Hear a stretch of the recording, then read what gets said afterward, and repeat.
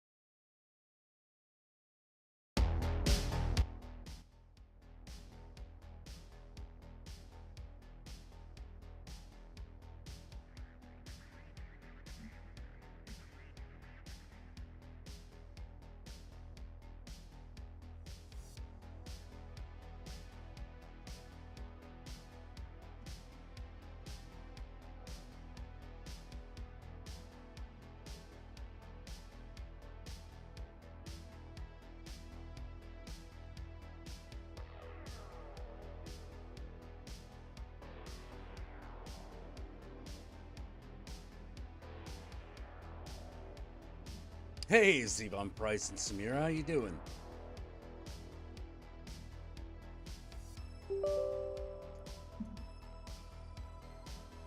I thought I'd come on and finish up Lust from Beyond. Since apparently I'm at like I got like they're like 2 hours of gameplay left, something like that.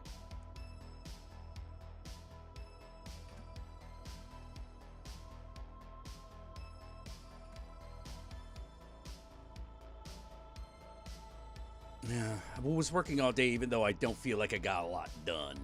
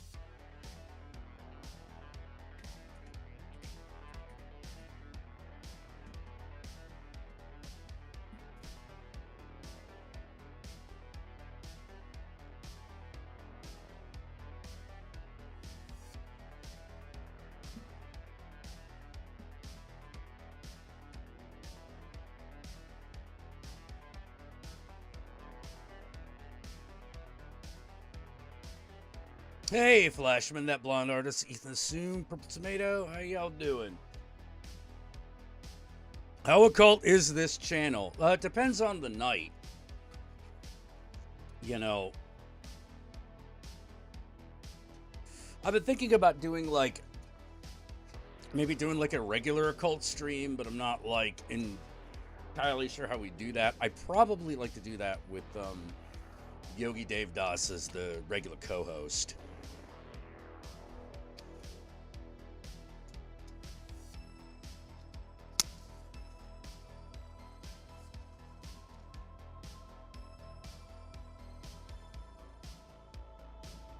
Although, if you have an occult question, I'm always up for that. I'm always up for talking about it.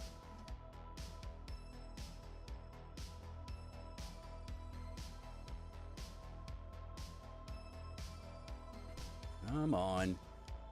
Where is...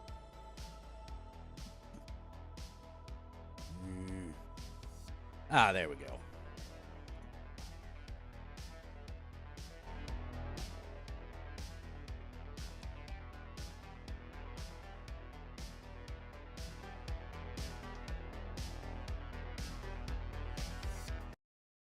All right, we'll see if We'll see if the stream gets dinged for that. That music is supposed to be available for everybody. Why do I now feel better that you are smoking with me? I don't know. I'm a smoker.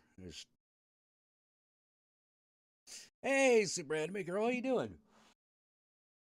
How is the Jason?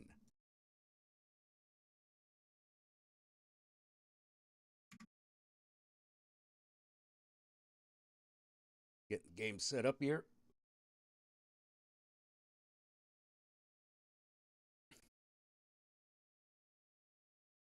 Yeah, so Mercedes Oleton, how did you come to find us?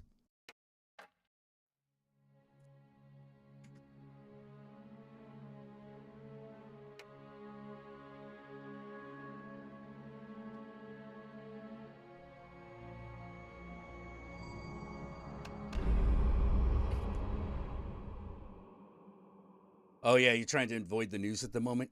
Don't blame you. Yeah, it's scary out there. It's scary out there right now. I'm just glad I'm not in Ukraine.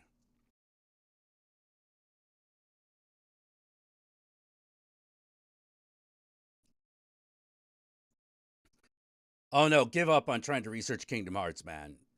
Give it up. There's no help for you. Why would you do that? And Super Anime Girl is talking as a fan of the series. Every fan of the series will tell you, no, don't even bother.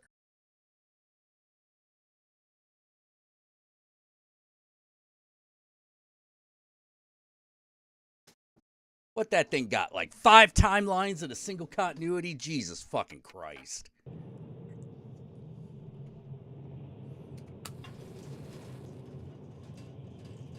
All right, is that coming through loud and clear? Maybe a little too loud. Hold on.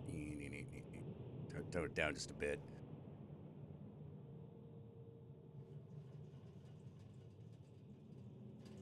You got bored? Well, now you're confused. So you've solved one problem and substituted it for another. Now, I have no idea what Kingdom Hearts is beyond, hey, some Final Fantasy like characters and some Disney characters are doing some shit together. That's basically it.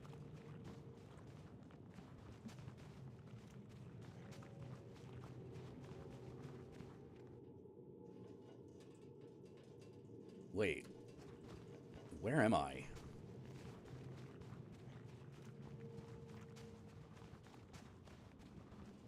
Is it?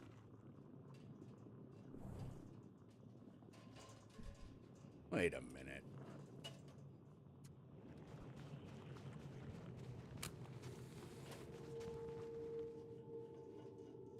Where am I is a very important question.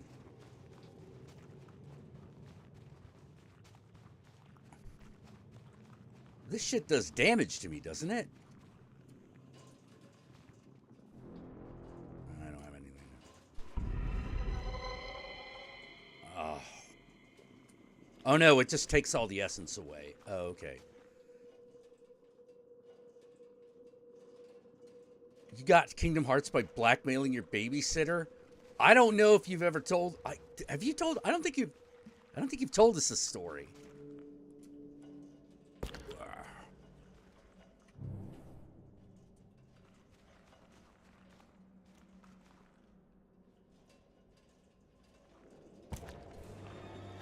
Whoa! Whoa! Whoa! Whoa! Whoa! Whoa! Whoa! Whoa! Whoa! Whoa! Whoa! Whoa!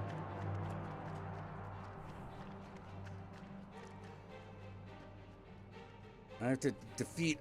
I will swallow your power, just like I swallowed Christopher, Bobby, and many, many others. Hey! Stop trying to eat me! Still kind of hot, though. Too bad Lily didn't get a second chance to make an idiot out of you.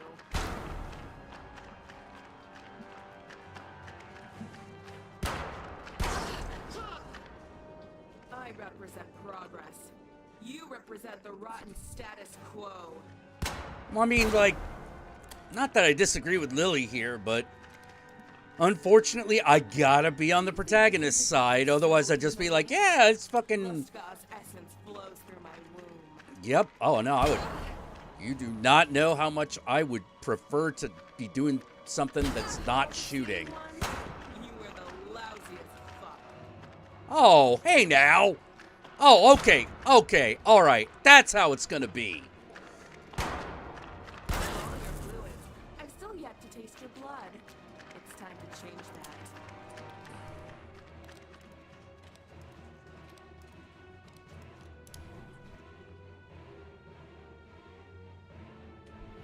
Oh, wait. I have no essence. Fuck.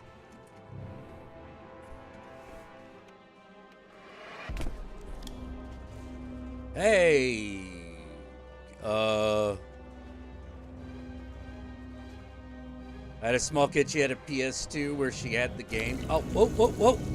Oh, apparently I got to pay attention.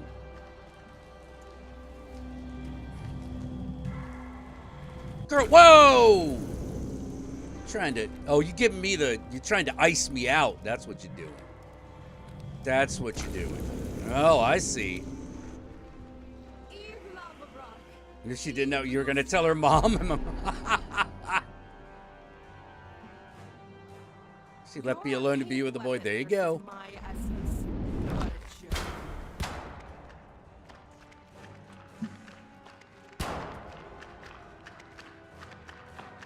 I represent progress. You represent the rotten status quo. Meh, meh, meh, meh, meh, meh, meh, meh, meh. Meh, meh, meh. Democrat and Republican are the same. Yeah, I get it. I still yet to taste your blood. It's time to change that. What do you mean you have yet to taste my blood? How is that like the last one on the list? How have we not crossed that already? My essence. What a joke.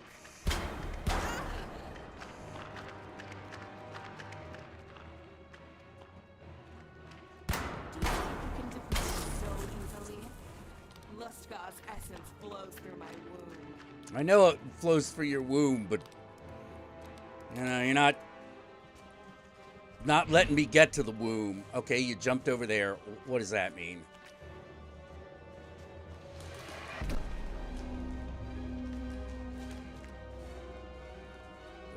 Okay, now what's gonna happen?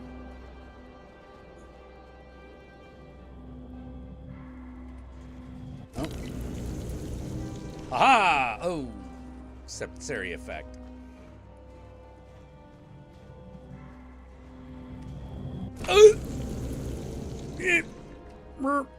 Mina. Mina. Aha!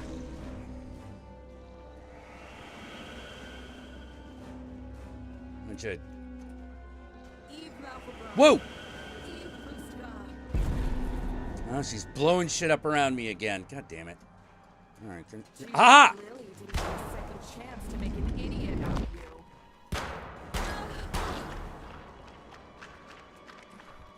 Hey, hey. This is bad touch. All the same ones? Not my kink. Not my kink. Fuck.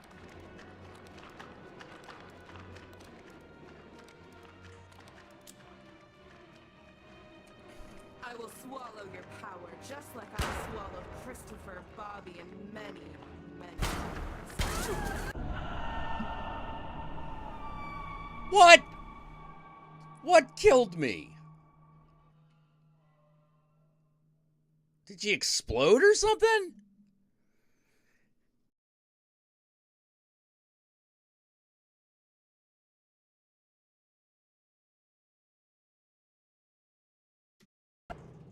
All right.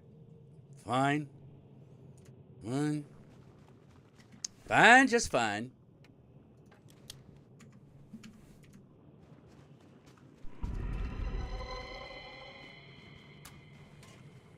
Oh, better heal up.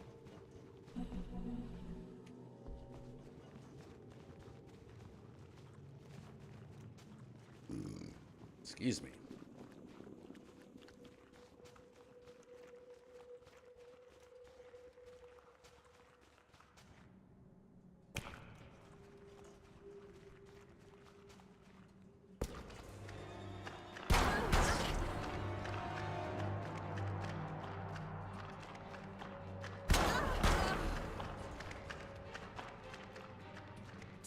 Lily didn't get a second chance to make an idiot out of you.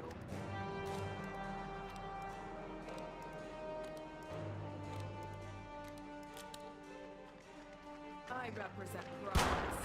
You represent the rotten status quo. Oh. Okay, she does an electricity thing around herself.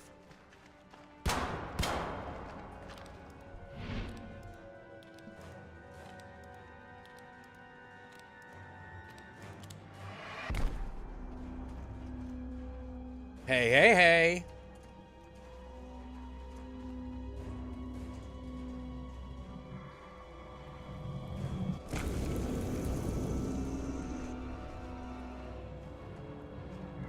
Yeah, I'm looking at her now and I'm like, how is this not just supposed to be the Slaanesh game? She's got like a crab claw and everything.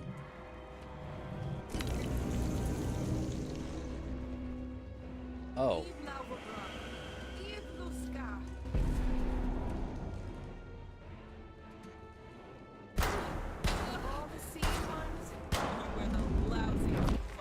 You know, I'm really getting tired of her saying that.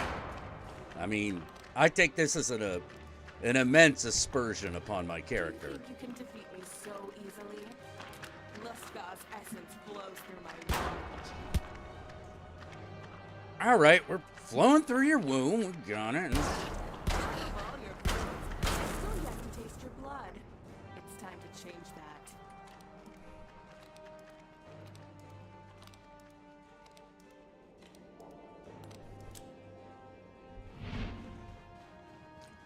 Okay, now what's she gonna do?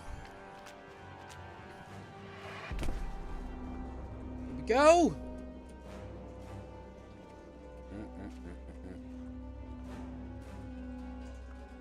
Hey, I'm over here.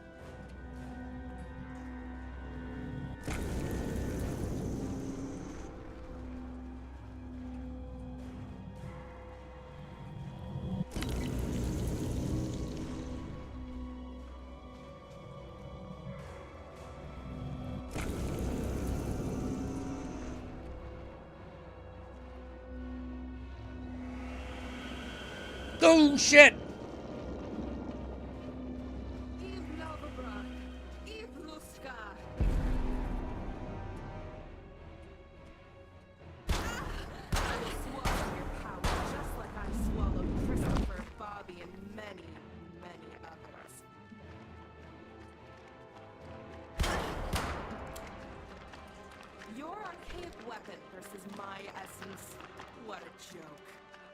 Yeah, I know, it's funny. I'm laughing. Oh! God damn it! Dagnabbit, they did it again. Oh, alright, fine. Gotta be like farther away, I guess. Bastards. Alright, let's finish this shit.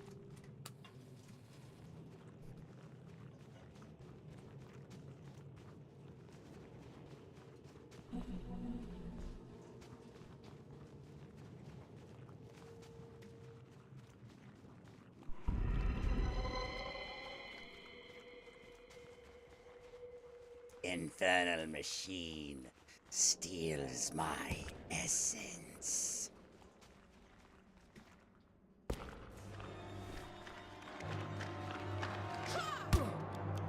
Ow.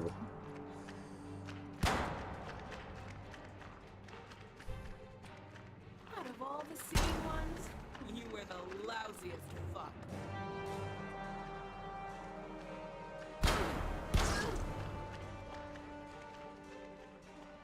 Too bad Lily didn't get a second chance to make an idiot out of you.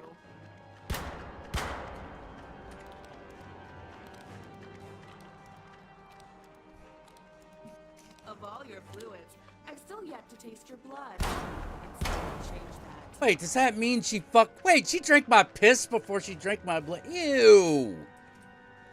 Ew. What about diarrhea? Does that count? Versus my essence. What a joke.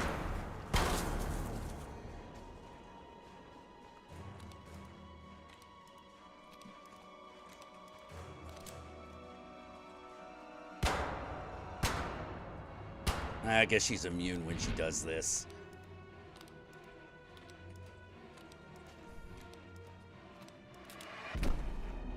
Alright, tears and spunk. Okay, yeah, that's fine, but like, there's some other fluids before you get to blood.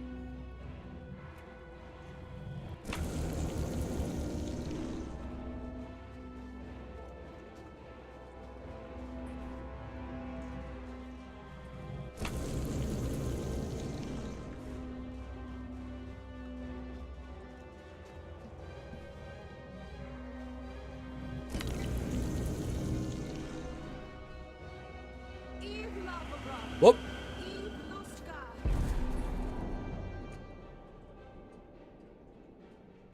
I represent progress. You represent the rotten status quo.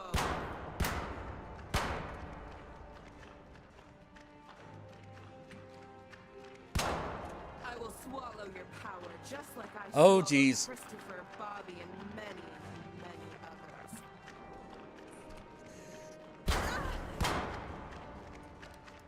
Do you think you can defeat me so easily? Lustgar's essence flows through my womb. Why is it always about your womb? My womb, my demon god, my vag, my orgasm. I mean, does it ever end? Ugh, too close.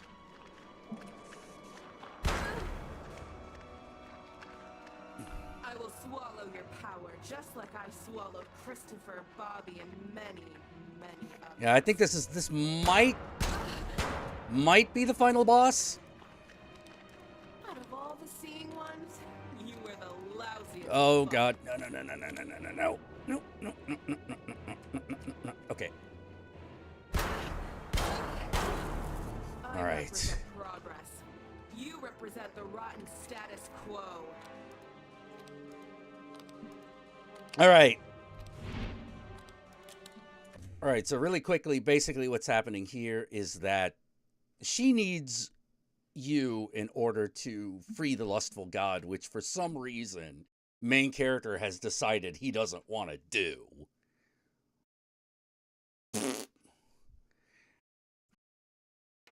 Because, like, they killed his girlfriend, I guess, you know, like, but she's not even, like, his girlfriend. She's, like, another cultist. It's weird. So, now we're having, like, a lover's spat.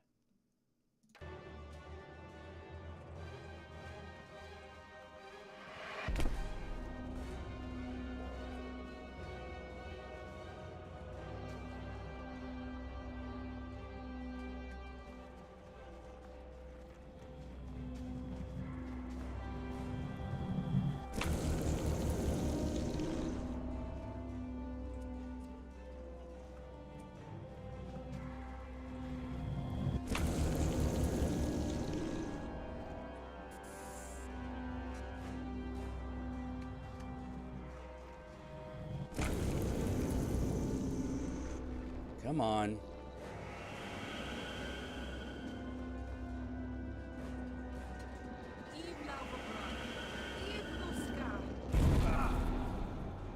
Fucking hell. Alright, now I gotta go through this frozen You think you shit can again. defeat me so easily? Lustgar's essence flows through my womb. Slow down, slowing down. I need to speed up. Speed up! Speed up, slow down. Archaic weapon versus my essence. What a joke.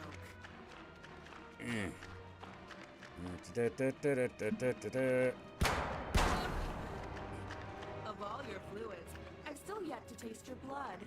It's time to change that.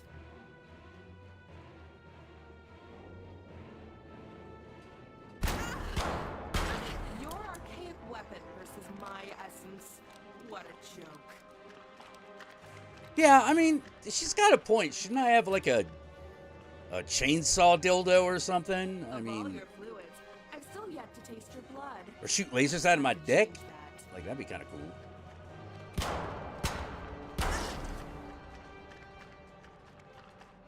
Out of all the seeing ones, you were the lousiest fuck.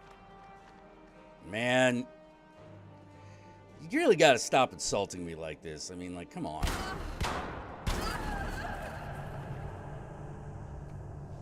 Alright, was that it? New objective, find Amanda. I thought I just killed her.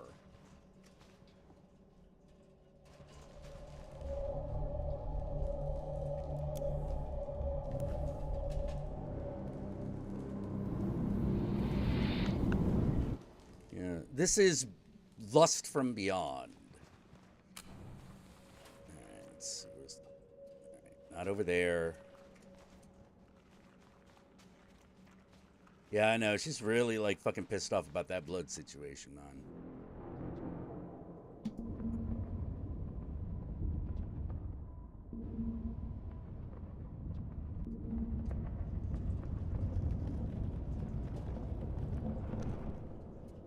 All right.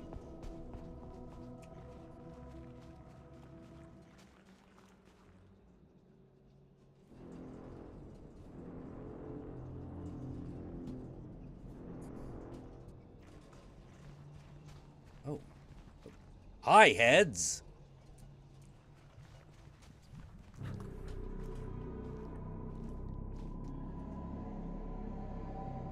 Hey, Daniel Ross, how you doing? Hey, Falcifer. Yeah, this is, oh. Here we go. You can see for yourself that you can't defeat me. What? Do you want to fight like this endlessly? If I have to. What do you mean if you have to? Hey, dude. What was burning you from the inside before we even met? We can talk about gods, ideas, lies, but you know the truth. It's all about one thing. Fucking. You just want me to be your tool. I'm done being used. What does it all matter? If we open Zuthrar, all consciousness will cease to exist. I will be no better than you. You can make sense of your journey. You can be the one to end human suffering and bring eternal happiness to humanity. Do you really think there's something good waiting for you when you go back to your old life? You will feel the same pain, more visions, a longing for Lily, and a lust that cannot be satisfied. It will destroy you. My pain won't go away. I know that. But maybe that's the price I have to Oh my god. You don't have to, Victor. Fuck me and let's open Zuthrar together. Let there be delight. Yeah, let's do it. End humanity. is burning me. It's getting harder and harder to control myself. And I know I can't defeat you. You're right. There's no other way. Quit talking and fuck me. I know how much you need this. Nah, you After tell me how much you need it first. the Earth as well.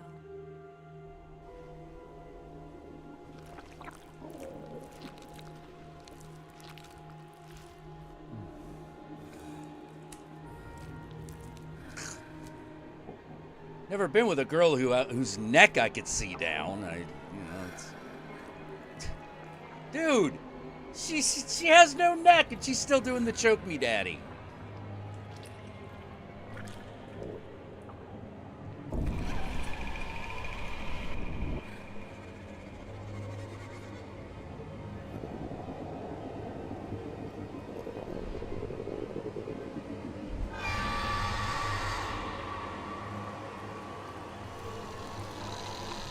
Are all three of those you? Because I've only got two hands at the moment. Like, maybe we need to do something about that. You know, I could have, like, three hands. Three dicks. That might be good.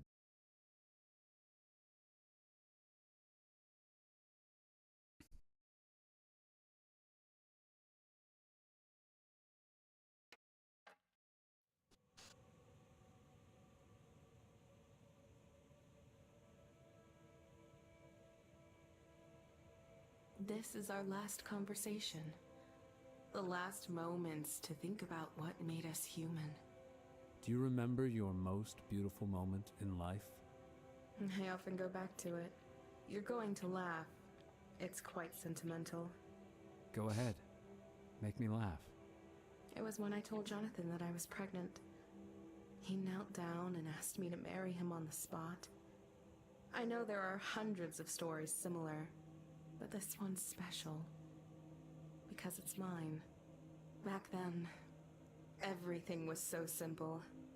And naive. What about you? What's your most beautiful moment? Something with Lily? I spent many beautiful moments with Lily, but... Come on, tell me. All right. Yeah, tell the demonette. It was when the Scarlet Lodge captured me. What? They sent me to Lustka, and I found what Austerlitz was looking for. I found the Chamber of Change.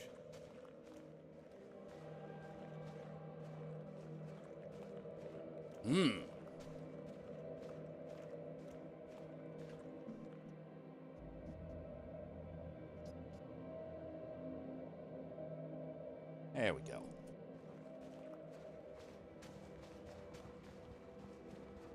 Yeah, I think we glossed over this in the rest of the game.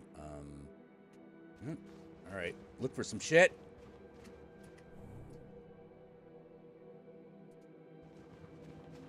Oh, here we go.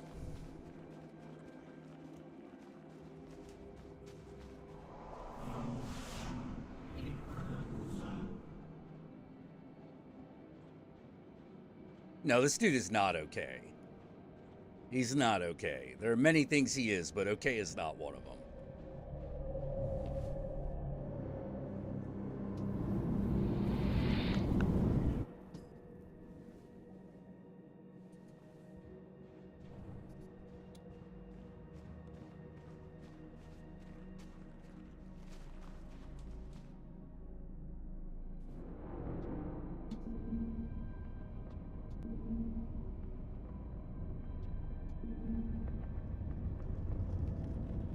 Yeah, this is I'm playing the censored version of this game.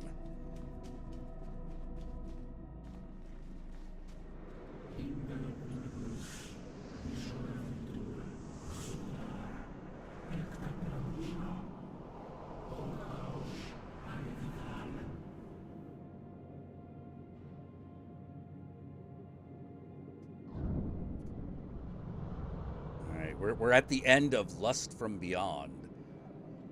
Alright, I think this is where, like, you black out. We blacked out when we were first here.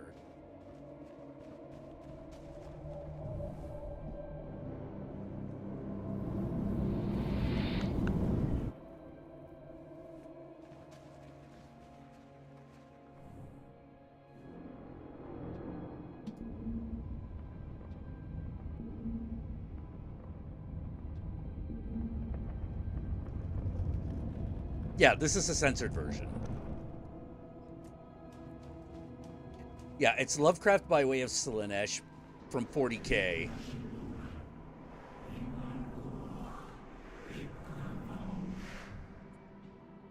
I guarantee that was the original idea. What if we just did an adventure where you, like, fall to Slaanesh?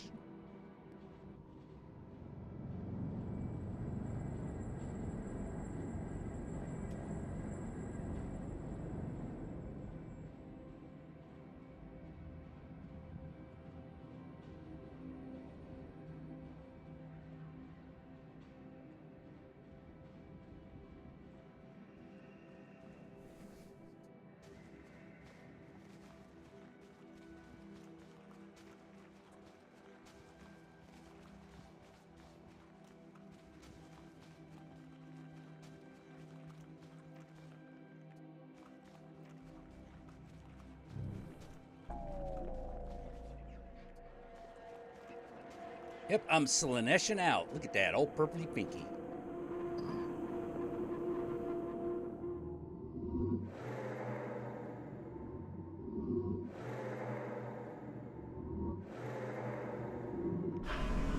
Created by the intellect of the omniscient and the idea of ecstasy, the Chamber of Change absorbs energy from the other worlds.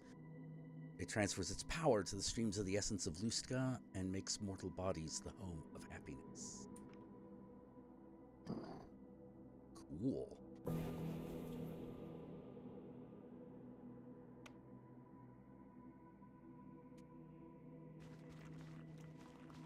Now let's go up here and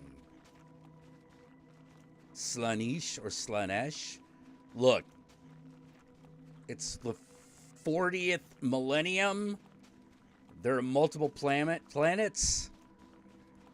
I'm sure it's said both ways.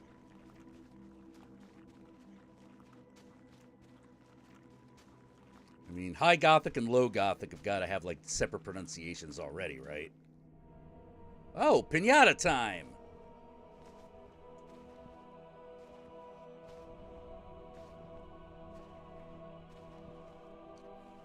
Hey, little creeper dude. Oh, we gonna fuck this? Oh, actually, there are a lot of things here. Some of them have boobs.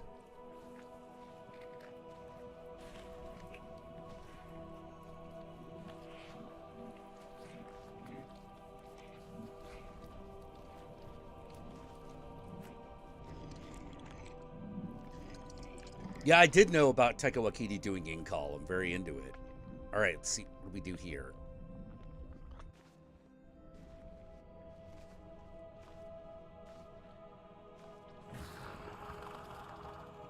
Oh!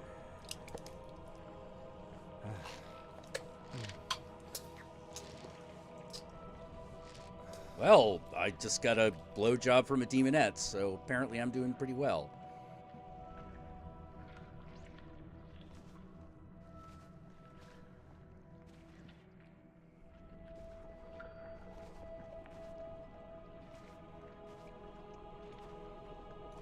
Yeah, we're just about at the end of, I think we're just about at the end of Lust from Beyond. Oh, what is that?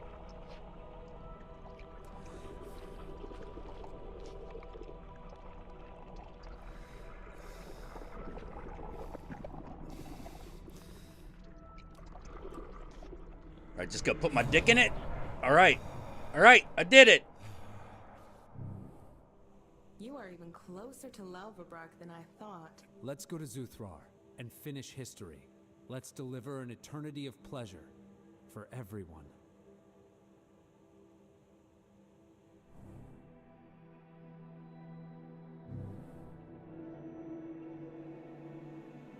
Putting on the mask.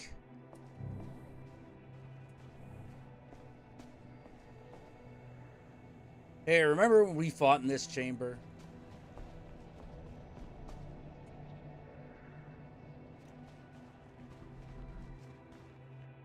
Are you gonna give me shit? You just gotta behave. Okay, you're gonna behave.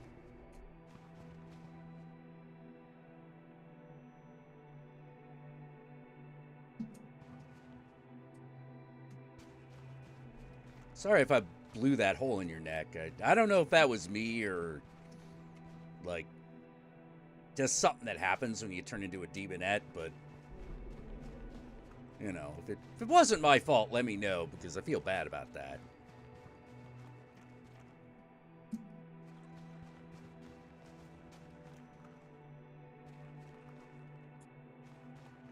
What did you have blood tests for done for, Joe? And why? I thought I was supposed to open this thingy. Am I supposed to fuck this thing first? It's all spread out.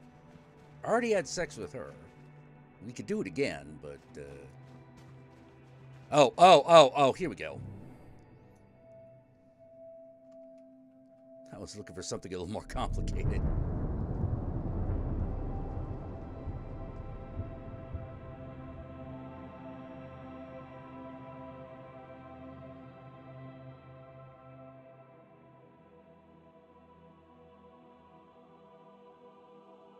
A few of the last surviving members of the Scarlet Lodge found the body of Charles Austerlitz. To honor his death, they organized a funeral combined with the blood orgy in the undergrounds of the theater. Soon after, power was seized by the most charismatic cultist among them, Stephen Hubbard. Half a year later, when Lavabok appeared in Bleakmoor, a desperate desire to end their lives took hold of their members, and he saw the lustful god. Stephen stopped feeling any semblance of fear. He saved several cultists from suicide and other saviors toward the cosmic being. That's when their conscious conscious selves bathed in suffering finally died to become one with eternal ecstasy. So happy ending. Mabel died soon after Victor went to Zuthrar. Theodore, while waiting for paradise to come, decided to honor her departure. He took the body and carried it out of the mansion, seeing a dignified burial location among the trees. Then, as he felt the power of Lava Brock coming to Earth, Theodore undressed himself and revealed his weathered body covered in burns. He danced loudly, praising the name of Lava Brock. What happened to Jonathan? Amanda knew that if the murderer of Lily returned to the mansion, Victor could turn away from her. And that's why she ordered Jonathan to live in isolation in a hotel in Bleakmore. Jonathan, left alone in his thoughts, returned to his former passion of architecture. He was finding his way back to life now that he was outside of the cult and away from Amanda's influence. When she asked him to meet with her in secret, he was torn, but in the end, he chose to stand her up. Once he left Bleakmore for good, it was only then that he felt as though he could finally breathe. His new peaceful life quickly ended when the world learned about the cosmic being that appeared in Bleakmore. Jonathan decided not to kill himself, but instead to wait for the power to reach him. He wanted to experience the eternal delight that Amanda had wanted so dearly. Victor Holloway's story has come to an end. Its last echoes resound as the time of delight came. Accept the fate.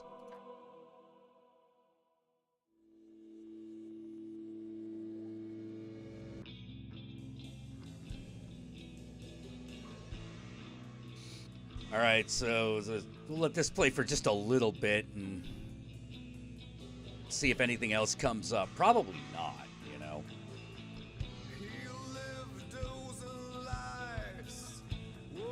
Oh no, that's okay.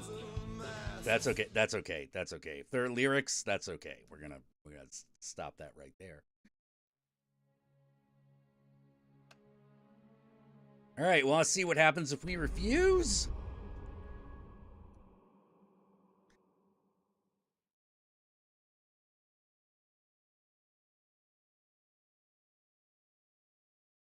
Let's refuse. Let's see if we can refuse. Hey, Iris. How you doing?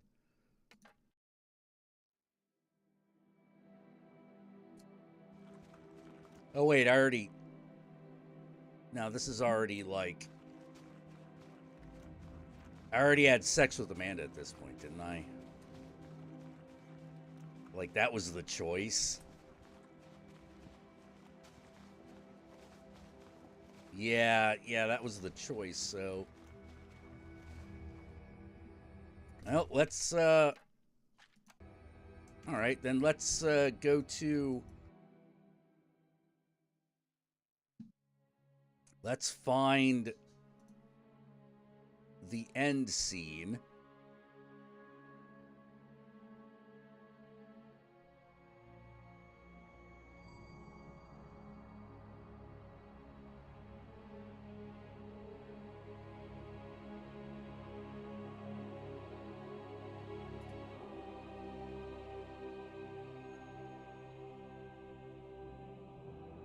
Let's see. Just give me a minute here.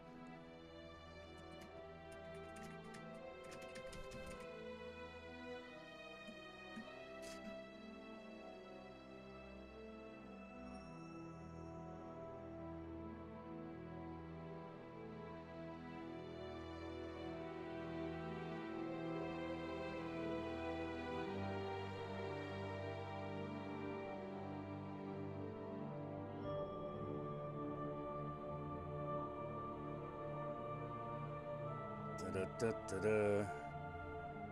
Whoa, come on.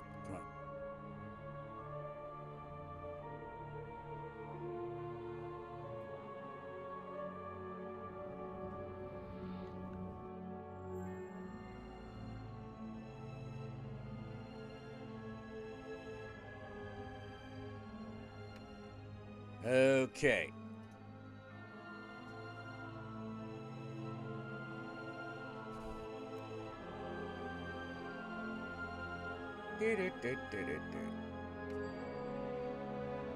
Looks like I found it.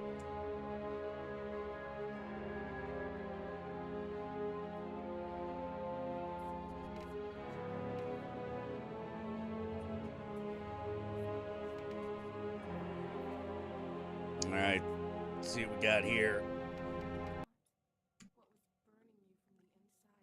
What was burning you from the inside before we even met? We can talk about gods, ideas, and lies. Yeah. What does One it thing. Okay. all feel the same? Truth, Rob. All right. So what happens if you object? Oh no, this is agree. Lost.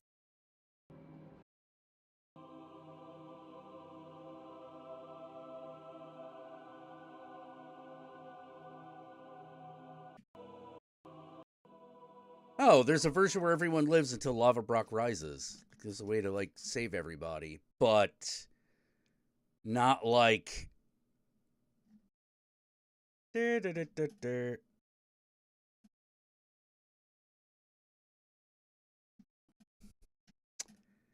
Eh. Beyond all possible fates, all endings.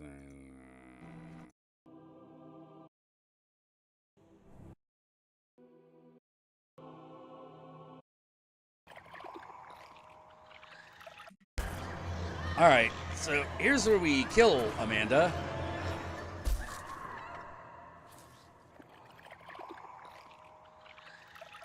Oh no, I killed her. The best solution? Death is the only solution. Burning you from the inside before we even met. I wasn't drawn into his gaze. It's time seeing well. Absolutely. Okay. So if you do that, you just like kill yourself.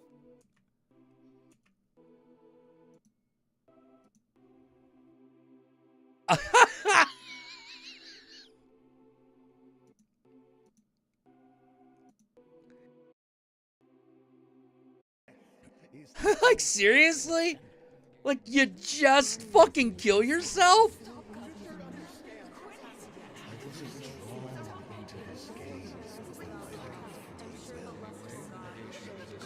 It's time seeing well. Absolutely.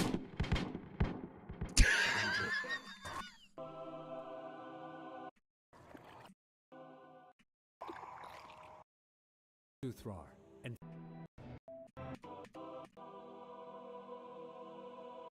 Oh, I see. Oh, all right. And the uncensored one, like she still has boobies. The monster form still has boobies.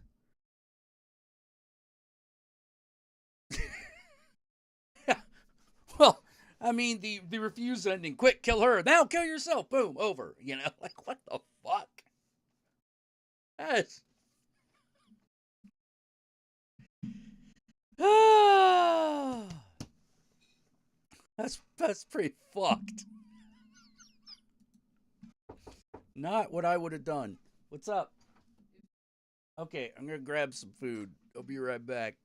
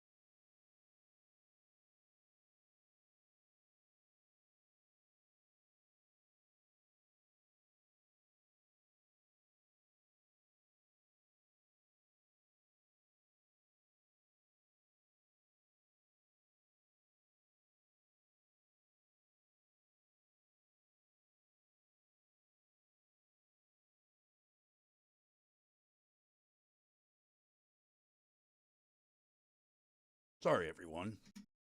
Snacks were ready. Yeah, the refusal ending is kind of phoned in. Or you just kill yourself. Really? Nothing else? Like,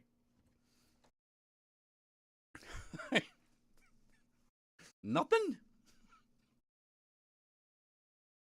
I'm just suddenly back in the mansion and I kill myself? That seems shit. No, clearly the end the world option is the true way. Oh my god.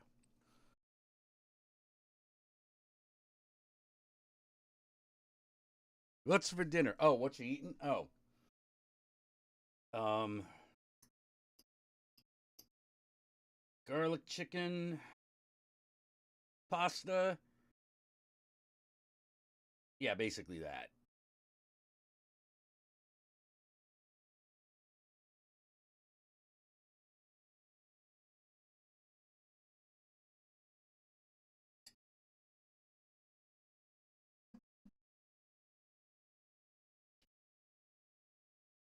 Mm-hmm.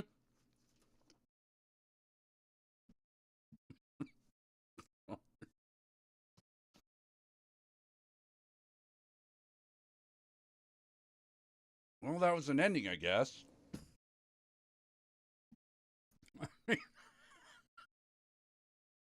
Get right down to it. No, game over. You know?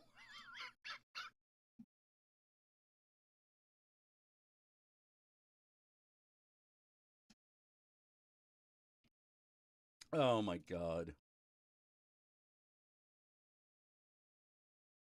Hmm. Hey Joe, so did you Joe? I owe you a bit of time. So did you want to do that, or are you just like, nah, this is cool?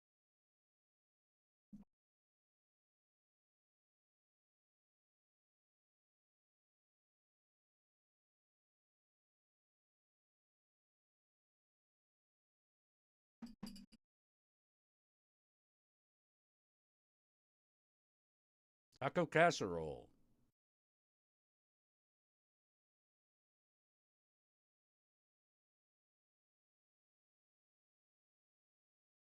taco casserole. Isn't that just like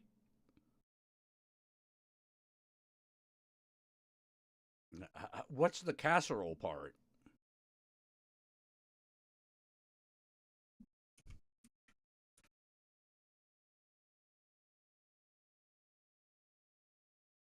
Learning fried chicken on Friday?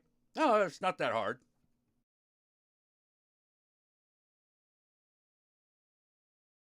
Oil meat chicken. You know, them's your basics. Hot oil, apply to chicken.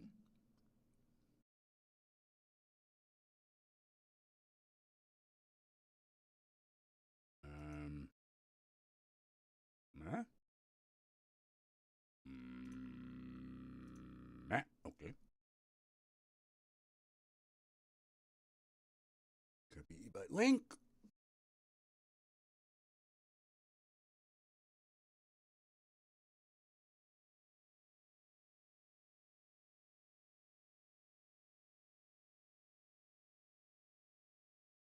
Where? Yeah, there he is.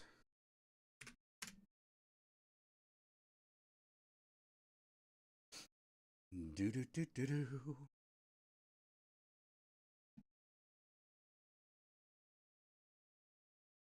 Studio mode.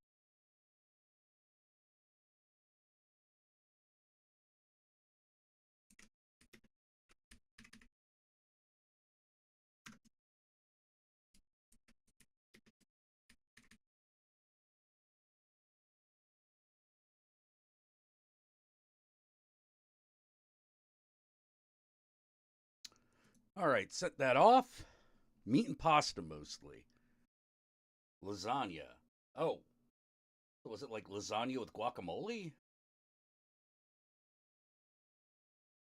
I mean, I guess it could work. I don't know how I feel about that though.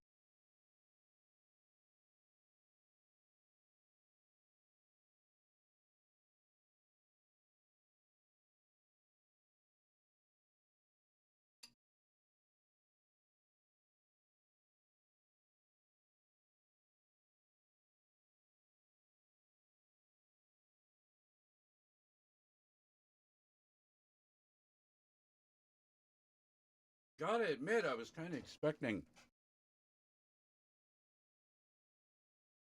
that'd be like on top of a layer of nachos or something, or tortillas, crispy tortillas.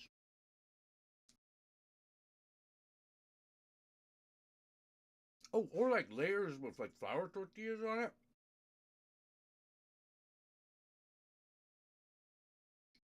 Like like the bottom would be get your meat and sauce combination at the bottom, and then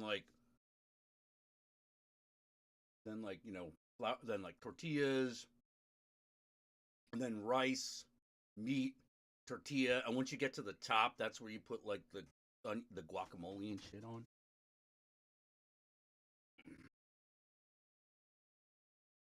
I don't like guacamole, heathen.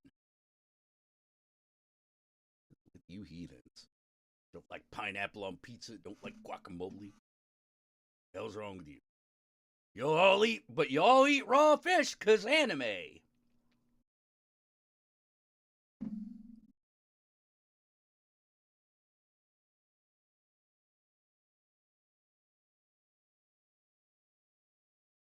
All right.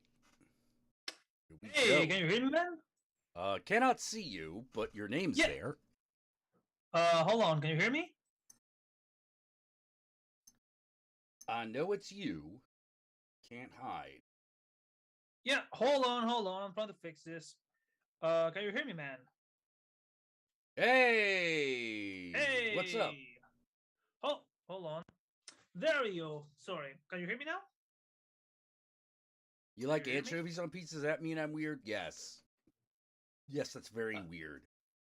But apparently there's a whole community of people that love anchovies on pizza. Mm-hmm. I can't get over how salty the fucking things are. I never I tried tried it and I was like, whoa. That is so much fucking salt. I don't even know what to do. So, how you doing, man? Step Can you say hear me? avoid seafood. What the fuck? Just when you think you know somebody.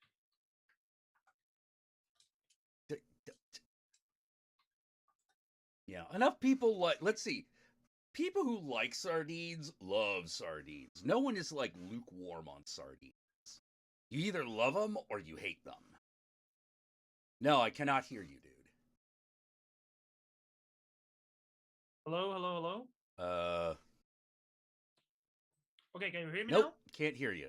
I heard you when you first came on, but then something happened. now? Okay, hold on.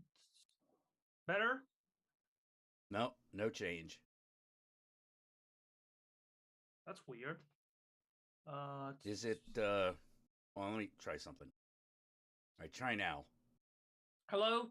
Ah, there you go. Okay, now I Yeah. hear you. Now I hear you. Oh, a bit okay. You know? Wait. Falcifer, you like anchovies, but you don't like sardines?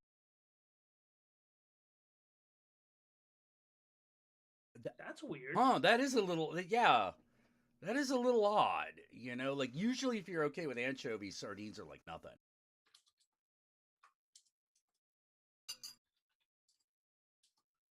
So what's this about blood test? Oh, long story short or short story long? Hmm? Long story short or short story long? Which one do you want? Whichever. Okay. When a man and a woman have money and they meet up a lot, sometimes you need to get blood tests to see if you don't have anything. Oh, okay. So, for one reason, yeah, because, I'm sexually active all in all. Second, because my family's kind of fucked up. What's that have to do with you getting a blood test? Well, my dad has diabetes, heart issues, high cholesterol, and thyroid problems. Oh, issues. okay. So, Okay. You're talking about like health problems, like inheritable health problems. Oh, okay. So I haven't done any blood tests in like 5 years, and I want you know what? I should check how everything's working, just in case. Number name is telling us they put candy on pizza. Okay, what kind of candy? Because Oh. that sounds gross out of hand, but like I'm willing to hear your case. So funny enough, down here we have a store that sells pizza with chocolate, like molten chocolate on top of it. Oh, I don't know, man. chocolate and tomato sauce No, and, no, no, and not tomato marinara sauce. sauce. Just no, just the chocolate. I think. I think that's called a cake or pudding. Like, what? Hold on, let me see if I can show you a picture of this thing. Sardines and ketchup? Wait, Okay, it's wait. They fucking put your sardines in ketchup? Ours just come in salt water. wait, really? Yeah, they just come in oil and water. Oh, You know, they're not. Okay, God, that's weird. I had no idea. look. To me, the biggest threshold was pineapple on pizza, and I'm okay with it. But I don't know, man. People are blasphemous. Pineapple on pizza is amazing. Dude, I know. Mm-hmm. I Good love the mixture stuff. of the street with the rest of the stuff. Mm-hmm. Yeah. I actually prefer pineapple with pepperoni. Ooh, that's a good combo. Now I Mhm. think about it. I should try it sometime. Mm-hmm. By the way, man, I recently got a shirt that always reminds me of you. Let's say. Oh, yes. Toby was asking for it. Yeah. You know, he was asking for it. I don't know if you heard, but the artist who Yeah, made yeah. this shirt. Jay Tilton. Those are the sardines that I'm used to. Like, you know, they're olive oil, garlic, maybe some chilies in them. In the sauce that they're like canned in. You know, like, yeah, pineapple on pizza being hated as a meme is fucking stupid because I'm like, are you fucking kidding me? We've been doing this since long before I was alive. You know, if I can live with some people that want anchovies, people can live with some people that want pineapple. Can I ask you something that might be controversial? Yeah. Chicago style pizza or New York style pizza? Like which one's better? Which one do you prefer? Oh, which one do I prefer? Yeah.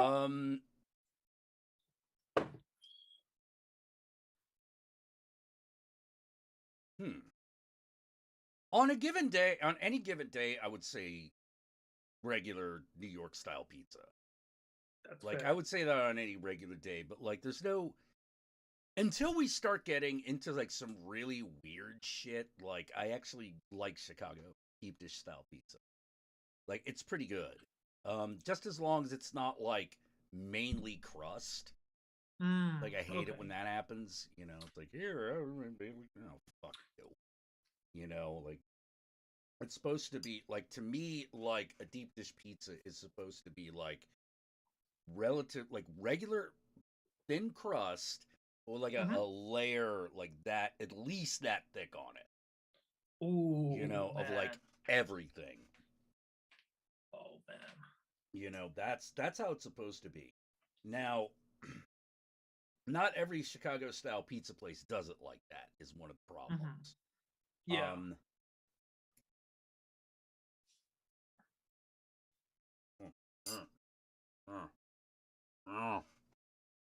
Take your time, man. Take your time. Mm-hmm. Ketchup on Chinese food? Wait, what? Hold on. Do you not have the cock sauce? Wait, cock sauce? Cock sauce, Isn't yeah. isn't that basically cum, or No. or am I thinking about other cock sauce? No, fucking sriracha, dude. Oh, sriracha. Mm-hmm. I think we have it down here. Yeah, Good. dude. Look, you're a conquistador's brother that loves Sriracha a- is like that's what you gotta put on it, boy. Go put all ketchup on Chinese. What kind of fucking Chinese food do you got? Like, oh god, I'm thinking of like eating like jiaozi with like fucking ketchup. It's like, oh great. That's the worst hamburger ever. Look, You ketchup know? is good in a small measure, but if it's like an entire date of plate of ketchup with a little bit of food, fuck you, man. Well, You're a sick bastard. it's more like this. Like I'm like ketchup and Chinese food are not supposed to go together. No. Like ever. You Mhm. know, they put ketchup to Chinese right. Oh. Oh. That's awful. Why would you do that? Like, why Because would you hate yourself. Yeah, I'm like, why would you do that? Like, if you were like, we cook our Chinese rice with salsa, I'd be like, okay. You know what? I feel a But disturbance in the ketchup? force. That just feels wrong, man. Jack, do you hear that? That's Uncle Roya screaming in agony. Yeah, it's Uncle Roger screaming at you. Emotional damage. You know? Going to send you to Jesus. American fried rice. It's a Thai dish. Oh, God. I'm afraid. Well, at least they got... If it has ketchup, at least they got the country right. Yeah. By the way, American man. fried rice. Okay, what's this? Ingredients like fried chicken, ham, hot dogs, raisins, and What? ketchup. Raisins and ketchup. What kind of sick fuck does that shit? That's disgusting. Yeah. Raisins and fried rice. Why would you do that? Steak sauce is superior to ketchup, generally speaking. I agree with that. Unless it's a bacon cheeseburger. Then you got to go ketchup. Yeah. Steak sauce on a bacon cheeseburger, that's like, it's too much. Funny enough, I put barbecue on top of ketchup. I like barbecue better. I only like barbecue when I like barbecue sauce, but like I prefer it when it's like barbecue stuff. Mm-hmm. You know what I mean? Like if I'm cooking barbecue, that something or like I don't know how else to say it, but yeah. If I'm like cooking barbecue sauce is great. But like I used to put it on like hot dogs and hamburgers because I had like we were not a sometimes the way my household childhood household worked is that sometimes we wouldn't have food at all. Shit. And so in order to get variety, you would start using different sauces on the same thing. Like, okay, put a fucking barbecue sauce on a Hot Pocket, like that kind of shit. Because what else were we gonna do? Like, fucking.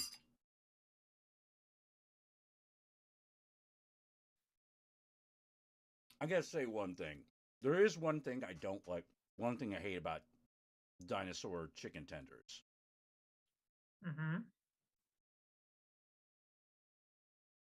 Nothing wrong with them. But I associate those store-bought chicken tenders with just giving up on life. That's fair. That's my problem. Those I'm like, if I'm eating those chicken tenders, it's like, and nobody wanted to go to the store all at the same time. I just picture like eating those things, watching TV, but not really watching it. No. Like, exactly. Not really watching television. You're just sort of sitting there, just kind of eating your nugs, and you're just like, and it's slowly turning into Al Bundy. Slowly. Yeah. Exactly. Oh, yeah, ketchup on your hot dog is great. In here, there's a type of hot dog that they sell in some stores. That's the bun, the hot dog, molten cheese, bacon, and barbecue sauce. Yeah. I've seen that done. I've made that. It's okay. Yeah. It's one of those things where it's like, it's okay. It's you're not gonna necessarily regret your choice, but you're not gonna be like, oh, this is the shit. Like. Yeah. Now, funny enough, man, there's only one type of burger that my body rejects it, and I think it's a natural answer to it. Yeah. I fucking hate the McDonald's burgers, man. Really? Okay. Well, see, here's the thing about McDonald's burgers. One, they're different in every region. They're different in Yeah. every country you go to. Like a McDonald's will be the same in America no matter where you go. But if you go to like China, Hmm. their shit's different. They have a different thing that they use in the entire region. Communism. Um, not just communism. Um, Sorry, but man. like yeah, like it's actually decent. Okay, okay. You're like, no, for like a couple bucks, like this is actually pretty good, like, but it's not like it's not going to beat the best burger you've ever had or anything, but Yeah, you don't hate yourself afterwards, I think is a good way of man. putting it. Okay. And in America, they've gotten better, Hmm. but it's still not where I think they should be. Now, so, a couple of years ago we had I can't remember the name of the burger. Like they were doing a special promo, but they had bacon on it between two pieces of meat. Mhm. Meat. So I love bacon, so I said, okay, I'm gonna try It this shit. sounds like the double down from fucking KFC. It was like a double down, but not that fried. Okay. Okay. All right. All right. So, and I swear to God, Jesus, Satan, Lucifer, and everyone, I put this shit in my mouth, and the first thing I think is, what kind of rejected clone meat is this, and what the fuck am I doing with my life? Yeah. I felt the need, like I felt like when the puke goes upwards and then downwards, man. I felt Yep. that, Yep. and I was like, what am I doing with my What have I life? done? Yeah. Yep. Now, the, I the have only fucking. burgers. I've Mhm. I've done. I have felt that way eating at a Carl's Jr. at 2 o'clock in the morning, where Dude, you're funny just like, enough, why? Is this what? Is this what life has come to? look. If there's something I learned is that at least here, Carl Juniors and Wendy's are fucking fantastic. But if you end up Oh, eating, really? Oh my yeah, God! Here, LA, Wendy's is okay, but like, yeah, Carl's Jr. is way too fucking fried. Like, I can't take it. I can't take the chicken sandwiches. It's too much. now, if there's something I have learned is that if you eat Jack in the Box at 2 a.m. in the morning, not only you question your life decisions, Oh yeah, you become you've made some serious errors on the road of life. look. I just know that if you eat that shit, one day you will wake up and somebody will call you Noah and people will call you Spoonie for some reason. Yeah, well, like for me, it just all comes to. I don't know what it is about Jack in the Box, but Jack in the Box always feels like a great idea until you're halfway through the burger. So it's like communism. Yeah, Sorry, I had to. well, maybe. But no, it's like you get like halfway through the burger, and then just all of a sudden you're like, I don't want to finish this. You're afraid that if you finish it, you will die or something like No, that. it's like no. All of a sudden you're like, first bite, oh, that's pretty good. Second bite, yeah, that's all right. Third bite, yeah, that's okay. Fourth bite, oh, get this away from me. Like, like I don't Yeah. want this anymore. Funny enough, man, down here, a burger joint opened called Comic Burgers. So they sold you like green burgers called Incredible Hulk and shit like that. Mhm. I'm curious to eat it, but the problem is that we're having a huge spike of salmonella cases in my country. So I don't want to risk it, man. Right. Hey, Nitro G. Hey, Sam Van Dam. But Honey butter chicky biscuit. Whataburger is. Oh, Whataburger. ooh, I refuse. I. oh, and by the way, I swear to God, if I ever go to Oh, wait, USA, wait, wait, wait, man, wait. No. You're talking about Whataburger. I'm thinking of Wiener Schnitzel. I'm thinking Wiener Schnitzel. I don't think I've ever had a Whataburger. Let me double check. Got to make sure. What a burger. What and a by the way, burger. man, Huh. if I ever go to USA, Jack, please leave me at a Popeye's chicken, and I'll be happy, man. Just push me to a Popeye's chicken, and I'll be there. For It'll be entire day. okay. It'll be okay. I'll tell you Oh that. no, we had it here, and it was fucking fantastic. But I think that Whataburger now serves the Dr. Pepper milkshake. What the fuck? Okay. What the Okay, fuck? that's gone too far. By the way, I was worried about you, man. Absolutely not related, but I saw something that got me a little bit worried. Yeah. Are you familiar with a guy with a writer called Tim LaHaye? I have no idea what you're talking about. So I was going down the barrel of TV tropes, checking some stuff, Yeah. and I bumped into this. Check the chat on the Zoom. Okay. This is going to be some internet drama shit that I really don't want to deal with. No, It's it's a series of books called Babylon Rising. Oh! So Yeah, because yeah. the Oh, people- this series. Tim LaHaye. I thought that name Yeah. sounded fucking familiar. That- Yeah. I was mostly worried because of the name, between this and your property. So Oh, it's a good point. Like, huh. yeah, but funny enough, this guy's an extremist. Well, see, we're Christian. Babylon Rising. Ah, there you go. You know, we're Babylon Yeah. Rising. So, Alright. you know, Yeah. step 8 is like, the Dr. Pepper milkshake, hook it to my veins. Oh my god. Whataburger is mainly in Texas. It's mainly in the South and in Texas. If you don't count But- Texas as part of the South. Okay. You know, Mhm. that's just the way it is. Up here, we got Five Guys and fucking In-N-Out Burger. Different types of burger that they specialize in. Both very good. You know, Oh. that's like, I would say that like Five Guys like the Rolls Royce of hamburgers. You know, that's like some of the best fast food you'll ever have. Dude, again, if I ever go to USA, man, just kidnap me and take me to just for fast food, man. Yeah. Yeah, Super And Duper Burger hookers. is pretty good. There's just one problem with Super Duper Burger. It's very messy.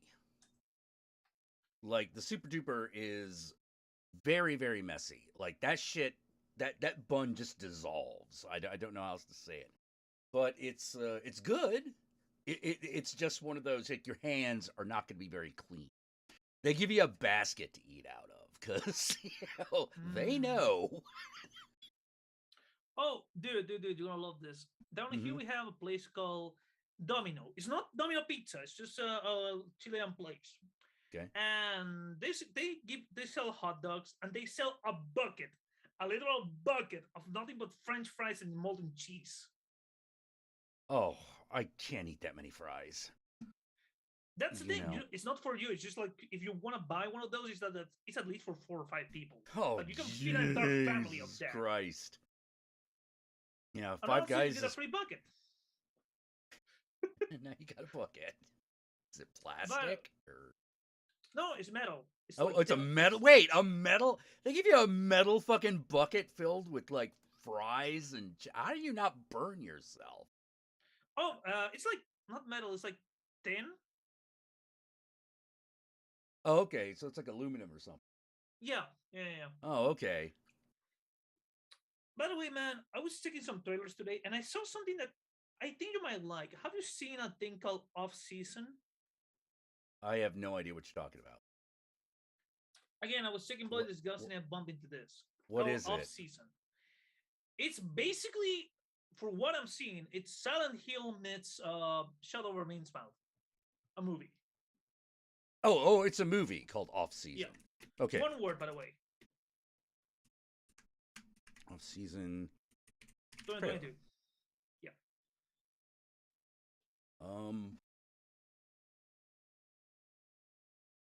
Yeah. All right, Listen let's to me. check this out. I have Hopefully they something won't to tell ding you. us.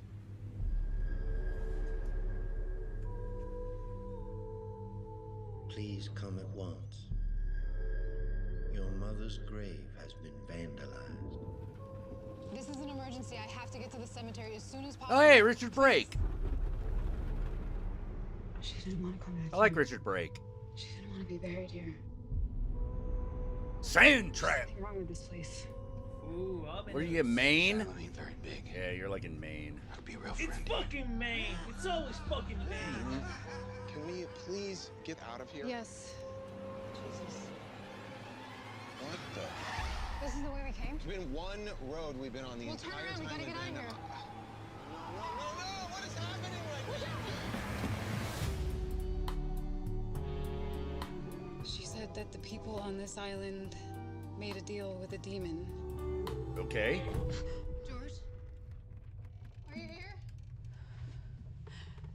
Hello?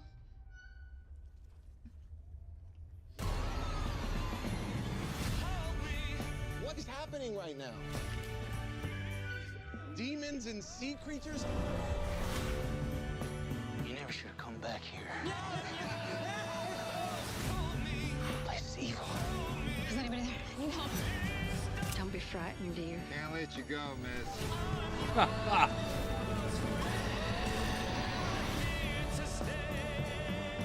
It's quite beautiful, you know. The island. Fucking Cthulhu. Hey, you're right. Probably is. Or Yeah. Father Dagon. Yeah. Okay, yeah. Let's see. Where's that playing? The 2022 horror calendar is official. Oh, shut up. March 11 on BOD. VOD. Oh, Okay. And it's gonna be released on Shudder. Oh, okay. Well, I have Shudder, so we'll watch that. All right, that sounds good. That sounds good. One of my friends recommended me a movie, and I want your opinion about it. Like, I have downloaded. I mean, it fell off a truck. I haven't Yeah, fell seen off a it truck. yet. Got it. Somebody told me if you watch this, just stop it by the 50-minute mark of when it's about to end and leave it there. Don't All watch right. it fully. What's the movie? Yellow Brick Road. Mm-hmm. Yeah. No, that is 100% accurate. The ending of that movie sucks on toast. Ooh. It's really bad. You know, let me put it this way. Like halfway through that fucking movie, sorry, not even more than halfway, like 2/3 of the way through the movie, they just abandoned the Wizard of Oz references. Like up Okay. until that point, like it's a really creepy like story that mimics the Wizard of Oz. But it's all about a bunch of people who are just lost in the forest. Or not even like the forest, but like in the barrens. You know? It's pretty cool. But then you get to the ending and you're just like, that's it? That's it? That you've been building up to this the entire time? This sucks. You know, it's like you're waiting for the movie to go buck fucking wild at the end and it doesn't happen. Oh.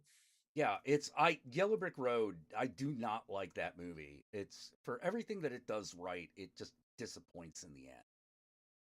You know. Yeah, I would no, they are absolutely fucking correct. Like if you watch that whole movie, you'll be like, well, the first 2/3 of that movie were great, but the end makes it so not worth it. You know, what enrages me the most is that some of my friends have told me that it's a very Lovecraftian movie, and I love that shit. But if you tell me at the ending underpays and underdelivers, it's like, Well, come Yellow Brick on, Road, man. Yellow Brick Road is not Lovecraftian at all. I mean, not in the sense of giant gods, but shit happens just because. No. Okay. It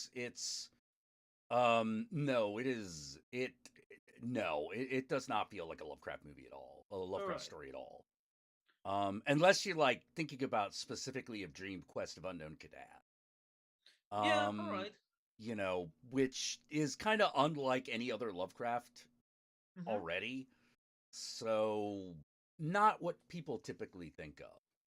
You know, Okay. it does have like that element of the mysterious. That's what I mean by But Lovecraft. but that's not necessarily specifically Lovecraftian.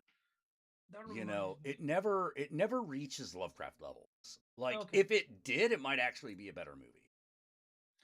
Speaking of other movies, so I'm still reading or struggling with House of Leaves, and somebody told me that there's one movie that's the closest things we can get to House of Leaves Oh as a yeah. movie. Fucking uh It's not the movie about the house that's already changing its sizes. It's another one called Dave Made a Maze. Dave Made a Maze. Yeah. I wouldn't say that's like House of Leaves. It's got a lot of the same mind fuckery, but Dave Made a Maze is ultimately a dark comedy. Mm-hmm. You know, House of Leaves is not. No. House of Leaves is not any sort of comedy. You know, yeah, Dave Made a Maze. That's the one where they find their friend, and he's made an entire weird world out of cardboard. Yeah, and there's Yeah. even a Minotaur, for what I understand. Yeah, there's a cardboard Minotaur in it. You know, it's a pretty cool movie, but it's not like, I wouldn't say it was like House of Leaves. You know, it's only like House of Leaves in that once they enter, everything starts to change. Like House of Leaves is like the further you get into the house, the less likely you are to be able to get out because everything starts changing. That's like the only thing it has in common. And also, like, I'm glad that Mark C. Danielewski is like, no, you cannot make a movie out of this, and that he's so, how to put it, protective about it, because my God, there's no way to make it. Okay, here it is. Oh, dude, you know what I would have done? I would have sold that shit for $1 million, but have given it a time limit. Okay. It's just basically you have to make the movie within 10 years, otherwise I get the rights back. Like that's totally what I would have fucking done. Because either the movie gets made, or it doesn't, and you get your rights back. But you know, there are worse ways of making $1 million. Is all I'm saying. Oh, here's another one thing that they mentioned me, that they recommended me. That's also like House of Leaves. It's called "You Should Have Left." You Should Have Left. Yeah. I'm pretty sure I've seen that. Hold on. With Kevin Bacon and Amanda Seinfeld. Oh, nope. Haven't seen it. It had Kevin Bacon in it. Is this a new movie? Yeah. Oh no, it's from 2 years ago. Huh. What You Should Have Left. Huh. Like the trailer right away, it starts with the same premise as House of Leaves. Like the size of the house starts changing from the inside. They're measuring it and all that shit. Oh, okay. Well, that wasn't the one I was thinking of. I think. Hold on. What was it?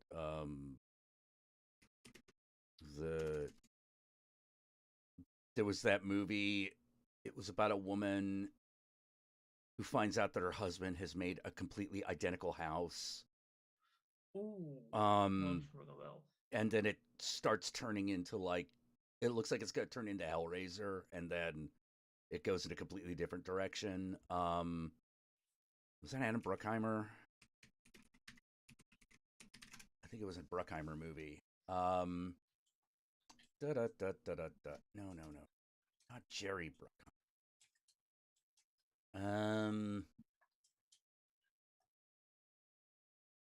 I gotta be fucking this up. Hold on. Take your time, man. Take your time. Yeah. Let's see. Netflix movie about chat, woman who finds identical house. By the way, for those of The you Night House. That was it. The Night House. I will look for it. And for those of you in the chat who haven't read The House of Leaves, fucking do it. It's an experiment unto itself to read that book. It's weird to explain. Yeah, the Night House. I recommend the Night House. The Night House is really good. I will check it out. That one I'm pretty sure we did. Yeah, that one I know we did a vlog on. You know, so if you want like more information to that, go to Blood Splattered Cinema on YouTube and find our vlog on the Night House. I will, man. I'm still looking forward for one day to wake up and see that you and Guru made a one of 30 coins. We probably will once we watch it. Oh man. You know, like we probably will once we watch it. We just keep forgetting to. You know, I don't know why. I think it's because like we're used to like Glacia movies being really hard to describe. Because they kind of are. You know, somewhere he's this perfect. He's this beautiful like kind of meeting of the art house and the grindhouse. You know, like he sits at the dead center of that. Oh yeah. And so sometimes it's really hard to describe his movies because it's always more than it's a comedy about the end of the world. You know, like you know, it's that doesn't tell you anything. I know how to sell you this one. Yeah, no. You don't have to sell it to me. Okay, yeah, I know, but or how to explain it? It's simple. It's a Call of Cthulhu game. Okay, I can see that. Watching a campaign of Call of Cthulhu. Oh, that's interesting. Okay. Through the lens of a Christian. Does it have the priest from Day of the Beast in it? Yes and no. Yes and no. So okay, all right. Okay. Without giving you any spoiler, the big problem is that the actor who played the priest passed away long ass time ago. Oh, okay. Did they bring his character back or no? Because the show's a sequel. Oh, okay. So it's a completely different cast of characters. Yeah, and I was able to ask Alex La Iglesia through Twitter if the characters are still alive and whatever, and he said yeah, but I don't want to bring them back because I felt like they already won their happy ending, quote unquote happy ending. Yeah, the quote unquote happy ending. They already foiled the devil, so or the demon or whatever it is. Oh, I want to tell you something, but I don't know if I should tell you, Nah, man. don't. Okay. Don't. All right. Yeah. The only caveat about the show is that it's a very it's 8 episodes long, but every episode is an hour. Yeah. Okay, so it's like Stranger Things like. Yeah. What I would recommend you is watch an episode, write down some quick notes that you guys want to talk about next episode and so on, because every episode is very different in the way they portray each other. Like Right. Well, I mean, we probably do what we did with Chucky, which is watch like 2 episodes, do a blog on that. Yeah, dude. You know? I always say, I will face personally, it's very hard to creep me out with a horror movie. Like there's only particular things that get under my nerves. Like the Evil Dead remake got under my nerves mostly because of the cuts and the needle thing. But that's about it. Yeah. That one makes you like squirm. Yeah, the first episode had only one scene that made me go, "Oh my god, what the Alex de la Iglesia, what the fuck are you doing?" Yeah, let's see. Oh, someone's asking if I've seen Kronos. I have. I like Kronos. It's very obviously a first film, but you can tell that you could tell that what Del Toro was going to turn into. Yeah. Just at that point. Oh, that reminds me. I saw him in Nightmare Alley. Yeah, it's a great movie. Dude, I only have one complaint. Guillermo del Toro, why the fuck are you not doing a Bioshock movie? A what? Why are you not Bioshock? Because I know they're gonna do a Bioshock movie now. It was announced. Yeah. And I only have one request, other than Guillermo del Toro directing it. Please get William Dafoe or fucking Leonardo DiCaprio to play Andrew Ryan.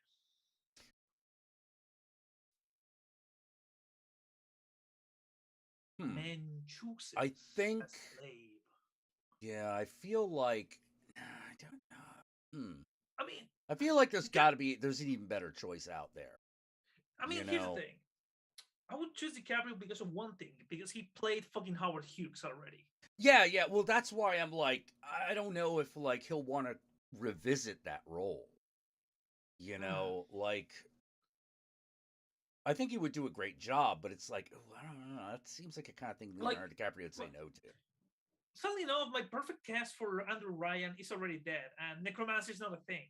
That's Vincent Price. Yeah, again, yeah, someone like Vincent Price or Peter Cushing would have been great. oh yeah. Oh, actually, you know who I would go with Go ahead, if I shoot. had my druthers. Fucking Herbert West. Ooh, fucking Jeffrey Combs. Yeah, Jeffrey Combs. I'd go with Jeffrey Combs because like Andrew Ryan at the end has just got to sound completely maniacal, and he's really good at that, Oh yeah, yeah, yeah, A yeah. man chooses the slave obeys. Oh, the other person I would cast again, the lead from Nightmare Alley. He could really pass for Andrew Ryan. Oh, Robert, Ray Fiennes. Wait, that's not Ralph Fiennes. Is it not Ray Fiennes? No, it's Ray Fiennes. No, no, no, no. It's the guy who plays Rocket Raccoon also. Oh, Bradley Cooper. Right, Bradley Cooper. Yeah. Yeah. Ooh, okay. This is gonna be a weird cast, but Robert Englund as Andrew Ryan, That could work. That could work really well. or Malcolm McDowell. No, I would want someone American All right. to play Andrew Ryan, or at least, yeah, the person has got to come off as American. Right. Like Malcolm McDowell, like he can do an American accent, but like he's never gonna read as American. I think you need an American, someone who reads American, like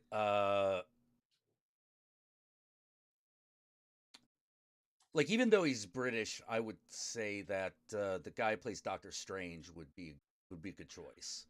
Ooh, Benedict Cumberbatch. Over Benedict Cumberbatch, like because he has a really good American accent. Yeah. Yeah, who would play Atlas and Frank Fontaine? Not sure. Okay. I'm not sure who would play Atlas Fontaine. It has to be someone who can. It should. I mean, well, okay, all right. My choice. Yeah. Mark Hamill. Ooh, okay. I have two in mind because of the Irish accent. Because we know that he does voices, so. Oh yeah, I know. I would choose either the guy who plays Scarecrow, Cillian Murphy. Cillian Murphy. Yeah, the guy who plays Scarecrow as Atlas. I mean, I could see that, like, but I mean, like, how would he? I could see him doing the Atlas thing, but. Well, I guess we don't have to go with Fontaine sounding like a Chicago gangster. Yeah. The other one who I would pick is what's the name of this? The guy from Crank. Oh, Jason Statham. Yeah. Jason Statham, no. You'd want Jason Statham to play like the main character because he's best when he's like jumping around and punching people. Now, ooh, I have another one who could play Atlas, but this is a little bit trickier. Gary Oldman. Ooh. Oh shit! Yeah. Ooh, Gary Oldman. Yeah, that'd be a great one. Now, here's the thing: since we know they're doing a movie, I have a theory. I think they're not gonna adapt the events of the game. It's gonna be a prequel. It's gonna be the moment. It's gonna be basically the raid when the Splasher starts taking over the city, and I think the movie's gonna be about the protagonist trying to escape. Are they actually making this movie, or yes, it was confirmed? Yeah. Did they? Are they? This sounds like a kind of thing that'd be in production hell forever. Let me tell you right now. It's gonna be a Netflix movie. When's it coming out?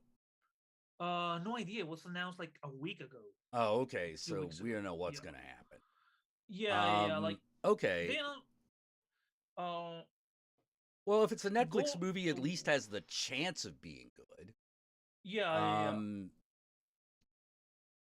Hold on, because they announced a movie about Bioshock and another project more that was gonna be for Netflix. Moored? No, another project next to it.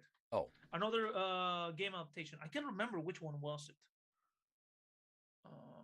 Because I heard. I feel really weird about a BioShock adaptation because I thought BioShock was done perfectly. Yeah.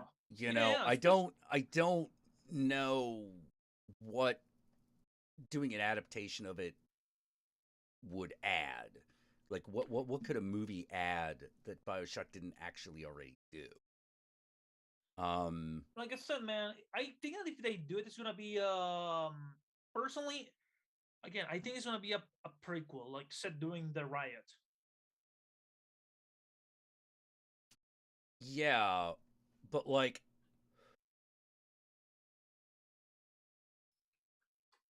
I posted the yeah, link but there. like, there's just so many moving parts there. Like, um,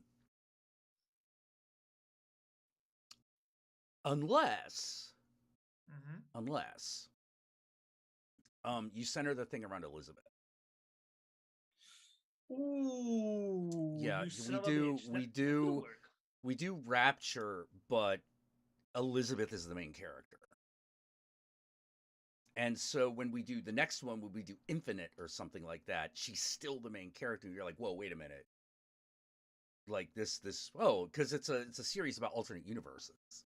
Yeah. So just doing that out right up front, like alluding to that right up front, probably be a really good idea. By the way, speaking of movies, of upcoming movies, did you hear about the Godzilla movie they're making now? Then they could do like Bioshock Infinite, and then the third one that was never done. I mean, there's rumors about the third Bioshock going on. Like they're already working on it. There have been rumors forever. Like that. I know, man. I know. That's no. Like if they had something, they would say something.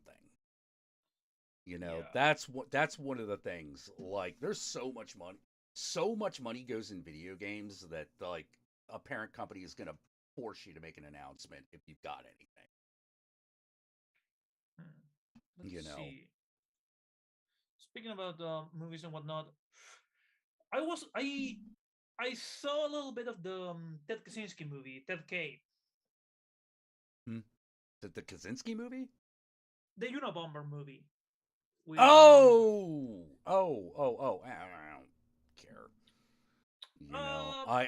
Here's the thing about the Unabomber. Here's the thing about the Unabomber. One, I don't like movies about like actual terrorists.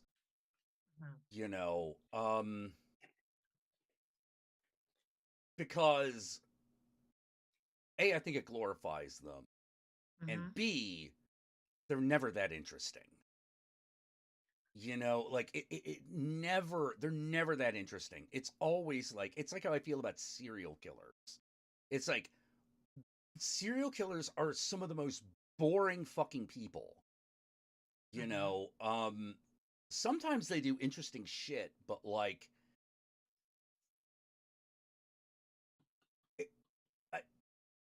I don't know how else to explain it. There's no, if you want to just look at a mystery, with no good answer, then stuff like serial killers is fine. But if you're like, if you want something real, they're actually really not that interesting. Those people are not that interesting. They're like, they're school shooters with a better gimmick. Yeah. That's basically what they are. And we like to mythologize them, but I don't think. Oh, hey, Town Eccentric wants in. Okay. I can't run real far. Yeah, we'll bring you in like 5 minutes. That'll be like, yeah. The hour will be up, and that'll be perfect. But yeah, I think serial killers are boring. As human beings, as people, I think they're boring. Look. there are what I'm more interested in. This is the part of the serial killer thing that I'm interested in. Is I'm interested about the events and the investigations surrounding them. That I'm interested in because like usually it's a story of, oh god damn it, if only we hadn't done this one thing, we would have caught the guy. So or caught him let me sooner. guess. So let me guess. You're a huge fan of Zodiac and Manhunter. Yeah, those are good ones. Yeah. Those are good movies. Yeah, I did like Yeah. Zodiac. You know. Now, personally, with what I saw in the movie, I won't lie to you, man. I passed out. The movie was way too slow for me. What, Zodiac? No, the Ted K. I love Zodiac. So Oh, okay. Oh, I was about to, well, I mean, it is 3 hours, you know? Yeah, no, fuck, dude, Zodiac, I fucking love that movie. Yeah. But the Ted K, okay. Sheldon Copley is a good actor. Mm-hmm. My problem with the movie is that, in that sense, yeah, you feel pity for the guy. Like, the movie constantly reminds you that he's a loner, that he's fucking crazy, that they did fucked up psychology experiments with him, and it constantly reminds you, like, it's like the best comparison I can do is the movie Elephant. Like, you know what's gonna happen, but it's taking its time, and it's right, gonna happen. right. Yeah, you know the Elephant Man's gonna die, but yeah, you know. Now, well, my thing about Kaczynski is one of the big problems. I don't know how to explain this, which is having lived through that period of time when the Unabomber was like the biggest thing ever. Mm-hmm. The thing that was so weird about it is the mythology that cropped up around him. Like, this is before anyone knew who he was. You know, right up to just, like, oh, the Unabomber, oh, this, blah, blah, before we even knew who Kaczynski was. You know, it's just, oh, another thing from the Unabomber. And the problem as a kid that I had was everyone was terrified of this guy, but I could not help but notice nothing was really happening. You know what I mean? It's sort of like, okay, mail bomb goes off. Okay, that's scary. Mm-hmm. You know, but like, who's he sending the mail bombs to? Oh, congressmen, business leaders, people like that. Mm-hmm. Okay, and the occasional reporter. Okay. Mm-hmm. I'm not any of those people. And I don't know anyone who is. You know? Sorry, I was making the mental comparison, and I think that's why, going back to the movie, that's why Zodiac was more terrifying, because he targeted anyone. Yeah. Well, the Zodiac investigation was more interesting because more shit went haywire. Yeah. You know, like, I wouldn't mind a movie that is about the investigation into the Unabomber. Like, mm-hmm. This is how we figured out who he was. This is what happened. Here are the events. Like, a documentary, I think, about that investigation, I think would be great. But like, mm-hmm. an actual movie about him, like, it's like, well, they tried to do with that movie what My Friend Dahmer did with mm-hmm. Jeffrey Dahmer. But the thing that was interesting about My Friend Dahmer is that was a whole section of that guy's life that no one knew anything about. Yeah. You know, that's what made it interesting. It's like, no, I knew Jeffrey Dahmer in high school. Let me tell you about what he was like in high school. Mm-hmm. You know, and my reaction to finding out that he had been a serial killer. Dude, it's the same problem I have with what the fuck is it? This movie with Zac Efron playing the Efron. Yeah, it sounds familiar. What, the Night Stalker? Oh, he made a movie, extremely wicked, utterly perverse. I think it's the Ted Bundy movie. Oh no, Ted Bundy was not that interesting. He was just white. No, but like my problem with I mean, how to put it? I love stories about serial killers, but movies about them.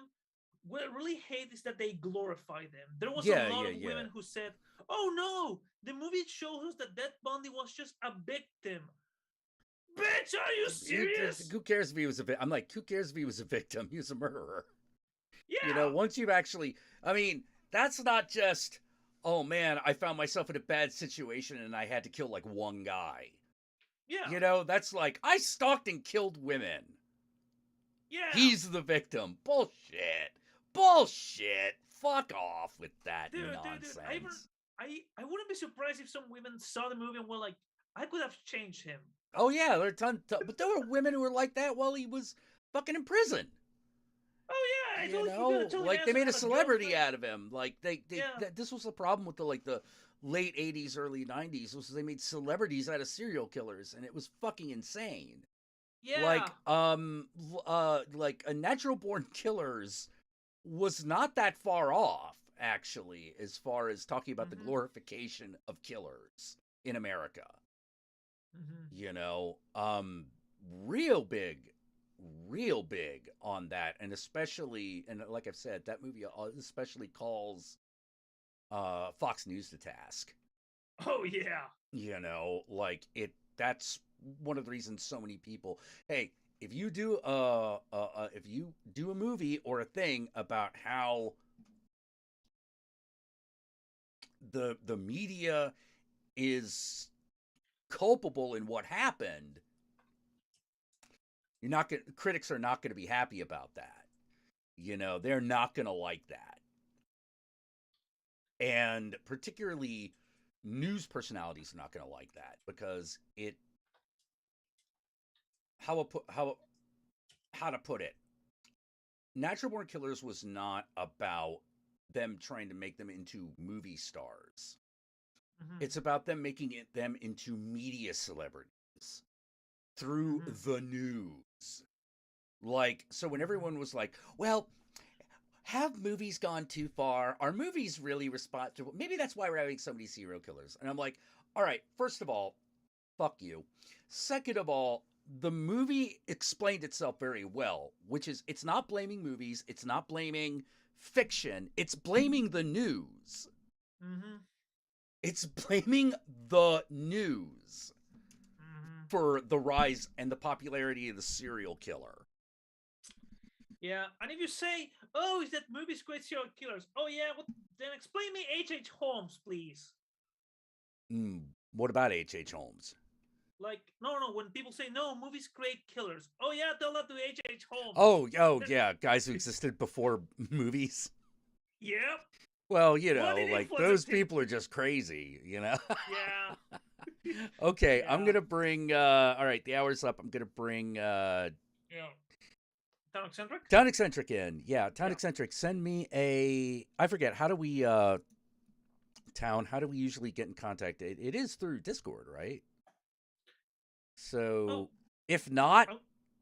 we'll find another way. But if so, Mm-hmm. yeah, just send me a thing on Discord and baboom.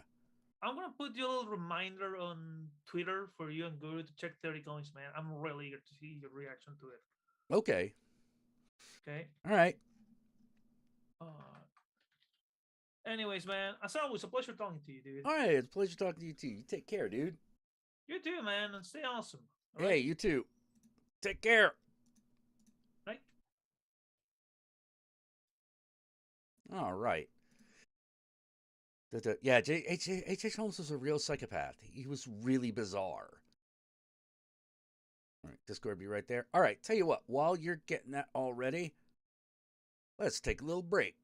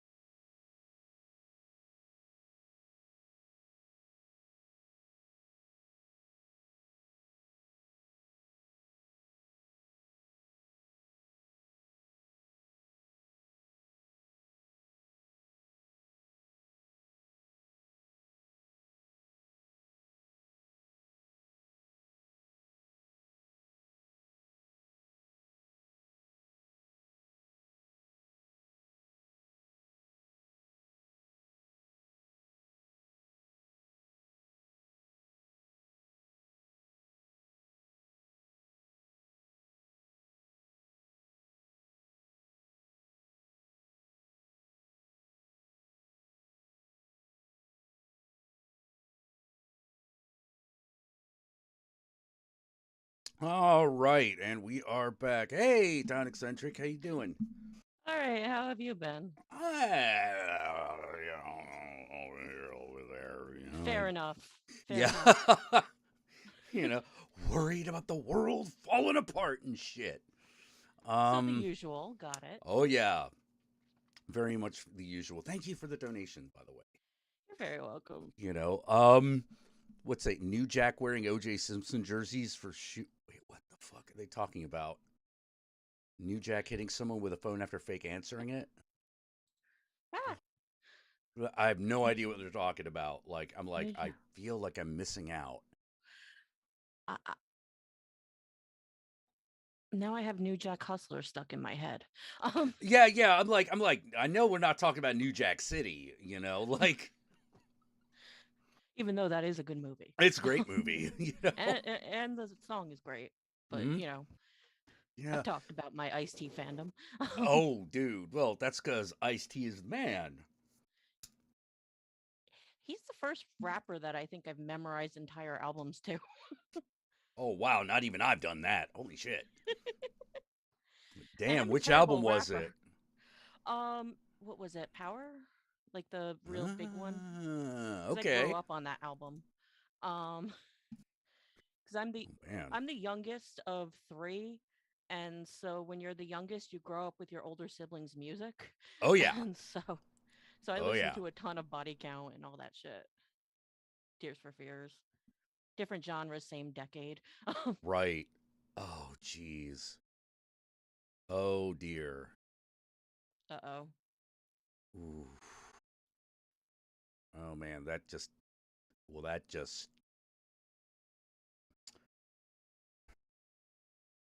I feel like I Hold missed on. something. Yeah, you did. Hold on.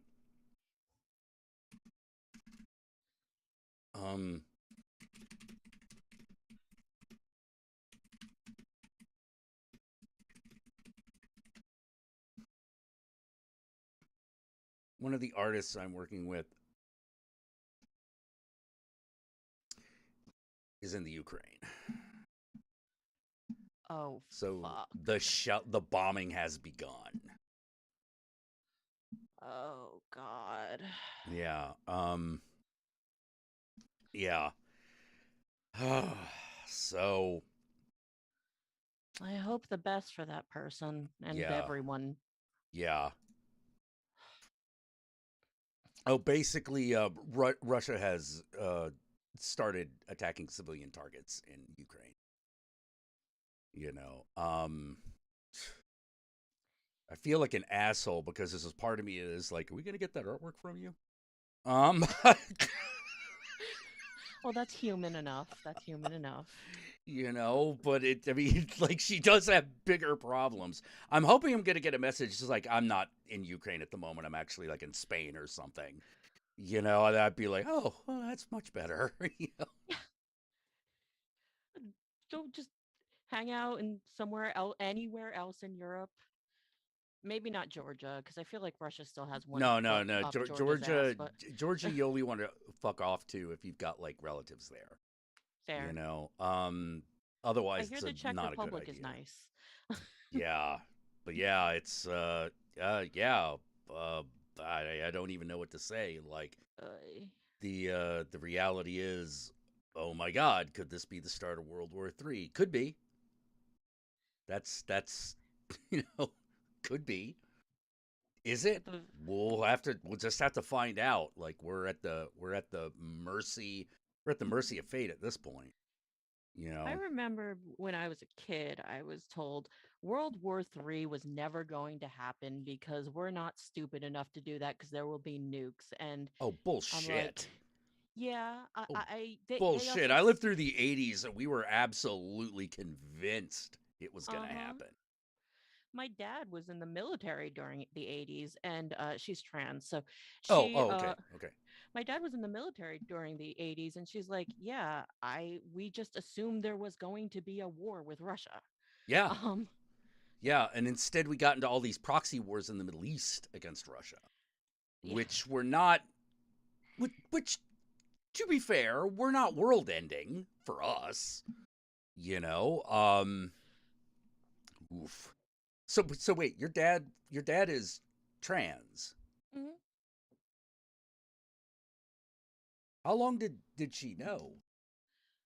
I have no idea. She came out about 2 years ago to me. Oh, okay. So Oh, that's interesting. no, it's real interesting because so I think part of what gravitated me towards this community is that I was raised by old punks, and so now I Yeah. have the old punk trans father. Yeah. It's pretty great. Oh man. My gosh. It's funny because I remember back when I was stupid and would watch RT America, which I don't recommend, but RT America? that's the Russian news agency for Oh, the oh the God. kind Yeah, no. yeah, don't do That it. that that's only good for knowing what the propaganda is in Russia.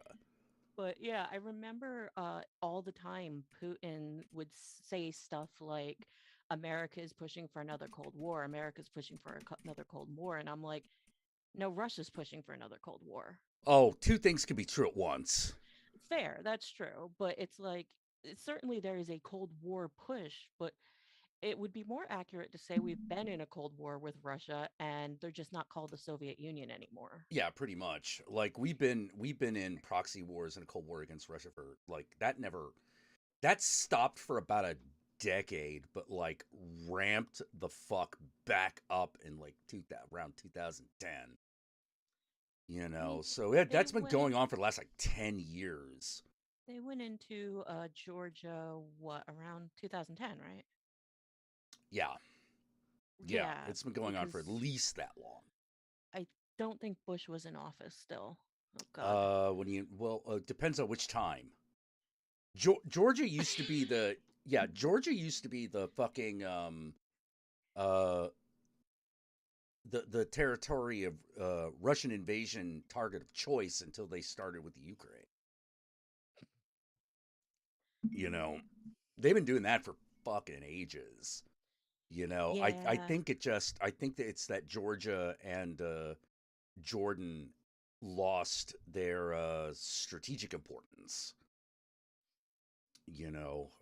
Ukraine is uh, much more strategically important at this point. are Georgia and Jordan allies? I don't know much I about don't know if Jordan. Georgia and Georgia are allies, but um, the King of Jordan was an American ally for a very long time. I remember. And Yeah. he did not like Russia No, no, he did not. No, he hated because they Russia. kept putting their dirty fingers in the affairs of the Middle East. Hmm. And it was Yeah, affecting of their of peace with Georgia Israel. specifically. Exactly. That's exactly what the problem was. You know, um, Because Jordan had a pretty good relationship with Israel for a long time. it did. It was It did. they were in the great place of having a decent relationship with Israel and Iran at the same time. And I'm like, damn. Yeah, yeah. The problem is he got Jordan got caught between a rock and a hard place. And so they had to go with whoever they thought was going to be the best ally, and that turned out to be the United States. Right. Um, because Didn't help that was for a long time that was actually fucking true. Like particularly when that deal was made, when they allied with the United States officially, relationships between the United States and everybody but Russia were really good. It was a really good thing to be an ally of the United States. It wasn't until we were kind of the pimps for a couple years oh there. yeah, no, we were totally pimped for like a couple of decades there. It wasn't really until George Bush Jr. that all really started to fall apart. Like there had been warning signs before that, not the least of which was Kuwait. Oh God. There had been warning signs, but it was clear that the United States was not intent on destroying, on just like blowing big holes in the Middle East. Like there was more to it. There was something else We were after the Yeah. oil. And that was clear. So as long as you were like an oil producing nation, you're willing to cut a deal, America loved you.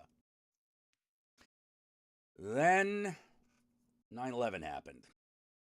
And that all went to shit.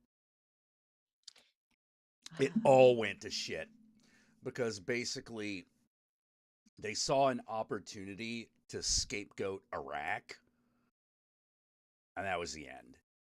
That was the fucking end. It was, and I got to be honest, I found myself going like, I can't believe you thought you were going to win this. You know, while also being in Afghanistan. Like, did you forget that? Did you forget that we're also in Afghanistan? Like, you're fighting two different, you're not just fighting a war on two fronts, you're fighting two different wars on two different fronts. Like, that is retarded. Like, I mean, the Afghanistan thing still kind of baffles me because I'm like, going into Afghanistan being a bad idea for any country is a joke history professors have made for centuries. Yeah. Like let me put it this way. You know, like how when the guy in fucking The Princess Bride, don't get involved in a land war in Asia. You know, like, I'm pretty sure he's specifically talking about Afghanistan.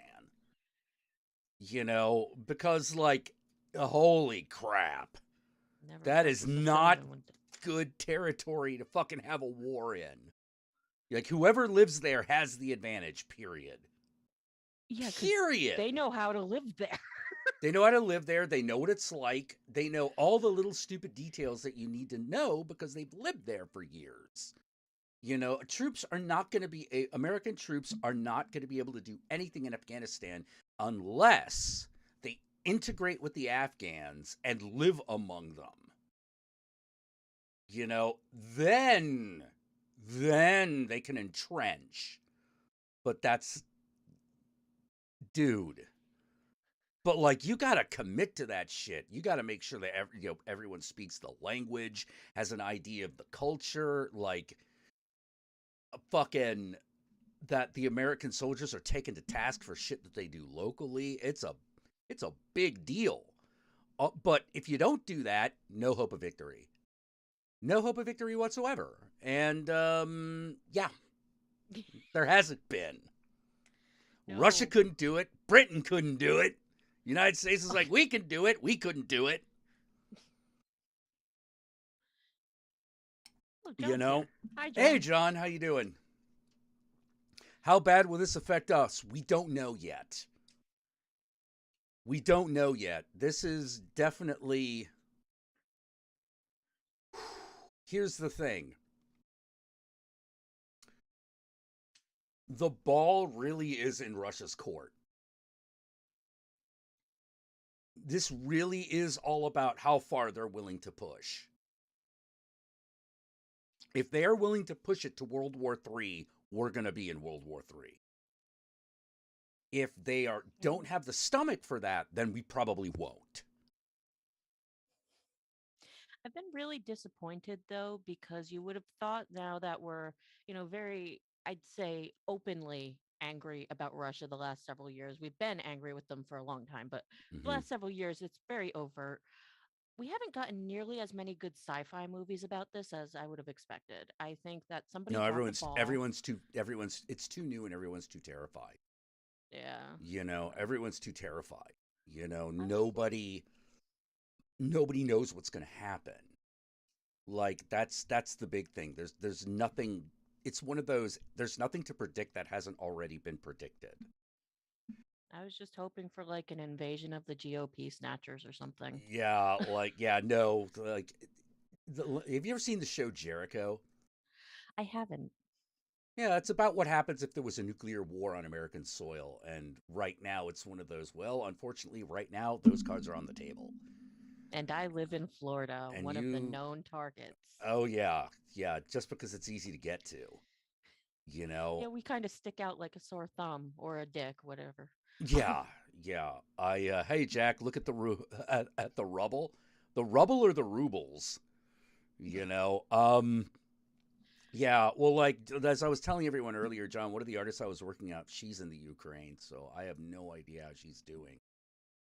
You know, obviously, like I'm checking back on Twitter every like 10 minutes to see if she's responded, but I have no idea. I know a lot of people that came from the Ukraine, so this is affecting a lot of people that I know. You know, man, It's real it's weird yeah, because it's real weird. This is it. I don't know how to say it. This is it, and this is either going to be the Russian. This is either going to be the assassination of Archduke Ferdinand or the Cuban Missile Crisis. Whichever one it is, we're not going to know until we're not going to know. We're not going to know until it happens. You know, I worry a lot about what's happening because I know that what we have going right now isn't going to last. It, it, it's reaching the end of its lifespan. You and so the know, question is what's next? yeah, so the question is what's next? And that's always the question. That's always the question.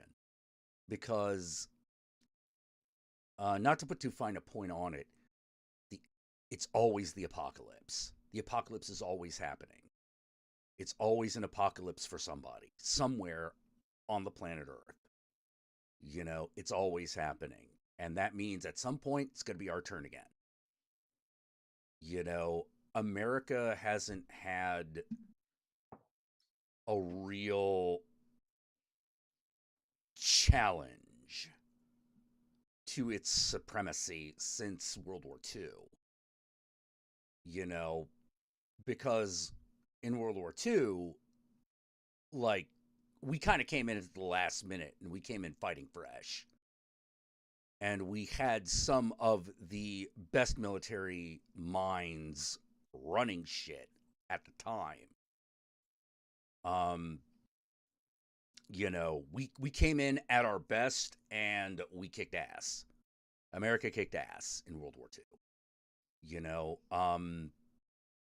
It was pretty cool. We yeah, it was rocked pretty it, cool. you know. Yeah, we rocked it. It was We pretty shot amazing. Nazis. Yeah, yeah. Oh, fucking and Churchill knew. He was like, "No, the American people can do it. They can get it done. They can fucking stop the Third Reich dead in its tracks." And we did. You know, don't underestimate how well the US actually did perform in World War at the end of World War II. It was extremely well. You know, that's like I don't even know how to fucking describe it. Like we was just Kobe at that point. You know, like we could do no wrong, baby. You know? In fairness, it's one of the things I kind of get why the British are angry. It's like, y'all could have come in a few years earlier. This would have been over a lot faster. But over a lot fucking faster. Oh no, absolutely. Absolutely right. But at the same time, like it is funny because like I love looking in World War II is really fascinating to study as an American Yeah. because the the two single most interesting military leaders of that war are, of course, MacArthur and Patton. They're not the only Read your ones. book. Yeah, read your book. Learned how to read German specifically just so he could fuck with Rommel. Like I found myself going like that's the man I want on my side. He's the In a right war. kind of crazy. Yeah, he's the right kind of crazy in a war. You know, in peacetime, Grandpa needs to sit the fuck down. You know, it's like, whoa, Grandpa, sit on your hero laurels and just bask, okay? Just sit, just fucking bask. Just be like, yep, that's right, World War II, I won it, it was me. You know, My favorite, and I don't know if Patton actually said this, but I remember it from the movie, and it sounds like something he would have said. Was no bastard ever won a war by dying for his country. He wins wars by making the other Make poor the other guy bastard die for fight his. No, for no, his. he I absolutely love said that quote that. because it's like can't argue with that. That was yeah, no, that was one of his that intro was taken from several like I don't know what you would call them. I guess speeches.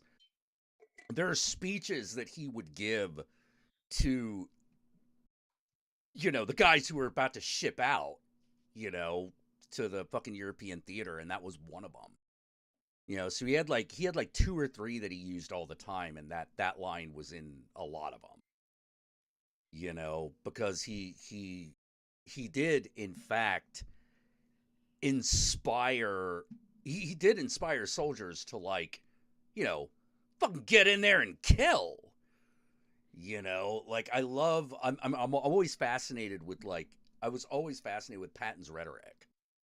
The things he would say to the other soldiers because you're like there are some guys, some people that when they say shit just you enter this weird space where you're just going to do it or get killed. No fear. You're just highly motivated. Do or die. Patton was one of those guys who could do that. Another guy who was like all adrenaline mode. Mm-hmm. Another guy who was really good at doing that was Arlie Army. Gunnery Sergeant Arlie Army. I should know that name. God damn. Yeah. Good God damn it. How tall are you, boy? 5'7". 5'7". I didn't think they could stack shit that high. Are you a fucking godless homosexual heathen private pile? No, sir. Bullshit. You look like you could suck a golf ball through a garden hose. Like that. The thing that comes out of Texas is steers and Steers and queers. queers, and you don't look like a steer to me, boy. Yeah, no. Yeah, and that once again, all those things that he said in Full Metal Jacket were things that he would actually do as a drill sergeant. I've heard stories about the drill sergeants, and they are very quotable. The Marine drill sergeants are fucking nuts. Like when those guys go off, it's just sort of like, holy crap. Like I think my favorite story of a Marine drill sergeant, like one of there used to be this one guy in the Reviewverse, I believe his name was the Critical Marine. So it was either the Critical Marine or it was Chaos D1, because they were both in the Marines. And they were saying that the weirdest part, they were like, the best drill sergeants are the guys who do that, but when you're having a problem, they just help you fix it. And so they were talking about the fact that the gun kept jamming. They had a rifle that kept jamming. It's like, they were still like, pretty fresh, pretty green. So they hadn't, figured out what they were doing wrong yet. But the guy would come up and was like, what the fuck is happening right here? Why is your major malfunction? He's like, for some reason, the gun jammed, Sergeant. Okay, did you put the pin in right? No, you put the pin in wrong. All right, take it out like this. Now put it in. Yeah. No, not like that. Not like that. The other way. Okay, great. All right, put it together. What the fuck is wrong with you? That's amazing. And I was like, oh, that must be a head trip. I'm like, yeah, it is. It is because you're like, because you do want it. It is weird because like, they were talking about like, yeah, the really good instructors actually do kind of have this like daddy energy to them. Except that anytime they're not doing that, they're just screaming at you. And I'm pretty sure there's a course in creative demeaning people or whatever you want to call it. Creative insults. Oh, yeah. Well, here's the thing about the military, knowing many people who've been in the military. Holy shit, they have a way with vulgarity. It's really impressive. Yeah. What was your dad in what branch was your dad in? Army. Army. Oh. Army, and my stepmother actually taught at West Point for many years. So Oh, okay. She wasn't enlisted, but she was an instructor. no, my stepmother taught at West Point. My father was enlisted. Okay. Okay. But what I mean is she wasn't part of the military. She was just Oh an no, instructor. she taught, Okay. but which going to West Point is very strange. They're very very polite. It's awkward. Oh yeah. You ever Oh my god, one of the weirdest parts of living in fucking DC God. is running into the random West Point student. Um because they were simultaneously exactly what you expected and not. Sounds like I don't know how to do it. They have a I'll say this about West Point. They got a way of turning washed out white boys into soldiers. They won't be the best soldiers, but they'll be pretty good. they'll be competent. Yeah, they'll be competent. You know, like they'll know what they're doing. They're not necessarily command material, but like they'll do really well. Yeah. For some reason though, every Asian person I know that ever went to West Point, like they would leave the military. Like they To would be absolutely fuck. They would leave the military after like their first tour. to be fair, I don't know if you've been to Marlboro, New York, but it's very pasty. I have not. I have not. I have known a lot. I've known a lot of people who've been to West Point, but I have never actually seen the dang place.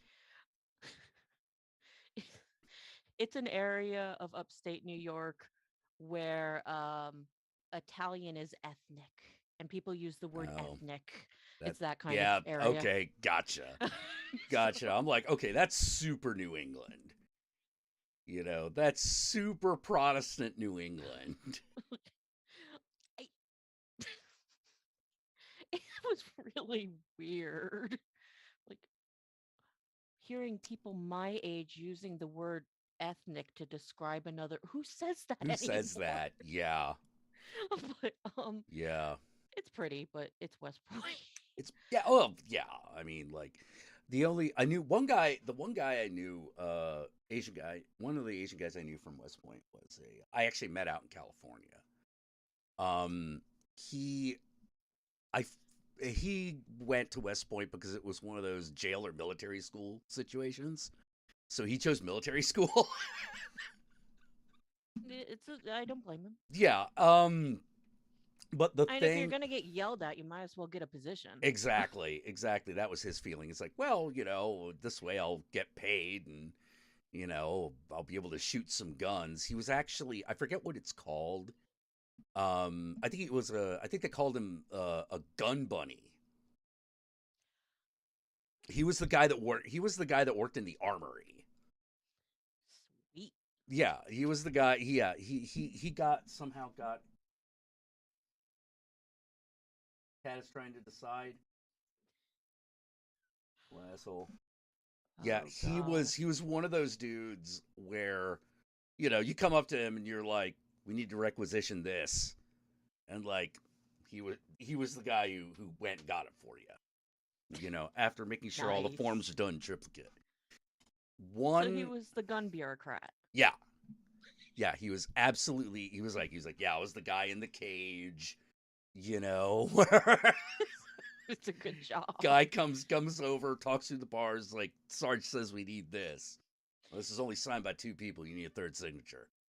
Like that kind of jazz. You still get to be around the weaponry, but you're unlikely to get shot. So that's pretty good. Yeah, yeah. And because he was around the weaponry, it turns out one of the things that they are allowed to do is just check out a weapon.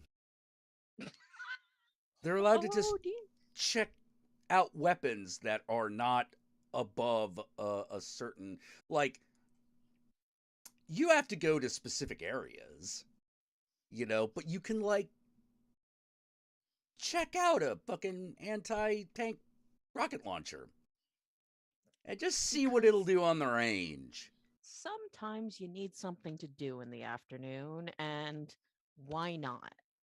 Yeah, his thing was he was like, all right, so I did a lot of stuff, anti-personnel rockets, anti-vehicle rockets, missiles, shit like that. Yeah, well, not missiles; those are like much bigger, but like anything that could come out of you could mount on his shoulder or on a hillside or a rock or something. But the one that he was like, he finally got his hands on was the Spectre. The Spectre minigun.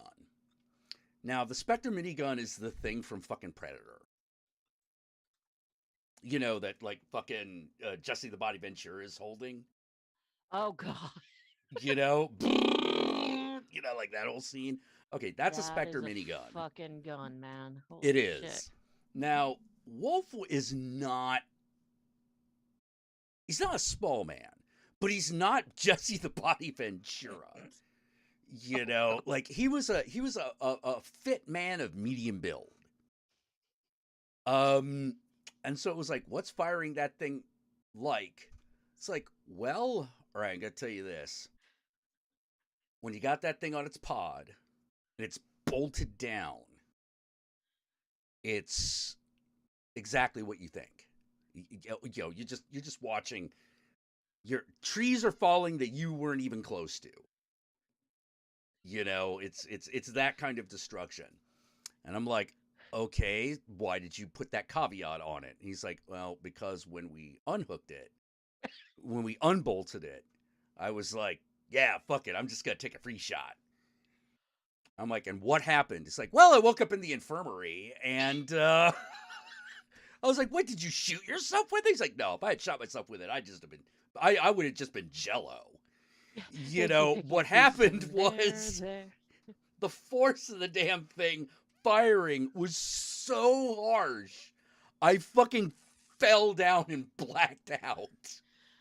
That's the most redneck thing I've ever heard. I know. And it's like, Jesus Christ, dude. And he's like, yeah, never did that again. Funnily enough, I met Jesse Ventura once. He's like that all the time. Oh yeah. He's surprisingly nicer than I expected, though. But he's that kind of loud and intense. Yeah.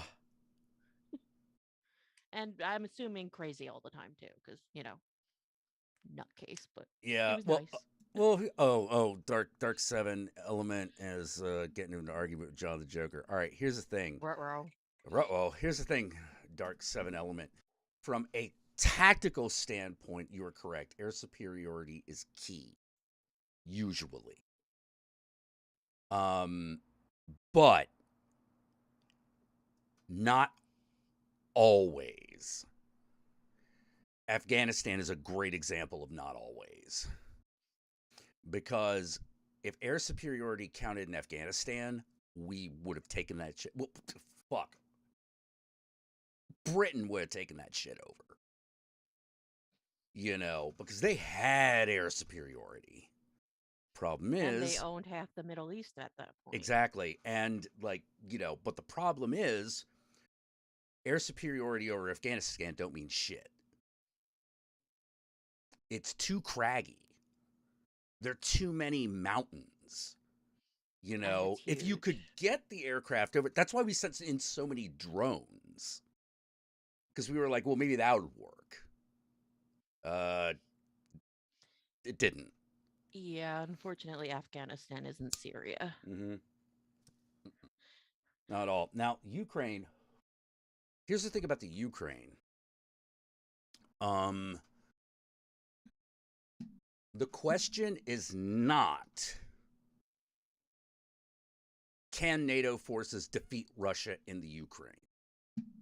That's not the question. The answer to that is yes.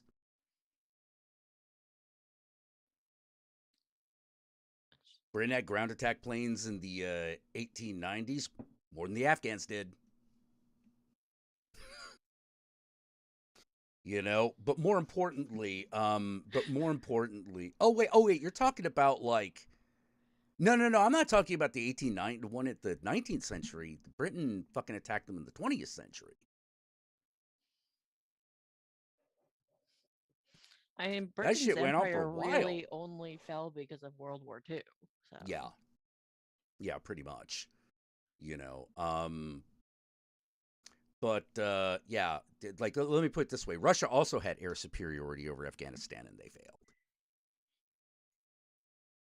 In fact, it's probably that conflict. It's possibly that conflict that cost them so much militarily that they're in the situation they are now. Which is, there's no way they can defeat NATO. Not in a straight up fight.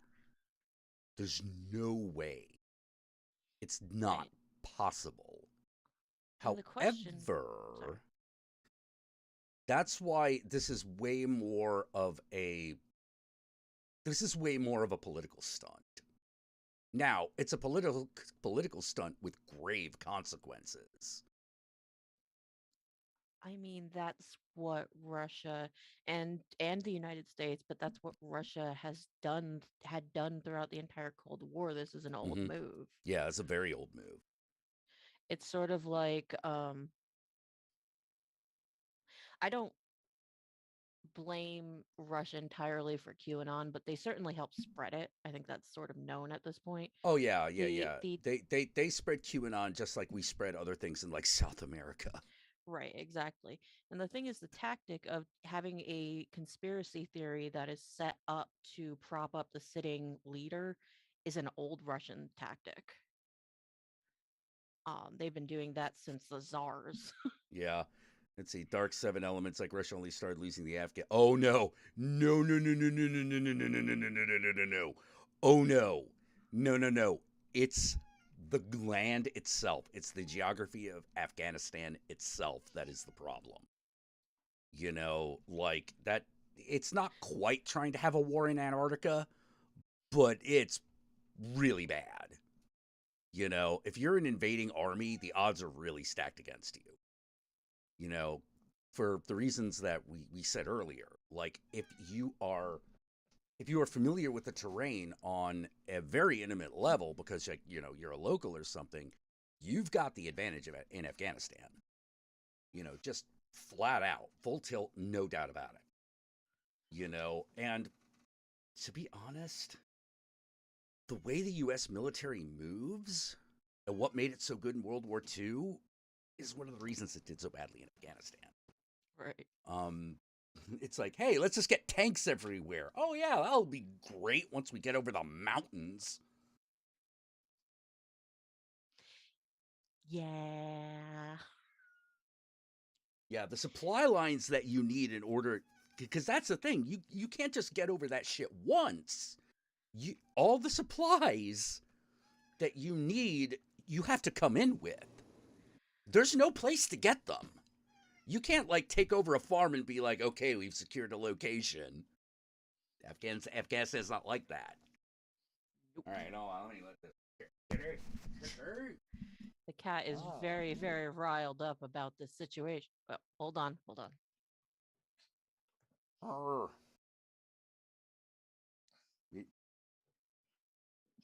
Look, kitty. There's another kitty. Look, kitty, there's another kitty. Say hi to Gomez. Other kitty. Say meow. Do you see? Do you see? Yeah, and Malcedon's correct. It is known as the Empire Killer. You know, what was it? What was it the USSR was doing right before it split apart? Oh yeah.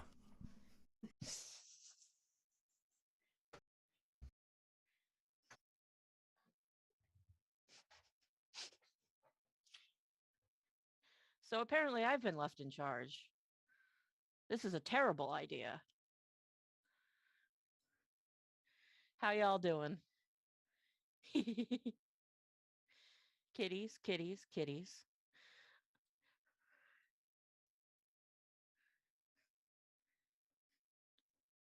Oh, he finally got to see Gomez.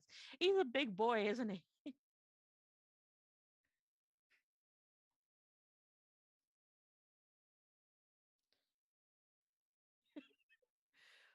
I want to see Malkadon's kitty.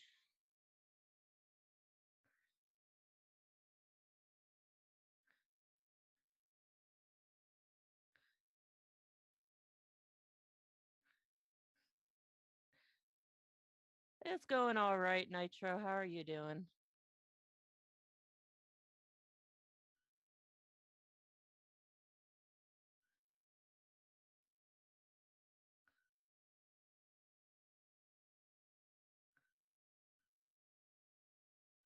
Hi, Cat Hermit. By the way, we elected a socialist president, so All right, are you Caddis, guys going to squared force a away. military coup down Sorry here? about that. I mean, Joe, here's the thing. It's South America, so yeah, probably. Oh yeah, like South America is famous for like the United States destabilizing. It's a hobby. I mean, you Yeah, know, you we're know. very good at it. Sorry. Yeah, man. Now America's a little busy at the moment. We're not going to be invading South America anytime soon unless Russia makes a move on South America, which I don't see that as happening. Not anytime soon. The Ugh. only thing I can see them Oh yeah, it's a doing year or is two out at least. the only thing I can imagine, because I believe they are a lot allied with Venezuela, so they might be going after like Argentina. I could see that, but Yeah, but that's only if they get involved.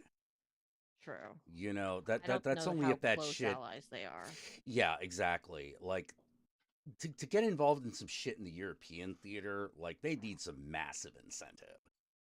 You know, like whether or not they're allies, they're not suicidal. I don't know if they're military allies. They might just be like allies in the sense that they both don't like the United States. Well, they could be. Yeah, they well, like I said, they could be military allies, but they're not going to be suicidal about it.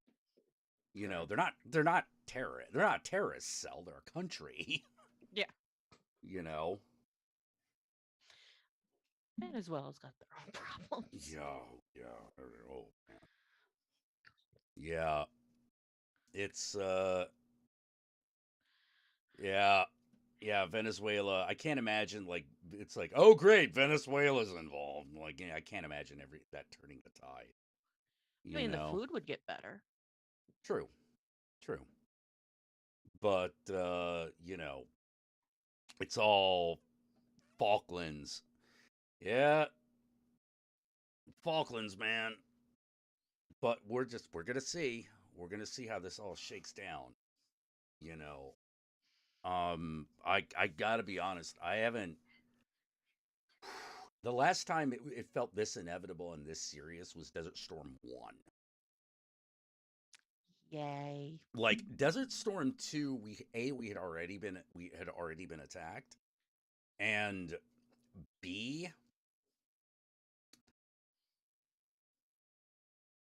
we were pretty sure that like World War 3 was not going to kick off because of it.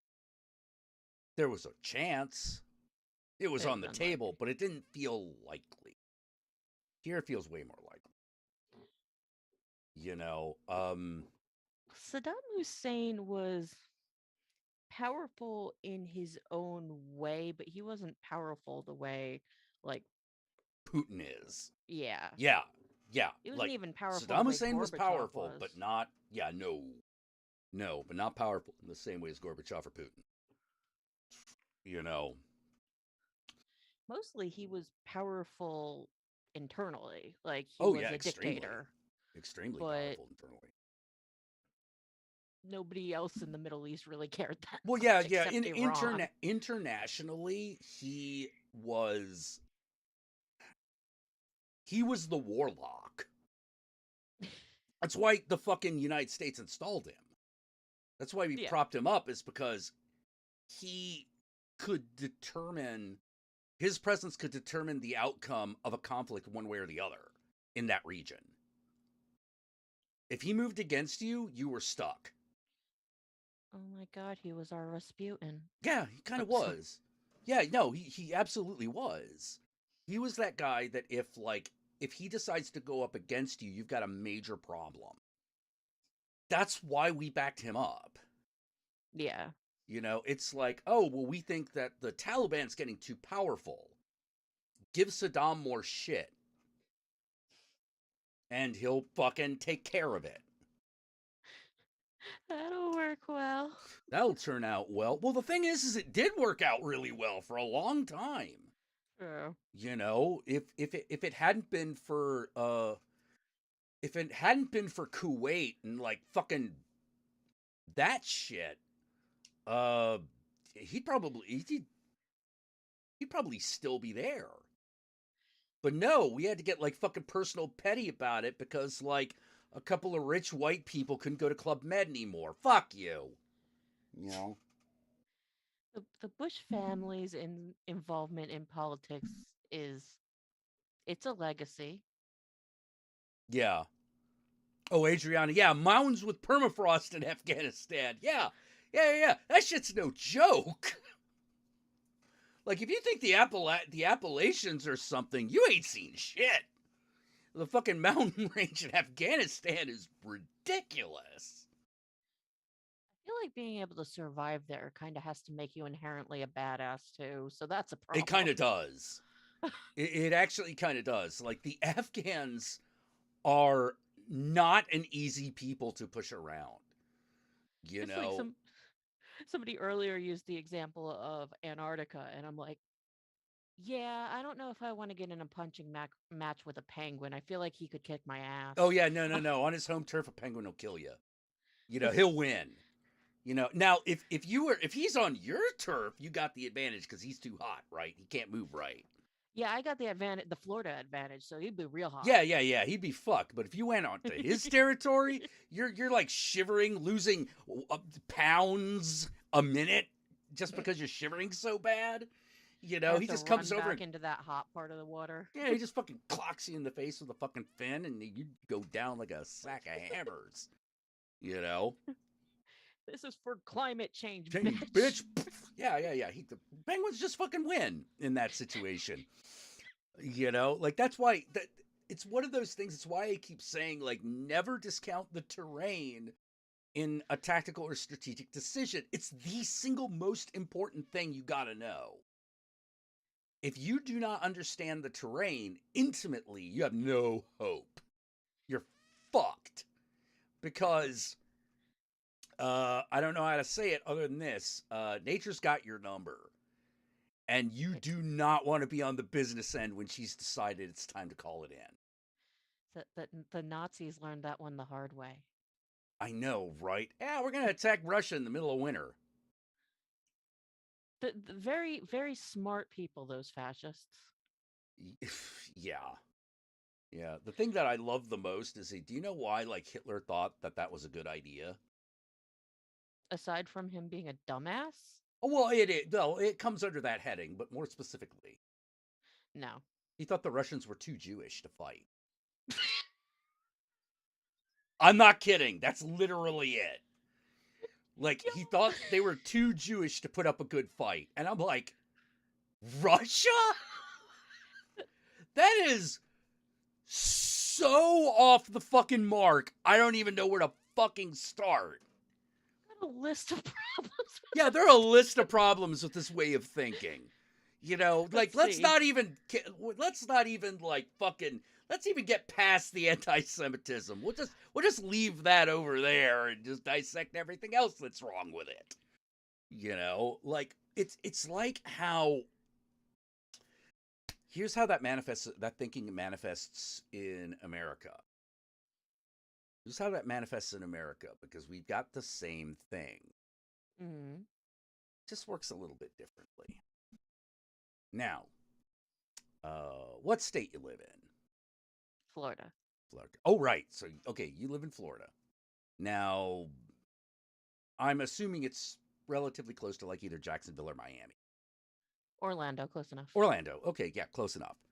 All right. So, excuse me. You run into random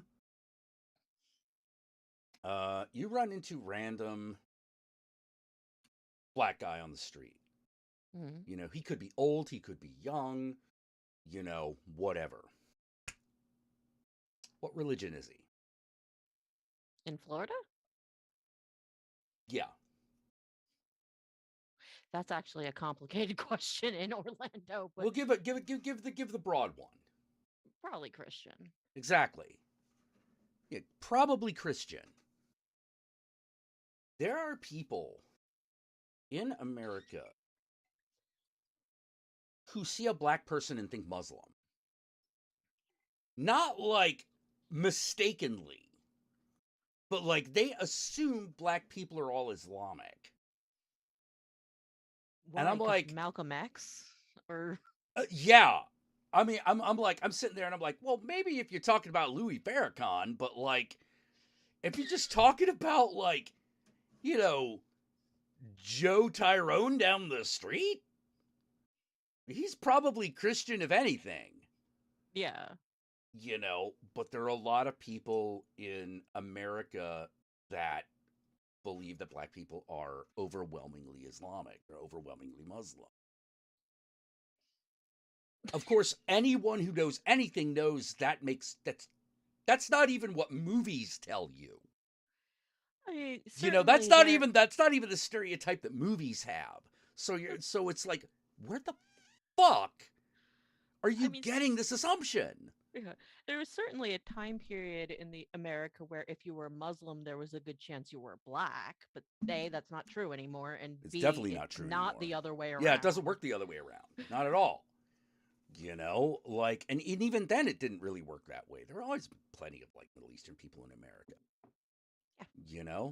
Turns out tons people of them. immigrate here. It's what we're known for. Yeah. But just the fact that that's why the Obama is fucking Islamic played so well. Like, it's not just because his name is Obama. Oh God. It wasn't just because his name was suspiciously like Osama bin Laden. It was the fact that he was also black, and so there was a huge section of really bizarre white racist America that were like, oh, black person, he must be Muslim. That was so bizarre there. because they at the same time as they were calling him like a Muslim, they were also complaining about the fact that the minister at the church he attended was too liberal. My brain hurts.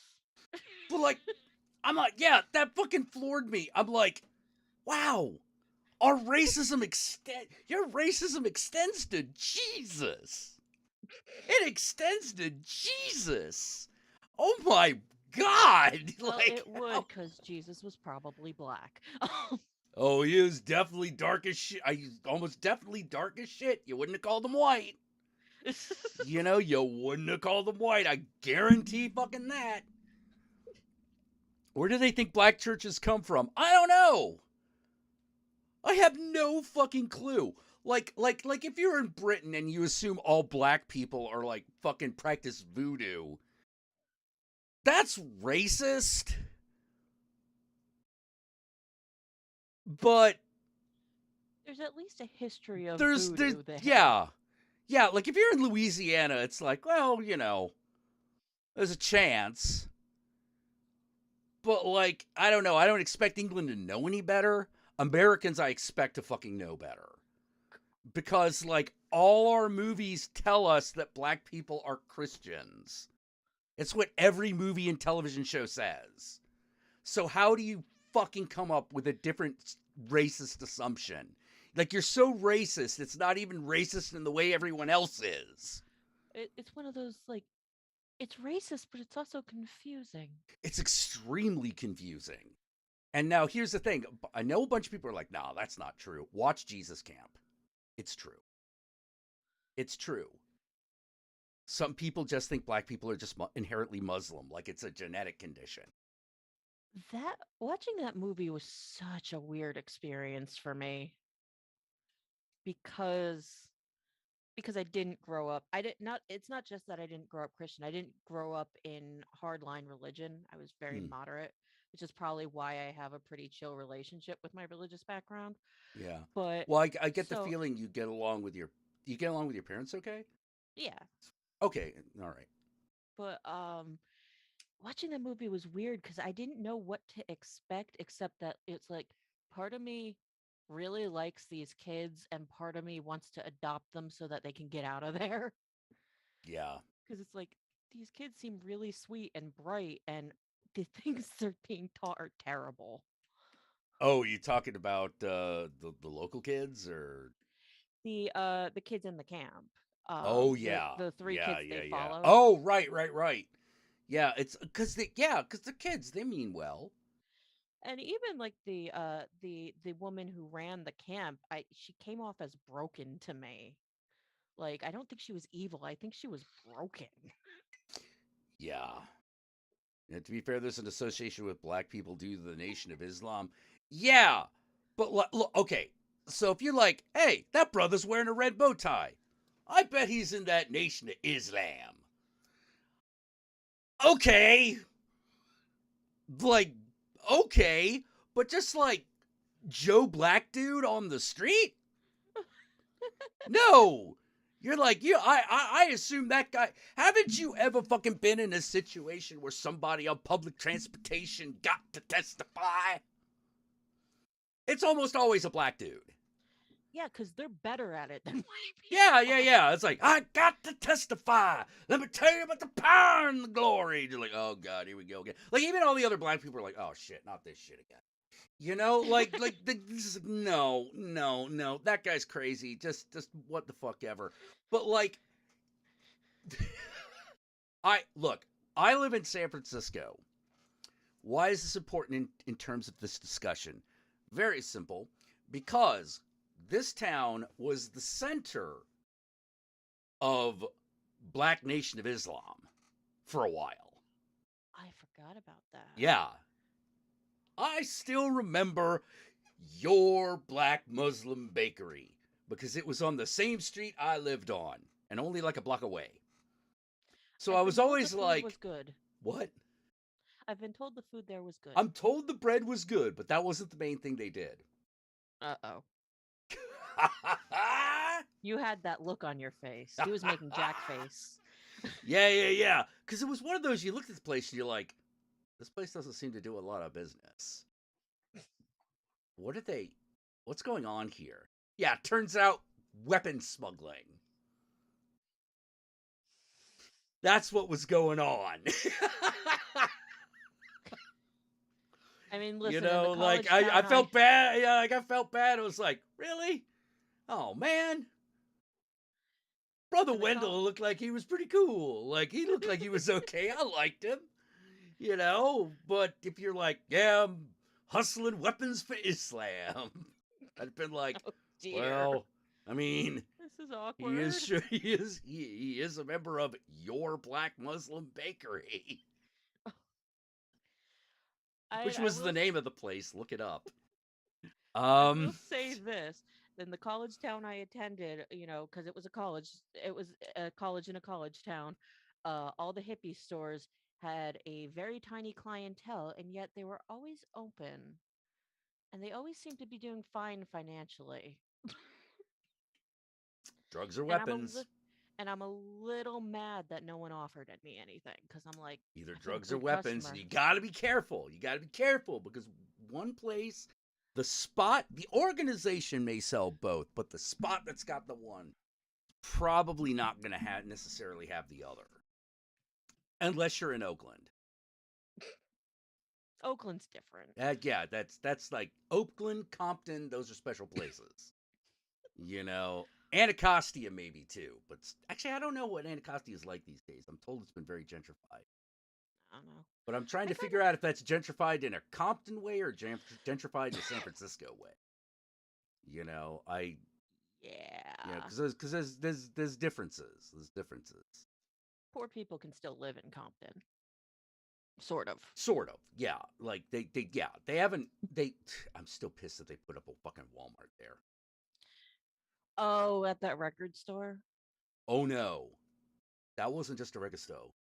That was the spot of the Compton swap meet, which was a 24-hour flea market that Oh, existed for decades. the reason why I was thinking Well, record 24 stores, I hours is believe probably they had overstating it, but like, 365 days a year. the reason I kept thinking records, I believe if I think you told me about this. They had like a guy who did sell records who was kind of known for Yep. being the guy who sold all the Yeah. early stuff He was from an old people who Korean became guy called famous. Mr. Kim. Mr. Kim was, everyone knew. Mr. Kim was like, he's a American Korean dude who fucking ran the major record store out of that place. And he was famous because his knowledge of hip hop was unparalleled. Like fucking Snoop Dogg and people like that got lessons from him. That's awesome. Like he's like motherfucking Yoda. He was like Yoda of hip hop. That's awesome. Yeah. He is also the guy that was famous for discovering people. Even if he never got credit. He never got too much money. But he would discover people. One people he discovered? Tupac. Well, damn. He discovered Tupac. Basically, Dr. Dre comes in at, to Mr. Kim's shop, and he's walking, he's like, yo, Mr. Kim, what's good today? He's like, you want to listen to this one? You want to listen to this guy, Tupac? I think he's got something. I think he's got something you're going to want. And, yeah. Turns out he did. Tupac. I'm still not over it. Yeah, it's one of those things that I love about America. That's a story that only really happens here. Yeah. You have the unsung hero of hip hop is this old fucking Korean guy in Compton. Like, the fact that like how to put it, during the LA riots, yeah, his shit was protected. That sounds good and right. Yeah. It's like, oh no, you don't fuck Mr. Kim. No, that's not right. That's against the hood. That's against like hood rules. That's against hood law. You don't fuck with Mr. Kim. Like, I'm just sitting there like, this is fascinating. This guy needs an autobiography. Yeah, I want to know all about this guy. He needs a biopic. Yeah, totally. totally. That. He's been dead. He's been dead for like, I think like 12 years. But before the Compton swap meet was like fucking bought up by Walmart, or the Compton Fashion Center rather, where the swap meet was held. Speaking of American as fuck. Yeah. Before Walmart bought that spot, his son had been running the record store up until the point that the swap meet closed down. And it only closed down in like 2015. So Wasn't that long for ago. Decades. Mm-hmm. It was up there for a long ass fucking time. And it, in my opinion, I'm like, man, that feels wrong. Yeah. Yeah, because like the Compton Fashion Center, particularly the swap meet, was like, I keep describing, whenever I describe like the night market of Taiwan, the Compton swap meet was one of those type places. Like you go to the night market, you make some deals, you buy some things that, maybe strictly you shouldn't be. Like there's levels of black market, know what I mean? There's bootleg fucking Power Rangers toys on the one end. You That know, like, sounds like one hell of a collection you probably had. yeah. Oh, dude, like I would go to like Taiwan and I'd just be like, all right, what kind of bootleg Transformers can I fucking score today? Turns out a lot. That sounds amazing. Oh yeah, yeah, yeah. And the Compton Swap Meet was just like that. You know, that's where everyone got. That's where so many people in Compton got their shit. I You feel like know. at the very least that area needs to get like, because it's such an important place for hip hop. Needs Oh, it something. was. And I just Yeah, think it like, seems wrong that fucking Walmart's there now. well, it's just like I know CBGB's has been closed for decades, but the thing is that everyone who associates with the punk movement and everybody in New York recognizes the importance of CBGB's. Mm-hmm. Whereas I feel like the Compton Swap Meet needs to get that, you know? It Yeah. gave us Tupac. Yeah. The Fausty Man says I like the Texas Chainsaw movie too. Here's $5 for being in the minority. I got to kick out a lot of influencers hated it. Oh, dude, dude, dude, dude, dude, dude, dude. That was best part of that fucking movie was was Leatherface killing a bus full of internet influencers. Holy shit! That's hysterical. I still haven't seen it. I gotta check it out. Okay, here's the thing. In the first third of the movie, you're gonna be like, wait, are we gonna get into some fucking like racist Confederate apology shit here? Stay with it. Okay. Stay with it. I'll just put my white guiltometer aside. Yeah, put your white guiltometer aside and just watch it. Just be like, huh, okay, noted. Noted that happened. Noted that happened. Because the minute that chainsaw revs up for the first time, it's exactly what you want.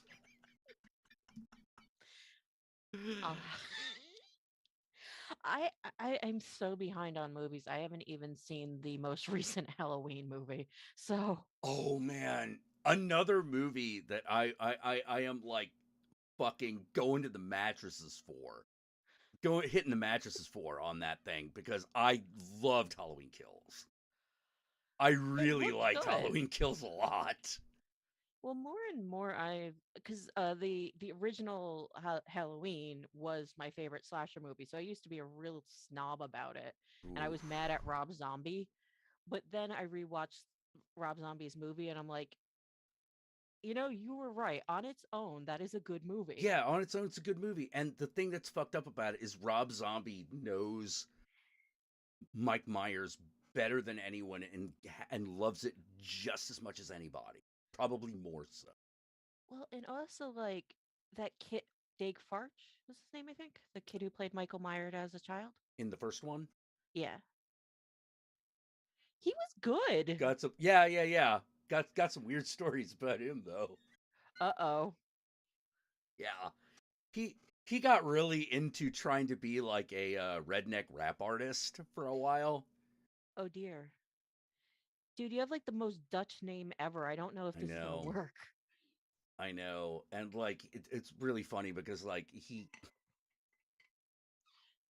Queen he hit on Queen of Trash because like I mean you know if you're gonna fucking I can understand the boy's predicament. That's what I'm gonna say. But I'll of be course honest, she's if I just met her sitting at a there gay like bar, I'd probably hit on her too. yeah yeah yeah yeah yeah. But you don't but being a young man hitting on a woman like Sarah who is just not having it that can destroy you. I've seen her on the stream. I've heard her stories. She's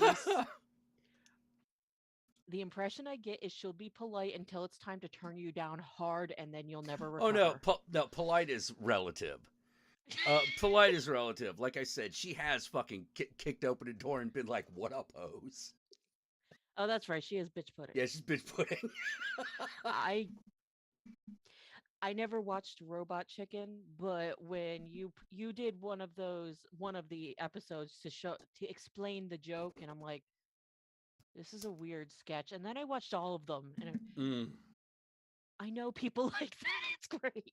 Well, it's yeah. It's an aspect of girls that like we never talk about, which is the girl who outgrosses the guys. You know, the one that the guys can't handle very well because they're just like, wait, you're not supposed to. Our masculinity is in question. You Mostly know, what I remember is Grandma's rank ass old lady farts.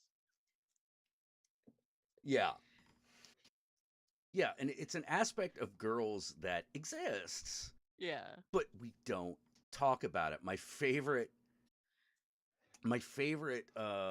thing that the countess told me about was she goes, girls in locker rooms just talk like boys do in movies, right? Oh yeah, yeah, yeah. They get bad. Yeah. Yeah, I'm like, well, she was like, because she was like, what's a boys' locker room like? And I'm like, it's a lot of don't look gay. That's that. I don't know what it is like now, but at the time that was true. It's the It no was like homo room. it's a lot of no homo. That's basically it. It's like, do they really talk about like how they have sex with girls? And I'm like, no, that never happens. It's way more about who we can fucking who we can blame the gay for. We're looking for the gay scapegoat. That's the boys' locker room. And she was like, huh, let me tell you what the girls' locker room is like. And I'm like, okay, so you're basically describing Porky's right here. Except the gender's fucked up. The girls' locker room was pretty bad. The girls' bathroom. Oh my god. The things I the things you hear. Yep. I have never I was the quiet observant kid in high school, which means I remember a lot of weird things about people that they probably don't think I even know. Like, the boyfriend who came too early and all that shit. I'm Yes. like Came too early, had the weird bend to his cock, how long it was versus how long he said it was. You and know, I'm and I kept my that kid was a bully and I'm like, should I say something to him cuz I know things. I was good. mm, I I wasn't. regret that. I wasn't. I was one of those guys that in the middle of a conflict, like I said, I was always, for some reason, I was the one that people said things to. Always have been. Don't know what it is. It's the satanic appeal. It's the Lucifer in me. It's the devil in me. You know, people tell me that stuff. Hell yeah, I use that as ammunition. Hell yeah, I did. Like, what are you talking about? It's like, there's no way I'm physically beating this guy. I gotta fucking get my own somewhere. you know? I should have gotten a tape recorder. I regret not having a tape recorder. That would have made my life in high school so amazing. Oh man. Or middle Yeah. school. I was in middle school when what was it? From home and not home improvement, from Home Alone, the talk boy things. I was Yeah. that would have been I damn it. Why didn't my mom get me a talk boy? Yeah. I've talked to a lot of people and I was like, okay, so apparently, you can confirm or deny this. I was like, all right, the one thing it's not so great at is figuring out who is the slut just by what girls say. There is a way to tell. Apparently, there is a way to tell, but it's not by listening to the dialogue. The dialogue, it'll just be whoever, like, the girl in the highest position doesn't like. Yeah, honestly, slut, at least when I was young, slut was just kind of thrown about as bitch, I don't like you kind of Right. thing. Like everyone was a slut. Yeah. But the girl who actually had the most sex was the one girl the really popular chick was afraid of confronting. If she was if like she's not part of the group, she's an outsider. She's like, Often. yeah, she's the outsider, and she's the outsider not because they've kicked her out, but because she doesn't give a fuck. Because she doesn't Well, give a shit. and here's the Apparently, she thing. does give a fuck, but just not. The funny thing is, to some degree in high school and definitely in college, the outsiders are getting laid a lot more than the popular kids because Oh they yeah, don't care. yeah. What reputation do we have to It's odd because like you find yourself going like, yeah, the weird kids don't start as necessarily as early. Yeah. But they Oh, don't that's true. start last. First of all, they don't start last either. Oh.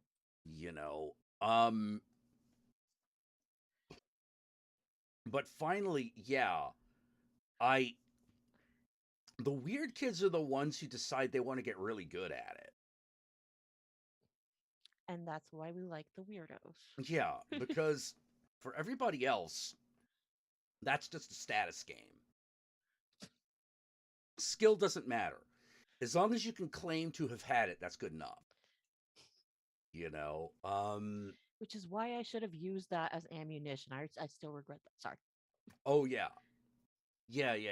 Like the guy on the football team who is not just well laid but really good in bed probably doesn't have time to pick on anybody.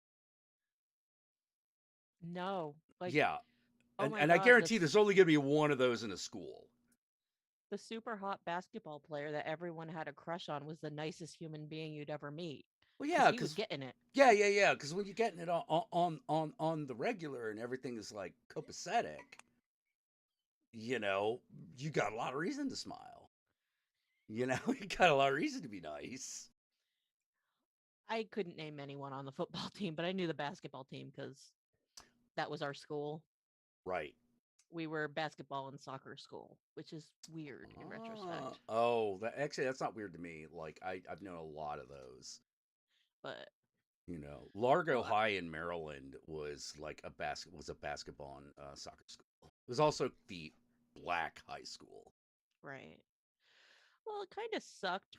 It was great in some ways, but it kind of sucked in others because I like playing basketball. It's one of my favorite sports to actually play. But that was a problem in gym class. I'm bad at it too, but I just like playing it. I can work out. Can't play sports.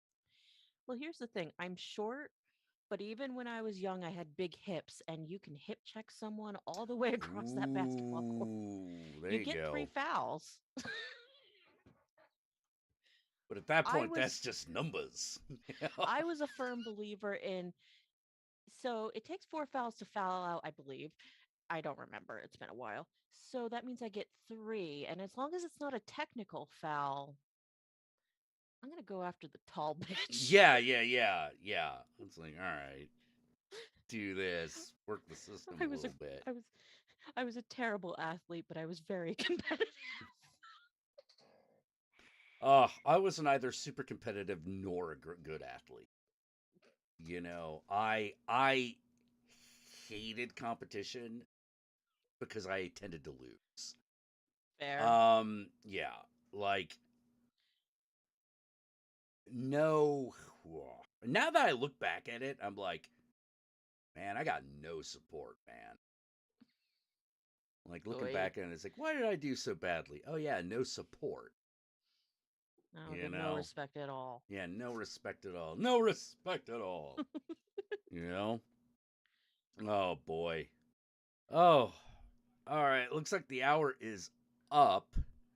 Okay. I should probably let you go. John, are you okay to come on, or are you like, nah, fuck it. No. I don't even know if he's still here. Like, he could have taken off. Gone over the rainbow. Come play with us, John. For that matter, if anyone else wants to donate $20, we could also go that way. Have you on, talk to you for an hour. Let's see. That's why Jay Tilton's like, this is why I love playing defensive football. No plays, no strategy, just find the guy with the ball and hurt him. It does kind of put a fine point on it, you know. Okay, That's. so before I leave, I have a question for you. Oh, sure. So I saw the pictures Countess posted of you when you were younger. Oh, yeah. How old were you when you got the eyebrow ring? Oh shit. Because I saw those that in the pictures, and I'm like, wow, he's had that for a long time. Oh yeah, I've had the eyebrow rings for a long time. 97, 96, something like that. I cannot remember the exact date. I was over 21. I know that much. You know, I was over 21. And that's all I can recall. I could tell you, I know which shop it was. Oh, really? Yeah. There was a shop on Haight Street that I got it done at. Got them all of them done at, actually. Called, I think, Anubis Records. Anubis Warpus. That was what it was called. Oh man, old San Francisco had the best name for its stores. Not gonna lie, 90s Haight Street, you could still get picked up at. Like, that happened to me a couple of times. It was just like, hey, we're having a party. Do you want to come in? Yeah. Okay. Yeah, sure. Of course, like, here was the problem. They'd always have the girl I really was interested in hand me the invitation, but then she'd be dating like some fucking sports jock white guy that like I'd come to the party and be like, all right, do some warm-ups. God, they figured out you were a boob man. No, they might have, but here's the thing: it was always at the girl's house. When it happened to me, like, it was always at the girl's place, wherever she was staying. So I was sort of like, okay, all right. So I've got a chance, I've got a shot. And then I would get there, and they'd always be arguing with their boyfriend, and I'm like, no, and not like I'm arguing with my boyfriend because I'm obviously like making a scene and I'm gonna fuck some random guy at this party. Not like that kind of arguing. I've seen that. That's different. You still got a shot at that point. I was about to say, you've been on the other side of that. Oh, yeah. Well, I've been on both sides of that shit. Yeah. But what would happen was they would have like this is like we got to have a talk about our relationship kind of shit that they would be having. And I'm like, oh, God. I don't mind that you invited me to this party, but you invited me to a party, and at that party, you're arguing with your boyfriend in private. It's like lesbian night at the gay bar. Ouch. I felt that one. I fucking felt so that did one. I felt that. But yeah, like I was like, I can't believe it happened twice. And I was just like, what is it? Now here, I thought I had a really good in because these were like super goth chicks. But no, it turns out super goth chicks for some reason in California are really into like the whitest dudes. At least in the 90s, they were into the whitest dudes, the most like mayonnaise boys you'd find. Like these days, we would call them fuck boys. I feel like they're doing goth wrong. I know, right? Because you just sort of like, I'm still so mad at this one threesome I had to turn down. That pissed me off. Um, it was one of those like what was one of the problems? One of the girls was a heroin addict. Oh, that's a problem. Yeah. Yeah, and she didn't look like a heroin addict. She looked like she was still young enough that it wasn't showing. But it was one of those. Actually, she may not even have been an addict, but she was definitely a heroin user. And I was like, yeah, no, I can't. That's too much.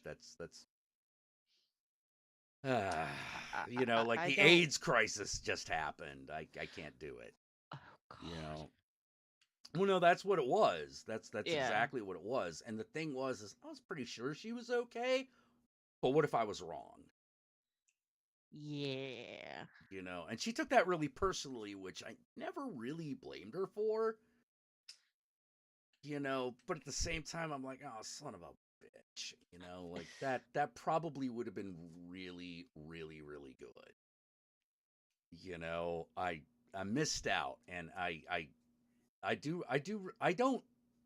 wouldn't take my decision back, but even as I said no, I wished that I could have made the other decision.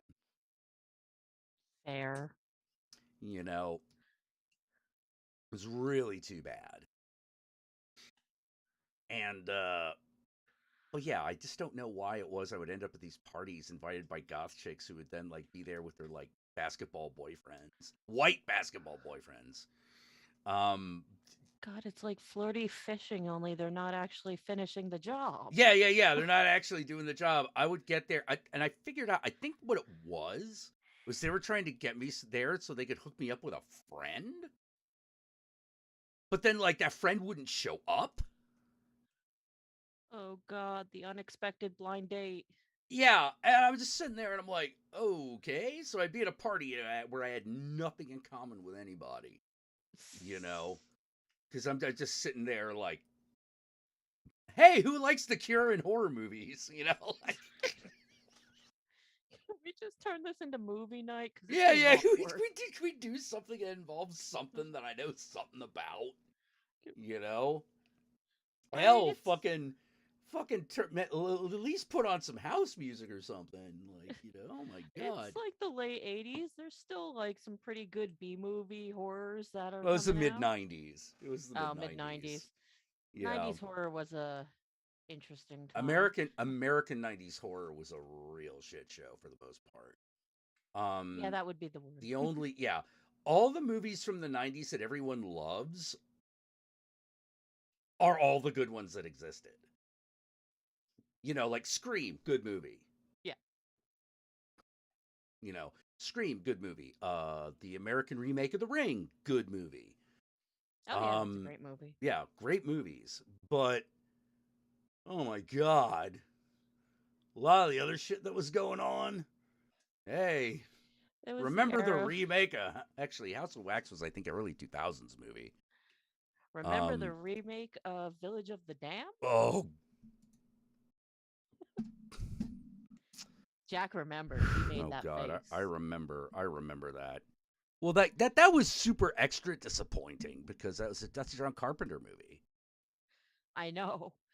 Yeah, it's one of those, like, everyone's like, what's the worst John Carpenter movie? And they always go to Ghosts of Mars, right? Because that movie is a fucked up mess. But then, if you remind them that he's the one that did the remake of, like, Village of the Damned, now all of a sudden everyone has to reevaluate. Might still come up with the same answer, but they're like, ooh, right. It's one of the few guilty pleasures I actually feel a little guilty about because I Lost know Boys. it's a Wait, bad no, that movie. was A7. That was A6.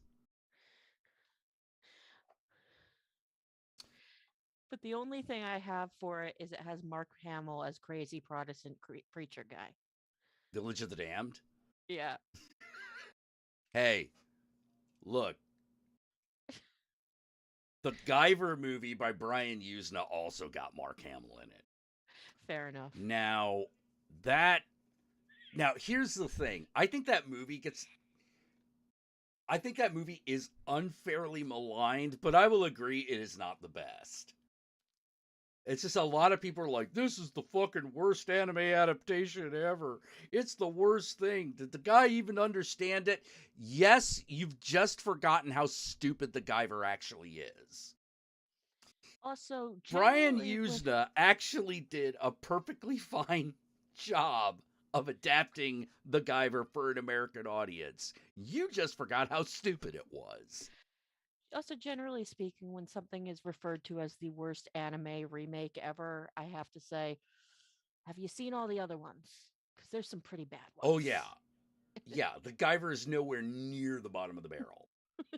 Like, I have seen some fucking live action anime adaptations from Japan that fucking completely suck on toast. They're unwatchable. You know, like, holy crap. And some of them just get weird. Like, my favorite one that just got weird. Although, oh, wait. No, it's actually a Chinese film, not a Japanese film. The live action adaptation of Wicked City is actually Chinese, not Japanese. And I think I've seen that one. oh yeah. It's infamous. I wouldn't. It's the one that has that scene where a guy's playing pinball and the pinball machine is having an orgasm, and it's got like a woman's face in it, going ah.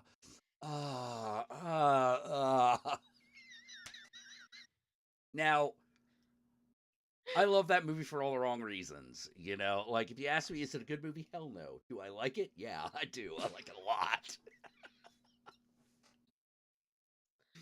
Oh. I love that terrible movie. Yeah, I love that shitty movie. You know, like that movie is bad, you know. But yeah, I have seen some bad movies. Dragon Ball Evolution. Oh my god. You will wonder why you ever liked Dragon Ball when you watch that movie. That thing will crush you. It's so awful. I never watched Dragon Ball, but I've heard stories from the fans. Oh. I've heard the legends are pains. true. I've heard Legends are true. Dragon Ball Evolution is horrifically awful. It's like I'd never watched Avatar either, but I've heard the stories from the Oh, people who Avatar: saw The M. Night Last Shyamalan movie. Airbender. Oh, let me put it this way. I would at least go so far as to say that Avatar: The Last Airbender is an adaptation that tries to be something like the original.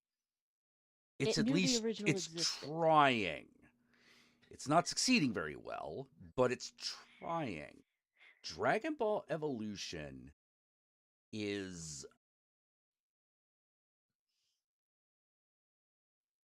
I never want to hear people talk shit about the American Street Fighter movie ever again. That terrible. Yeah, oh yeah, that's another terrible movie I love, is Street Fighter. But like, let me put it this way. Only Tuesday. Tuesday. Yeah. Let me put it this way. Fucking Mortal Kombat Annihilation ain't shit compared to Dragon Ball Evolution in levels of like suckitude. Like, at least I would rather watch one of the fucking oh god, what's the guy's name? I'd rather watch one of the Mila Jovovich fucking Resident Evil movies than see Dragon Ball Evolution. Oh, Mila again. Like, oh my god. Like, Blade Trinity is better than Dragon Ball Evolution. Them be fighting words. Oh, dude. Oh, if you see both movies, no, you would just be like, yeah. Yeah, That's no. unfortunate. Oh, it's bad. Like, not only is it bad, it makes no sense, it doesn't feel like Dragon Ball, and it's boring. I feel like the worst thing you can call a movie is boring. No, it is boring. You know, the only entertainment you get is the anger that you have when you see their version of whatever character fucking shows up. Goku shows up, you're mad. Master Roshi shows up, you're mad. You know, like, you only have anger. You know, The whiplash between boredom and rage keeps going back and forth. it does. It does. And I can't even remember if they even mentioned the Dragon Balls. Now, You know, like, again, I'm not big on that franchise, but it's in the name, so I it's assume it it's kind of matters. central to the concept, you know. I can't even remember, like, I don't think, I forget which one showed up. I forget which bad guy showed up. It was either like Frieza or Vegeta. But like, you wouldn't know that to look at them. Oh dear. Yeah, oh no, it's horrible. Like, it was one of the like, you know that Double Dragon movie that they made? I know Light of years it. better. That shitty Double Dragon movie that they made, light years better than Dragon Ball Evolution. Like, at least you look at that and go, oh my god, this is stupid. Okay, let's see how stupid this movie gets. I think I got an idea when you mentioned the Mila Jovovich movies. Because I'm like, Mm-hmm. oh dear. Yeah, no, I would totally rather watch 'Cause Resident Evil 3 again. I guess at least at the end, she's hot. Mm-hmm. There's something to look at. You know, I'm not saying I'm going to be happy. I'm just saying, when we're talking about Dragon Ball Evolution, we're already in like damage control territory. You know, it's really awful. You know, like, the Chun-Li movie that they made was just regular bad. Did you even remember that they had done that? I remember that they did that, and I remember being very excited because I always thought that character would make a great movie. And then my brother saw it, and I chose not to because he had enough trauma. I didn't need to take that onto Oh, myself. no, you really don't. You really don't. It's yeah. it's a piece of shit. All right, I've held on to you for like probably it was Piccolo. Oh my god. That's right.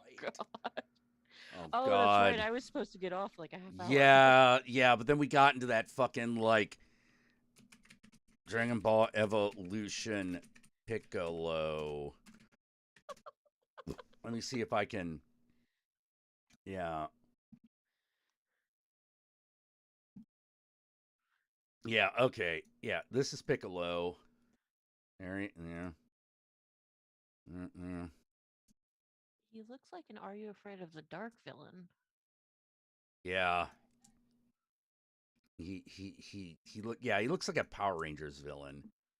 And that here's the thing. That should have been good enough. You know, if you say, well, he looked like a Power Rangers villain, you're like, well, he looks stupid in the cartoon, too. But it's true. If he was an Are You Afraid of the Dark villain, he'd be in drag. Yeah, but you're like, you just like, well, I mean, he's green. I could sort of see it. You know, if it hadn't sucked, probably would have been okay. You know, if it weren't for the movie sucking, the movie might not have been sucky. Exactly. Yeah. The problem is the movie just sucks. On toast, put it on a cracker. It's done. It's fucking done. You know, James Marsters. Yeah. Oh, that was James Marsters? Oh. Spike? Oh. Oh. James Marsters was the guy that played Spike. Yeah, he did. Right? That's the guy that did Spike. Oh, I didn't even recognize him. That's liked him. Unfortunate. Well, I mean, look, his name's not associated with the movie, and I'm sure he got paid. Yeah. You know, so I'm sure we're all worked out well for him in the end. You know, like, but Oh, just He's my favorite Billy Idol impersonator. I know. Let's see. Best thing that ever happened was getting Toriyama pissed enough to have Evolution be his legacy. Oh my god, that is mean. You guys are vicious. You know? I still can't believe that fucking oh, come on. I still couldn't believe the Goku they had. I mean, I, I, who fucking, The Highlander was a who the fuck, documentary. who the The fuck? events happened in real time. Yeah, thank you. That's right. I just, I mean, look at that. That's just wrong. They sort of look like one of those fake bands from you'd see on a poster in a kid's room in a 90s sitcom. Yes. Yeah. That was 2000s movie, man. Hey, Dragon Ball Evolution's big with the kids. Let's shit this one out. It just fucking All I'm gonna balls, say man. is that listen, I have family members that were kids in the early 2000s, and they think the Star Wars prequels were better than the original. So maybe we don't listen to them. I was about to say, no, those prequels are terrible. Like, they're just bad. You know, like I love you, little brother. like, oh Stepbrother. god, yeah, I could go on about those prequels and just be like, they failed at the thing they were trying to do.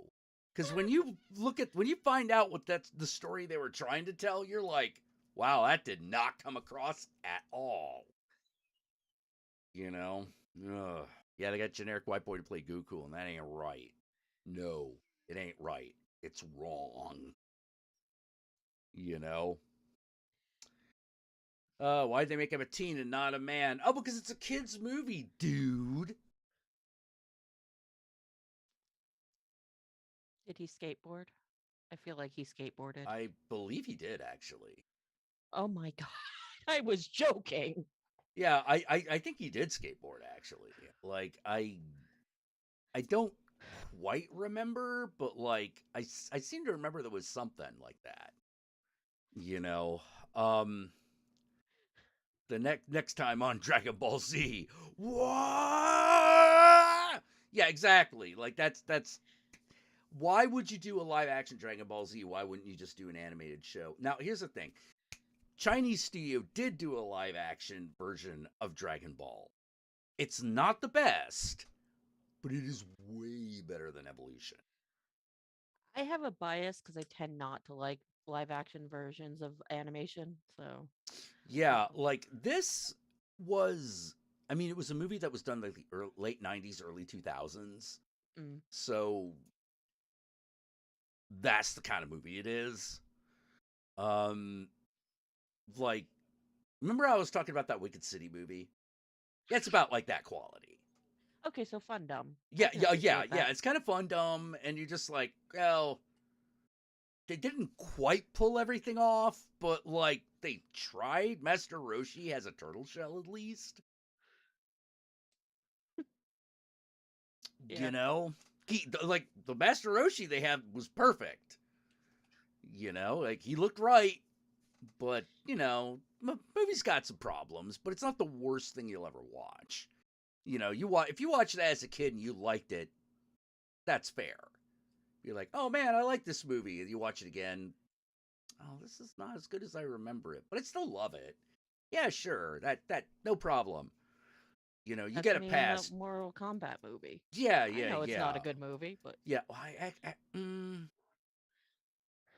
they might be on the same level. Yeah, they might be on the same level. You know, it's definitely better than Annihilation. although I did meet my current significant other playing the Mortal Kombat drinking game, so Ooh, what's that? I don't even remember. That good, huh? Something something about every time, I think it's every time one of the guys takes off his shirt, you took a shot, uh, or a shirtless guy or something. I don't remember, but it was pretty fun. Right. Oh, let's see. Flashman says if it was a kids movie, they should make Goku again. Yeah, if they had like little kid Goku, like that'd have been okay. Like I'd have been okay. Like Spy Kids it. Like I'd have been okay with that. I mean, sure. It's dumb, but it was already dumb. Yeah. It's. You want Dragon Ball Evolution to be better than Surf Ninjas 3. Okay? Ow. You want it to be better than Surf Ninjas 3. Give me Surf Ninjas 1 at least. I'm not kidding. Ow. I am not kidding. It's bad. Like oh god, what was that second Power Rangers movie? Oh, Power Rangers Turbo?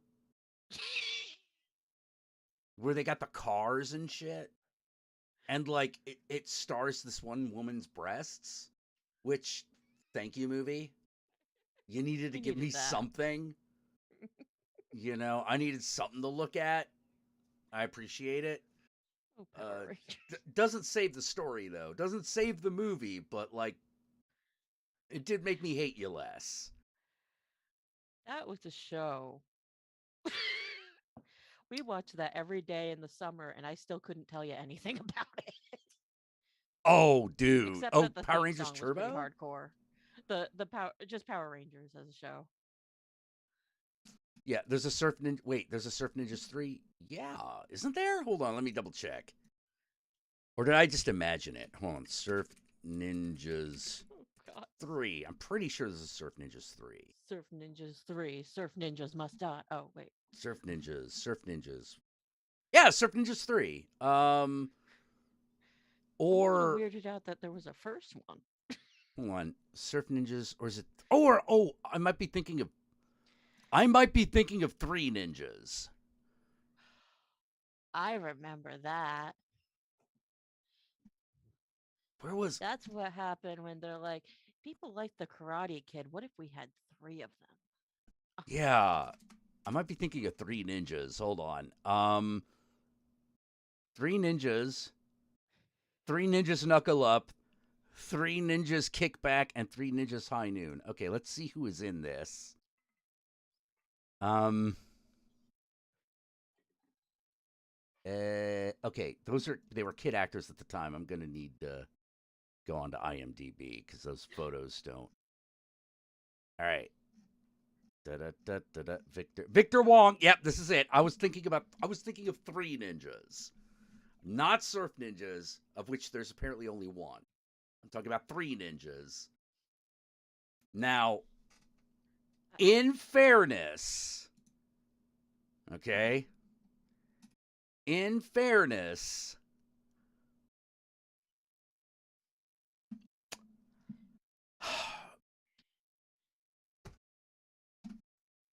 they are very similar in quality. And there are 3 kids who become ninjas. As you do. Yeah. Yeah. With Hulk Hogan and High Noon. Yep, that's it. That's the one. Listen, I was that kid when they're like pirates or ninja. I was like, why not both? Oh. Let me put it this way. So the movie I was thinking was the one with Hulk Hogan in it. So yeah, it's Three Ninjas. Now, it's a kid ninja movie with Hulk Hogan in it. That's what I'm talking about. You would rather watch that one. I would. Yeah. I don't know if I want to watch anything with Hulk Hogan in it. I don't even come like on. watching him wrestle. You don't want to see No Holds Barred? The problem is he's such a douchebag. Hey, you are not going to walk away from No Holds Barred thinking any different. At least, like, I have my disagreements with Dwayne Wait, Johnson, whoa, but Flash, The whoa, Rock is yeah. charming. Whoa, Flashman, coming back at you. Like, wait a minute. Oh, shit, you're right. There are 4 Three Ninjas movies. I missed one. Which one did I miss? Did I miss Kickback? I think I missed Kickback. That's the one I skipped. Yeah, 1994. I skipped that one because like I fucking I was too busy getting ready to move to San Francisco. I had shit to do. Yeah, I had shit to do, you know? Next time on Neon Genesis Evangelion, Shinji stands in style to the subway car. Was there a Pirate Ninja movie in the 90s? I feel like there would have had to be, because that screams 90s. A pirate and ninja movie? Yeah. Not that there were a lot of pirate movies, and there were a lot of ninja movies. I do not believe there was a lot of crossover. Unless you count Teenage Mutant Ninja Turtles 3. Sorry, Teenage Mutant Ninja Turtles 3. I mean, I like the Teenage Mutant Ninja Turtles movies, so I might have to count that.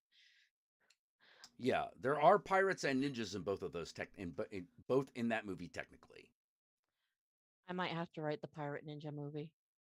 Yeah, I don't know if there's. I don't think there's I don't think there's a straight up pirate ninja movie. Call it Pirate Ninjas Must Die. Sell it to Asylum. It'll be great. It'll be great. Yeah, like three ninjas kick back, 3 ninjas high noon, then 3 ninjas knuckle up. Son of a fucking turd. I just. They love those kid sports movies. Yeah. Well, how many Mighty Ducks movies were there? To like 12. be fair to the Three Ninjas franchise, they are children's films. Yes. You know, like Dragon Ball Evolution was not supposed to be a children's film. It was supposed to be like for teenagers at least. Didn't work out that, you know, it didn't work out so well, but you know, that's what they were going for. It was no Page Master. I just reminded Jack that Page Master existed. Fucking Page Master. I'm a bad person. Yeah, also known as why does fucking everything right now have Macaulay Culkin in it? We had the Game Boy game. It wasn't good, but we had it. I don't know why it would be. It was a hop and bop game, but unlike Mario, there was really no way to like if you bumped into anything, you would just immediately die. You couldn't like level up or anything. Okay, so there's no Wario Land, is what you're telling me. Yeah, it was like so it was needlessly difficult and just not that exciting. Yeah. Man, remember Wario Land? That was a good one. I remember the commercials creeping the fuck out of me. It's me, Wario. They were so similar to a commercial that they had, I think, around the same time of one of the Chucky movies, where Chucky was just standing there talking to the screen. Oh, so they freaked me. I think that was Child's Play 3. Yeah. Yes. Which is funny because I think that's when Child's Play just got silly. But Child's Play 3 was at the military academy. Child's Play, let's see, 98. That's when they did Bride of Chucky. That's right. Right. When they started, when Jennifer Tilly got involved, they became like comedies. Yeah, yeah. That's when they became straight up comedies, and that's when they became wonderful. Yeah, that's when they reached heights that previously they could not have gotten to.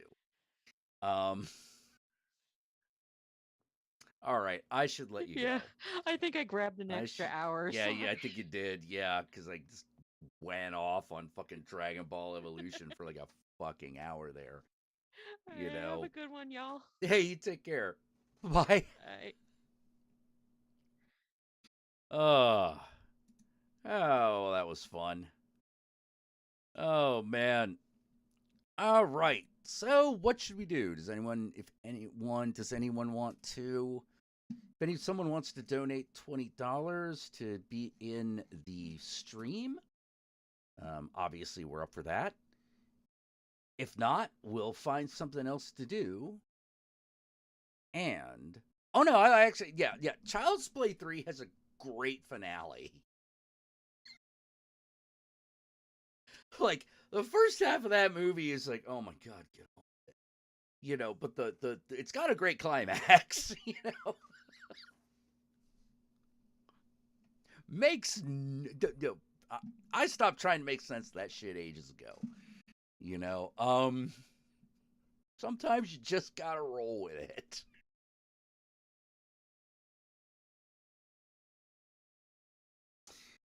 Oh my god. Okay, so I'm gonna take a quick break, and I'm going to handle some things I need to take care of, and we'll be right back.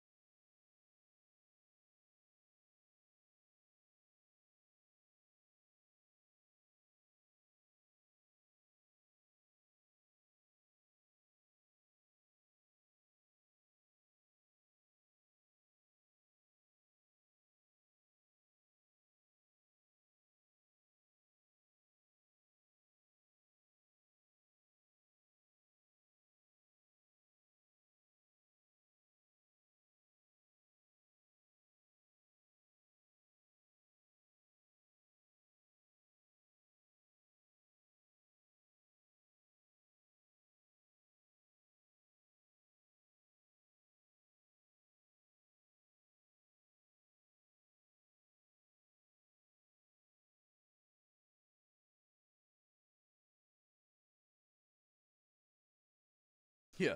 Next time on Sailor Moon. Wow. Those two cousins are getting up. Are they touching each other?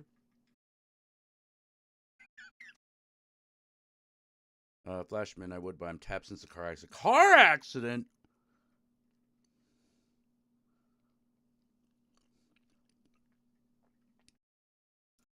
Car accident? Like, are you okay?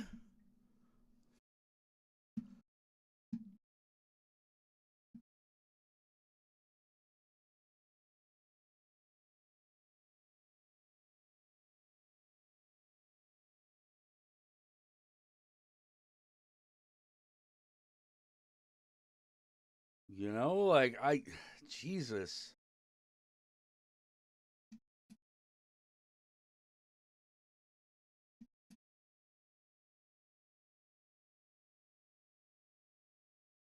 Sorry, the car accident thing kind of threw me.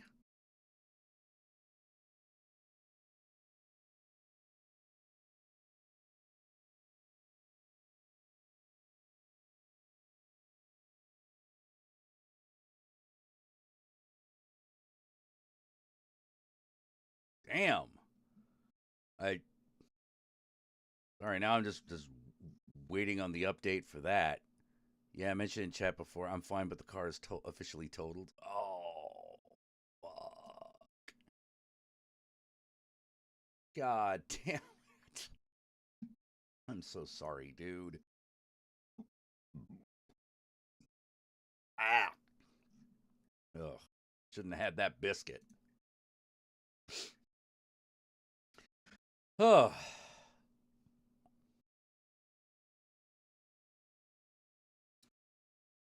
Oh. Currently working with your insurance. Why are you? What are you sorry about? You didn't. Did you cause the accident? And even then, why would you be apologizing to me?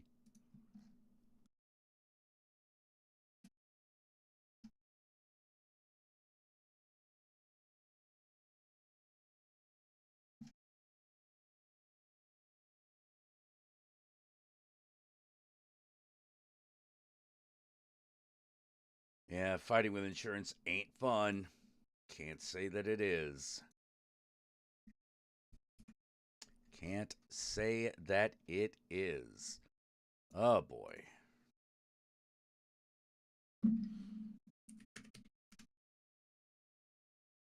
All right. Russian ruble plummets to record low against the dollar. Ooh.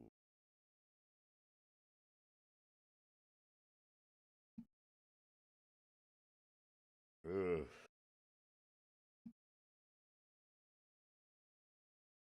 Well, that's not good. Is Jen Pesky the next Rachel Maddow? I don't care. Oil jumps above $100 a barrel and Asian stocks fall after invasion? Uh-oh. Yeah, Russian forces. BBC, Ukraine conflict. Russian forces invade after Putin TV declaration. Okay.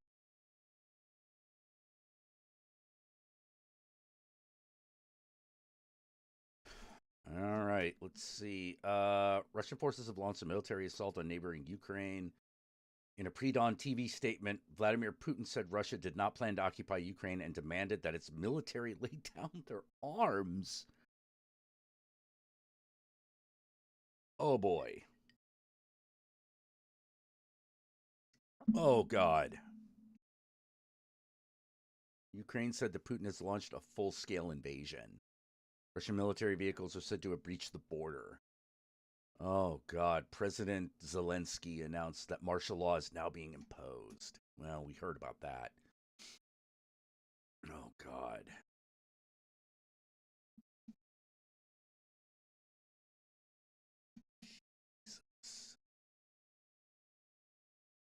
Russia first launched strikes on Ukraine's military infrastructure and border guard units.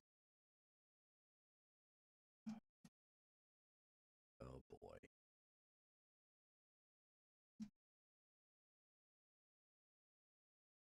He said the goal was demilitarization and denazification of Ukraine.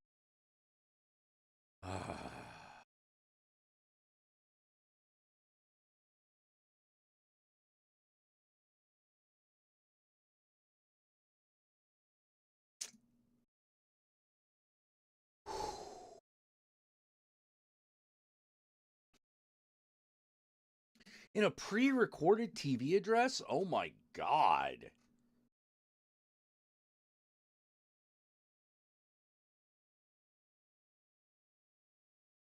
Oh my God. Oh, hey John, how you doing?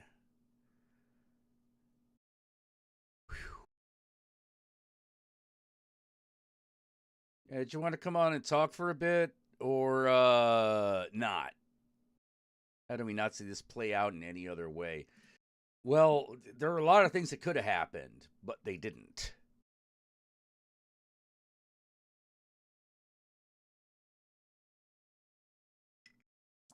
The denazification of the Ukraine. Well, the thing is that that's a weapons of mass destruction level of lie. It's the kind of lie that is kind of based in a truth, but is not why you're doing it.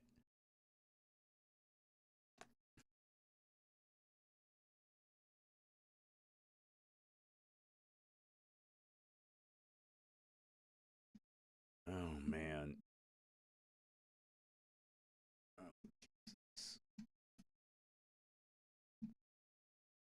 Fear and frustration as families leave eastern Ukraine.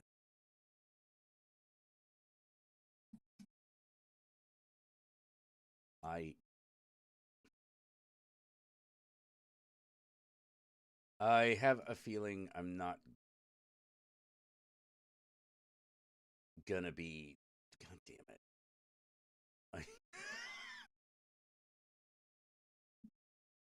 What chances are we to see nukes fly? Nukes fly? Oh, very little. There's very little chance of that. It's not zero. But okay, yeah, John, I'll have you on. Great. Minimal. Like nuclear war, that's still several steps away. Too many things could happen. One, NATO could back down. The West could back down. That would prevent a nuclear war. But possibly only by years rather than forever. Yeah, the glory of Russia would not mean much in an irradiated wasteland. Oh, yeah. Like, Poland's getting nervous. Poland is getting nervous right about now. I mean, to be fair, they've probably been on high alert.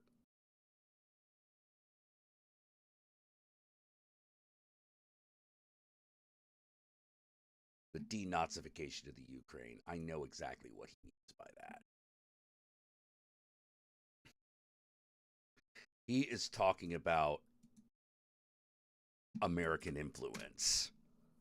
Because, yeah, if you didn't know, America supported Ukraine's far right movement for a while.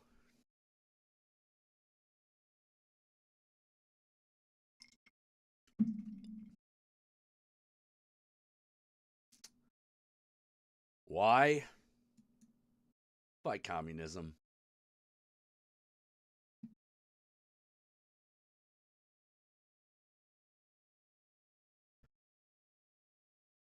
Why would Japan be getting nervous?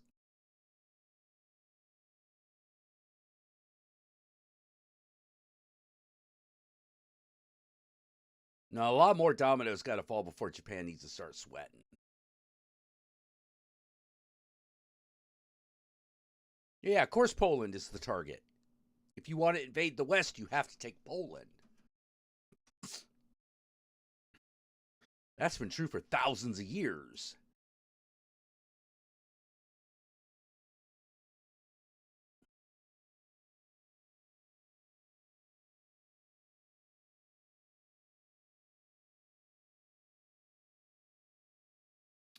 Once again, all comes down to that geography.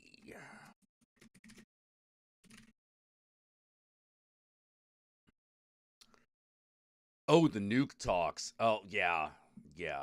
Okay. If you're talking about that, then yes. Like, if you're talking about, like, they might be getting nervous just on general principle, then yeah. I mean, okay, if you're a country on this fucking blue marble and you're not nervous about this, you're an idiot. Yeah. Oh, God. It's like I don't want people to freak out or anything, because like at the moment, if you live in any Western, if you don't live in Ukraine right now, you don't have much to worry about at the moment. At the moment, you know, that could, Right. yeah, but bear in mind that could change at any moment. It could. It could also not change at any moment. Yeah. So yeah, I just, God damn it, I'm worried about the artist. What artists are you? I hired a Ukrainian artist to work on Babylon. Oh. And have they? They tweeted like 3 hours ago. Okay. I responded, have not gotten a response back. Okay. Is it who I think it is? I don't know. No, it's not. Probably not. More likely not. Yeah, it's not. Yeah. All right. Okay. All right. You can just tell me in the Zoom chat who it is. There's no reason to keep it secret. Their Twitter handle is they go by No Name. Oh, okay, yeah, I know you're talking about. Yeah, I was thinking I think it was like Shadow Mist or someone. Oh no. Shadow Mist is like in fucking Kentucky. Oh, well, good for him. You know, yeah, nah, he's okay. Anyway, no, okay. Oh, there's a Russian bot in that. Oh, shit. Oh, yeah, we gotta take care of that shit. Hold on. Get the fuck out of here, Russia. You're not even true Slav anymore. Yeah. We're not here for it today. You know, we're not. You're not. I hope today you are not comrade. You know. I hope that Ukraine takes their fucking UN spot. I would just be the sweetest fucking cherry on top of this man, cake. I don't know how likely that is, but like.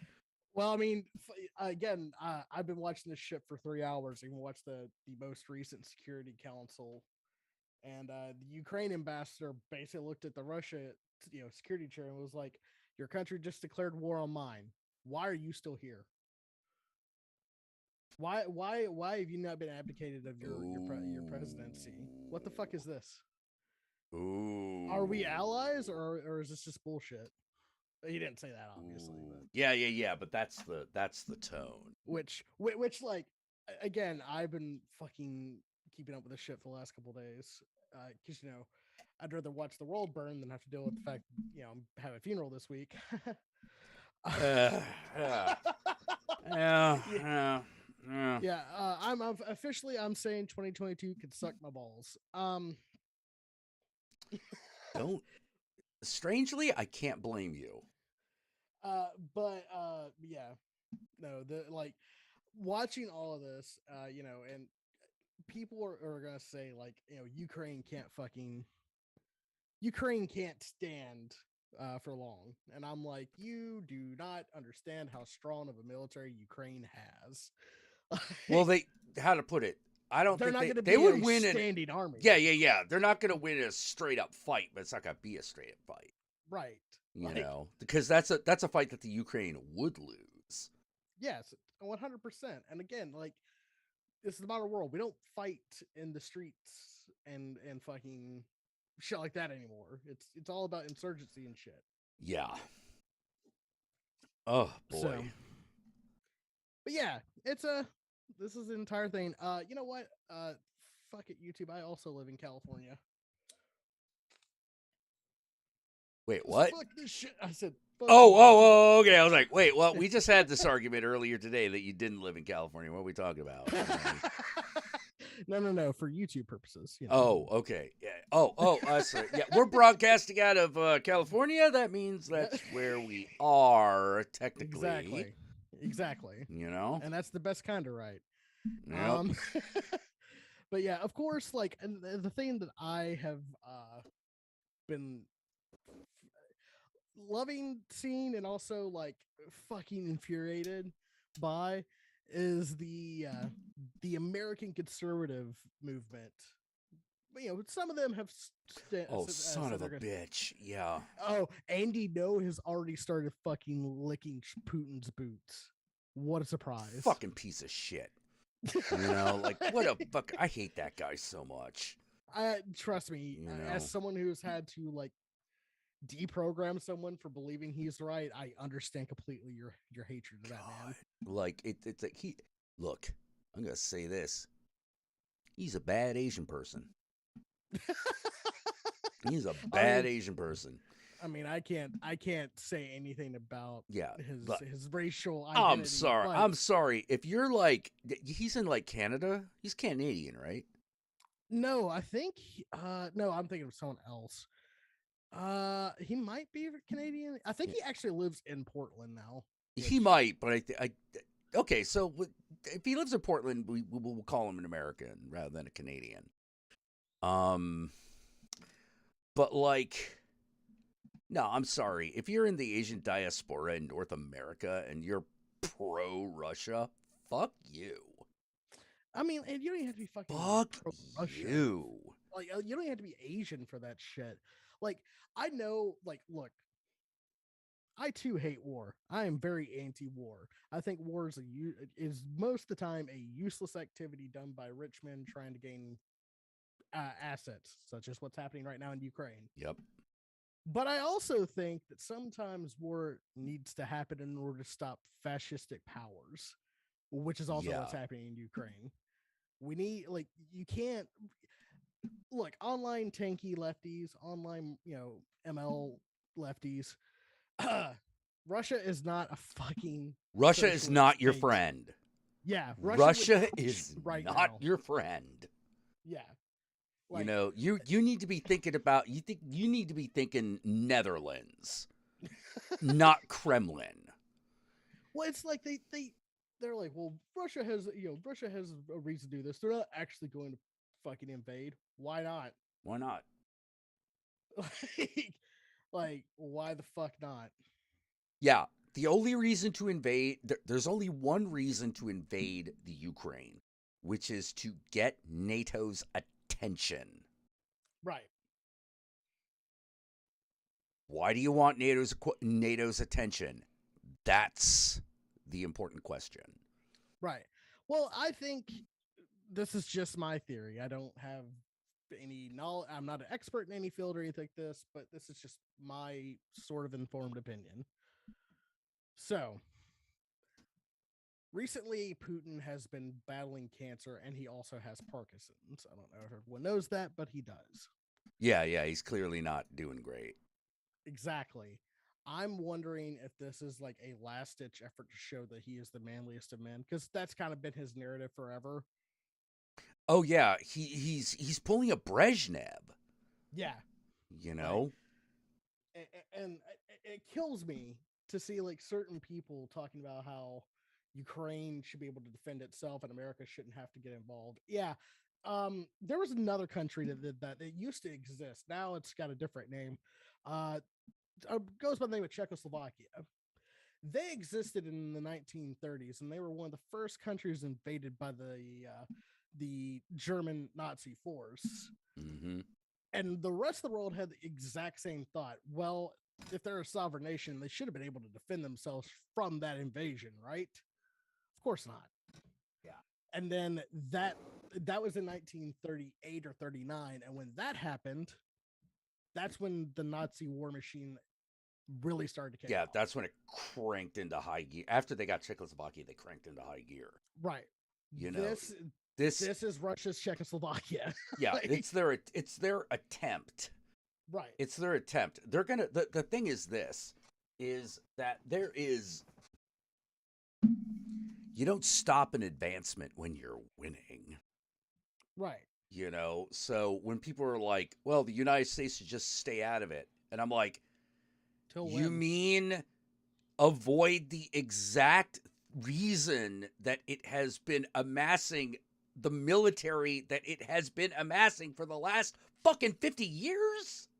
Yeah, exactly. That's what you're saying. Not happening. Yes. Like, if that happens, oh my God. Like, which thankfully, it will create more chaos if the United States doesn't do something. Which, and I guess a way I want to put this, again, I don't want people to freak out, because right now shit is hot, but it's hot in Ukraine. If you don't live in Ukraine, more than likely you're not going to feel the heat from this. If you're in Poland, you can start sweating. Yeah, if you're in Poland, please start sweating. Please start, getting ready to leave if you can. Yeah. Like, man, tonight has been a night for me. I've been fucking, just going through like a bunch of fucking sources trying to find like missile strikes and see where the attacks were happening. See what actually did happen, what actually hasn't happened. Because here's the other fucking part of this equation that a lot of people, I don't think are really the propaganda machines are in full fucking swing. Exactly. The disinformation that you will get from unreliable sources right now is going to be out of this fucking world. Oh yeah. There's already bots on Twitter saying that Russia has completely destroyed the Ukraine military and is now looking now occupying it. Yeah, and it's like, no, that's no, not that quickly. John Smith saying Western powers don't seem keen on fighting an enemy that might be able to hit back. Yes and no. Yeah. This is here's the thing. When I say that this is the situation that everyone's been worried about for 50 years, I'm not kidding. This is it. This is it. This is it. This is the thing which NATO is specifically fucking created for.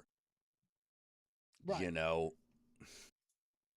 And yes, Jake, I'm in the same boat. I'm 100% an anti-interventionist, except for when it comes to fucking authoritarian regimes and taking over literal countries. That's usually my breaking point. Yeah, well, the problem really comes down to this, which is right now a 50-year stalemate in a big chess game just had its next move. Right. And up until this point, everything's been in check. It's like, okay, you move here, then you're in check. If you do that, then you're in check. Get back in your corner. And that's on both sides. Right. That's been on both sides. One side has just decided to make a move. It's like, no, fuck it. I'm making the next move. We're going here. Yeah, and it's an attacking one. Yeah, and it's an attack move. And so now all of a sudden everyone is like, what do they know that we don't? And like, here's the thing. What the problem is like Russia is in such a desperate time right now for a win. Mm-hmm. I don't know what's going to happen. Wolfman asking if CNN is okay. CNN is fine, but also like understand that. Well, they're not going to have the whole story. Right. Understand that a lot of what you are going to need to see is going to be guerrilla journalism. Yeah, like we're going to be entering we're entering the fog of war. Right. Like we're not going to know exactly what is going on, and even I trust CNN to try. I trust BBC to try. I do not know that they're going to be accurate simply because, as John said, yeah, the most accurate reporting is going to be from the ground. Right. So until we start hearing from those people, we don't know shit. And if you see anything from RT or Russia Today, understand that is a state-based telecom company. Yeah. That is Russia's fucking media propaganda arm. Yeah. They're the mouth of Russia. So whatever they say, that is their Fox News on steroids, because the state actually does fund them. Right. But yeah, like I'm saying this right now, folks. Like, there's going to be a lot of disinformation and trolls and shit like that. They're going to be on all the fucking social media websites. Don't engage with them. Don't fucking give them any substance. Block, report, and fucking get them the fuck away. Yeah. It's not going to be worth it. It's not worth it. Al Jazeera would probably also be all right in this circumstance, but yeah, Al Jazeera has its issues. I mean, obviously. Oh yeah. Like I'm not, but how to put it? We're not talking about the Middle East right now, so yeah, exactly. So they might be okay, right? And yes, Russia is dying on resources. The fucking stupid thing though is like Ukraine doesn't have that much left. Like they've got oil deposits, but it is not nearly worth the invasion that's going on right now. Yeah. The big here's the thing that made me go, oh my fucking god, like the realization that oh my god, I have no idea what the fuck what the fuck is going on right now. I think that's the big problem. Well, like I think that I mean Russia knows what it's doing. It knows what it's planning on doing, but nobody else does because fucking Germany just shut down the pipeline. Yeah. They shut down the big oil pipeline and they're just like, no, boom, done. First of all, yeah. Like this is what we're gonna have to do. We're not gonna be able to just fucking bomb Russia and back into the Stone Age. We're gonna have to choke them out with resources. Yeah, exactly. It's like, okay, you get no more money. Boom. Yeah. No more money from us. I know that there are going to be people that will say, well, that's going to hurt civilians. It's going to hurt Russian civilians. Of course it is. Yeah. You know what else hurts Russian civilians? Going to war in Ukraine. Yeah, like basically, yeah, but it's one of those moves. Germany shutting down the pipeline was such an obvious move. I can't believe Russia didn't know that was going to happen. Well, they think again, these are the people that installed Donald Trump in America. Yeah. Like I'm not getting conspiracy theory. I'm just saying, like, you know, a lot of Russian money was tied behind his campaign. Oh yeah. And they thought he was going to get reelected, which thank Satan he didn't. He did not. Yeah. I mean, I'll tell you this. I'll say this though. Do you know who I wish was president at the moment? Bernie.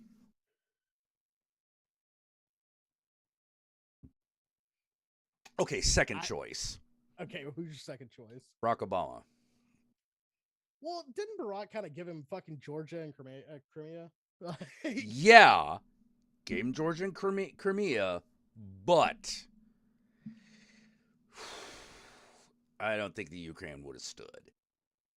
I don't think that would have been okay. Given the way he behaved during the Arab Spring, I don't think that it would have flown. I mean, maybe. I don't know. Like, I still I have my issues with. Well, let me put it this way: I don't know that he would have been able to prevent it. Right. That's not what I'm saying. What I'm saying is, I'd have been if Barack Obama was still president. Russia would probably be a little more worried that America would fight back. I don't know why they'd be less worried with Biden as president. Because he's old. Biden loves a war, though. No, he doesn't really. But like he definitely believes in using military action. Oh yeah. He'll do it. But it's definitely one of those. Yeah, I could use I could use a guy's a bit scrappier right now. You know, like I think we all could. With that said, we'll see what Biden does tomorrow. Yeah. That'll count for a lot. Right. Like this is the thing, and like this is the thing about this entire situation, which is this is all done because Putin thinks that the US is weak. The one thing we cannot do right now is act weak. Yeah, because the shooting started. Like, Right. I Like I we know can't exactly what is going on right now, which is this. America right now is building up the case to retaliate. but they're not gonna have to do too much case building, I'll tell you that much. Oh no, they really won't. But like the thing that pisses me off beyond all fucking recognition.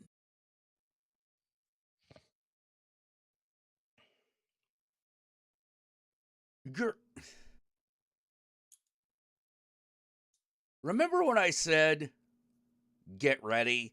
You're going to find out that large sections of the Republican Party were funded by Russian money.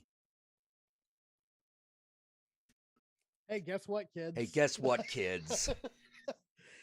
all the Republicans saying we should support Putin should have their I'm wondering assets why they said audited. that.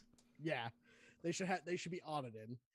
And, they should not just be campaign donations. Yeah, like, they need to be audited fast. And the other thing that freaks me out is that two of the prosecutors in what happened. The Moscow Exchange is down 44%. Yeah, it's bad. It's real bad. It's below. That is real bad.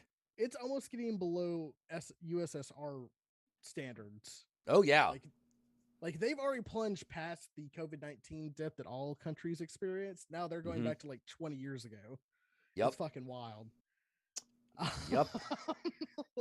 Yeah, this is the last big push between in many ways it's the last big push between authoritarianism and neoliberalism. Right. You know, remember when you could at least rely on the GOP to not like Russia? I know, right? I know, right? Yeah, because they were commies. And now that they've realized they're authoritarians, they're like, well, hey, we believe some of the same things. Yeah. Like, I mean, I hate to break it to people, but that's exactly the reason why. You know, like the GOP has been infiltrated with Russian ideals. Oh, yeah. Just like a lot of conspiracy theorist bullshit has been infiltrated with Russian stuff. Oh yeah, absolutely. The thing that worries me the most is that the day this all kicks off, two of the investigators who were working against Trump resigned. Yeah. And I found myself going, why? Not all of them, just two of them. But I'm doing that like,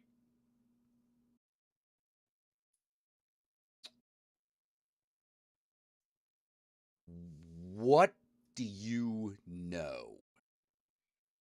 What do you know, or what were you really there for? I think, hold on, are you talking about the one in Manhattan? Yeah. I think There's been no statement from the two people who resigned. And I'm also like, did you resign? Did you resign or did you resign? Because the new Manhattan District Attorney, Alvin Bragg, indicated to them that he had doubts about moving forward with the case against Mr. Trump. The people said that's why they resigned. Because the new DA said that he doesn't think that they have a case. Probably because he got paid too. Yeah. There's a new DA. Mm-hmm. Oh. Yeah. Motherfucker. Yep. Motherfucker. So yeah, that's the reason why. That's the reason why that's probably the reason why that shit stopped. It's because there's a new DA, and that new DA said, "Oh well, there's not really much here to do." 1, 2, 3, 4, 5, 6. I'm not saying he's been paid off. I'm just saying that it's. I'm just saying likely. Somebody's been paid off. Yeah. Like, I'm sort of like, oh, wait, they quit because the district attorney's like, well, I don't know if we like, all right, fuck it. I'm out. You know, fuck this. You know, if Trump's bought off the fucking DA, then we're not going anywhere. I don't know if Trump bought him off. Someone probably did, but Oh yeah, probably somebody. You know, let me put it this way. I don't know if Trump could buy a Senate race, but I think could probably buy a district attorney race. or at least like buy one to shut up. Yeah. Maybe. Yeah. Again, it may not even be Trump that's doing that shit. It may be some other person on behalf of Trump doing that shit. Yeah. Well, I mean, that's likely the way it went down. Yeah. But yes, it's shocking to see so many people that see a nation getting invaded for really no provocation in of itself and cheering for the invader in in a modern day. Yeah, And I find myself country. going like, you couldn't wait. You guys couldn't wait to head into fucking Iraq. Yeah. Fuck you. You know, Yeah, you're gonna back out and you're gonna bitch out now when it's real? You fucking pieces of shit. There was somebody in your chat that was talking about how this is just like Afghanistan. No, it's not. Oh no. No, it's not. No. Like No. this is way more tense. Yeah. No, you know, like this is or saying that saying that we won't do anything because we didn't bomb the fuck out of Afghanistan. I was like, you weren't alive in 2001. Yeah. You could have fucking first of all, we did bomb the shit out of Afghanistan. Yeah, we could have dropped still didn't work. Mega nukes on Afghanistan at that point, and the American public would have probably cheered it on. Yeah. Oh yeah. Like we could have dropped world-ending nukes on Afghanistan and turned that entire fucking region into glass, and you'd have probably gotten some positive points in your approval ratings. Yeah. Easy to imagine. I mean, you and I both know what it was like during that time. Oh yeah, definitely. Oh my god! First off, I want to say this to anybody that's living in areas where a lot of Russians hang out. Please don't do what we did in 2001 and fucking blame Russian people for the actions of Putin, like we did with Middle Eastern people and the actions of fucking Osama bin Laden. Yeah. Can we I know that a lot of people can't keep ethnicity and nation apart. Right. You know? Well, not even just that, fucking hell. The people that are living here that are of Russian descent probably fucking escaped from the person. Yeah, most likely they did. Yeah, exactly. Like, if you got that one guy who's, fucking mouthing off. Yeah. Feel free to punch that guy. But, I mean, hey, motherfucker wants a bar fight. He's asking for it, But, not just, random kid or just a fucking family that's fucking just trying to do whatever. Here's the thing. The area that I live in is right next to a place, to a place that's very famous in San Francisco. You know what it's called? Russian Hill.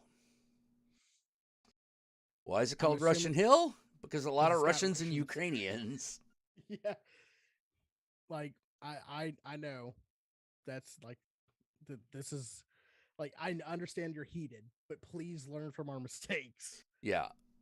And that that's area, what scares the fucking shit out of me right now is people are I just hope this doesn't happen, but people ridiculous percent are Jewish and Roma people who escaped the USSR. Yeah, oh yeah, exactly. Oh yeah. God. And by the way, during that conversation, Russia has dropped 60% in their fucking economy. Wow, an extra 20% in the last 20 minutes. Yeah. Wow. Dang. Yeah. People on the right are rooting for Putin because they want. Oh yeah, they want to push the narrative that Dems are responsible. Motherfucker, I don't know. I disagree with that. I think the reason why they're doing that is because they want an authoritarian regime in the East. I'm sorry. Well, yeah. Why else would you be taking Russian oligarch money? That's what they want. they're not trying to push a narrative that the Dems are the reason why this happened. They're trying to push a narrative that they're not. It's not a narrative. They're trying to make sure we can stamp out democracy. Like, I'm sorry, folks.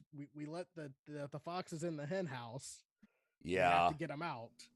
Like, Yeah.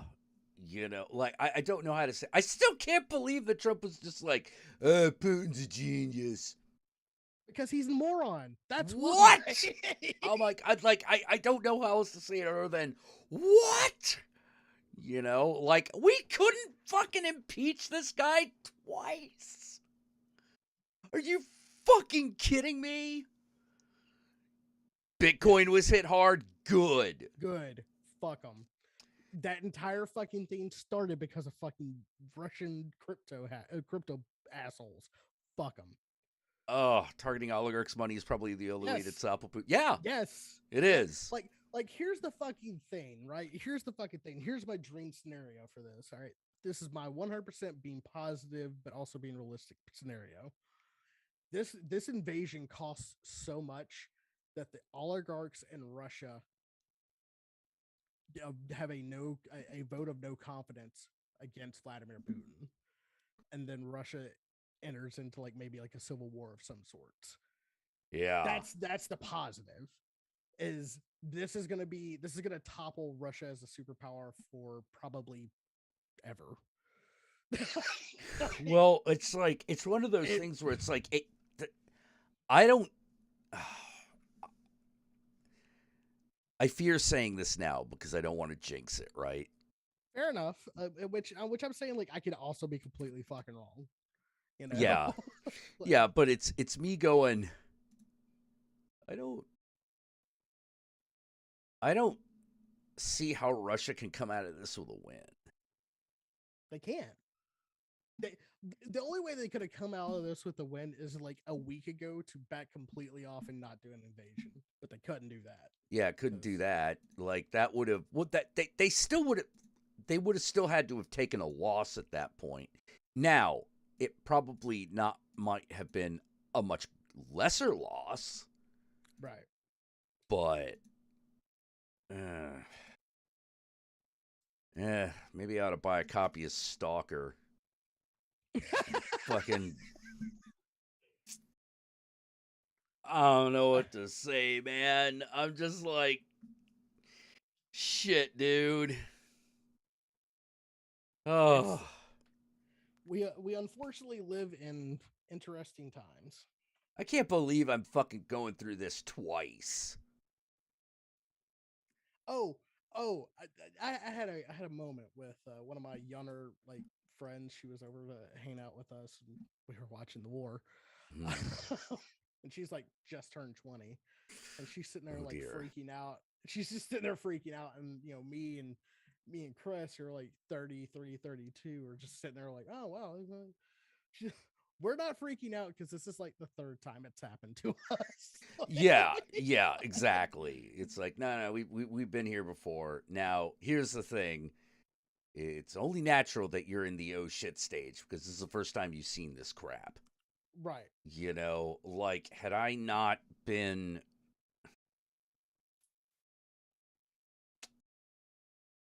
my father's son and another man's son, I probably would have freaked out way more on 9/11 as well. I mean, I was like 10 when 9/11 happened, so yeah, I was in my 20s, and I had the Rick Sanchez reaction, which is, oh god, this is how they're gonna fucking take away more of our freedoms. That's exactly where I was. Everyone else was worried about World War III, and I was like, no, this is not World War III. This is fucking, fuck the Fourth Amendment. Yeah.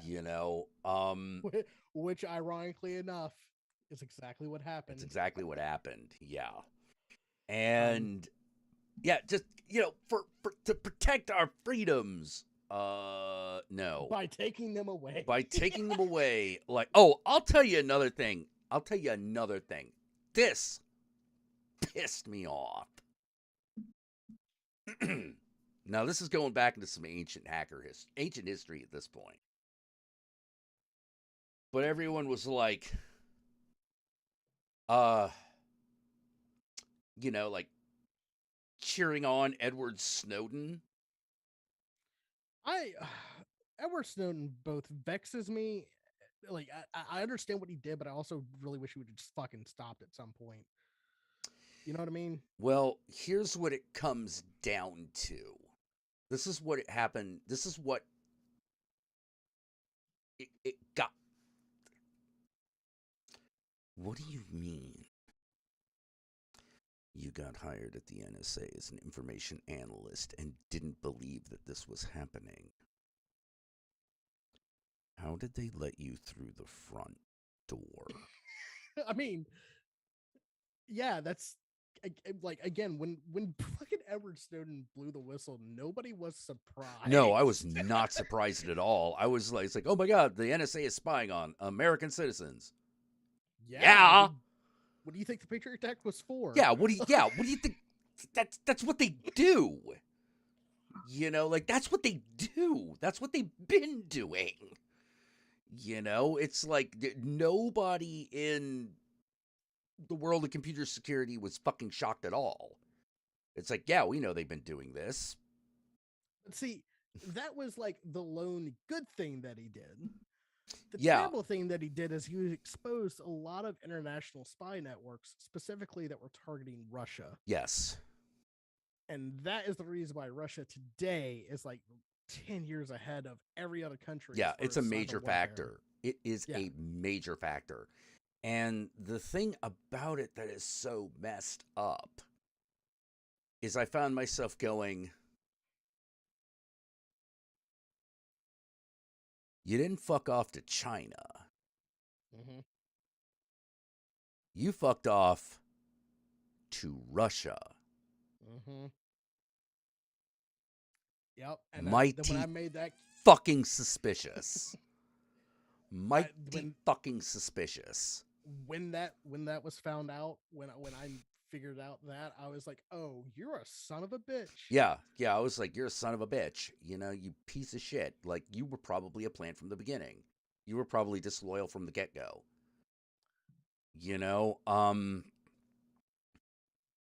But of course, like, a nice Mormon boy from Salt Lake City, fuck off. Fuck off. Again, like, was libertarian, now a big fat lefty. When I was, during my libertarian days, it's like, fuck yeah, he did the exact right thing. He told everybody that America just spies on everybody, like other countries too. As I've gotten older and more left leaning, I've realized, yeah, he did. And then he gave all that information to the people. To Russia, yeah. Like, yeah.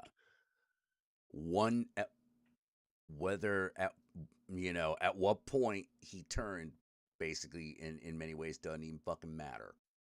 Right. Because he escaped with all that fucking information. And I'm like, ugh. And ever since then, I have been banging my head against a fucking brick wall anytime anything involving Russia and spying on America has fucking leaked into the news or the public consciousness, because it's just one of those, like, I don't know how to put it, man. It's like, I don't know how to describe it. It's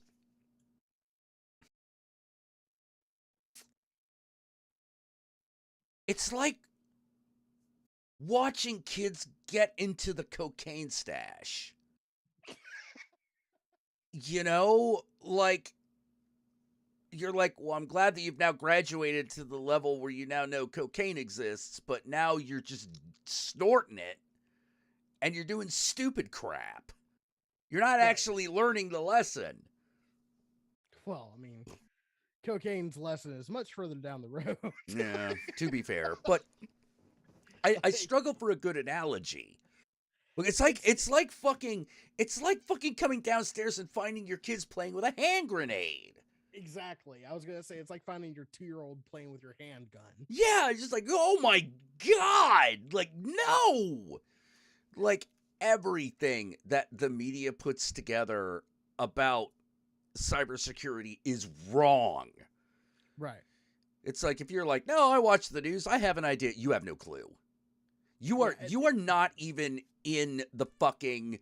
You're not even at the crime scene. You're not even in the state where the crime happened.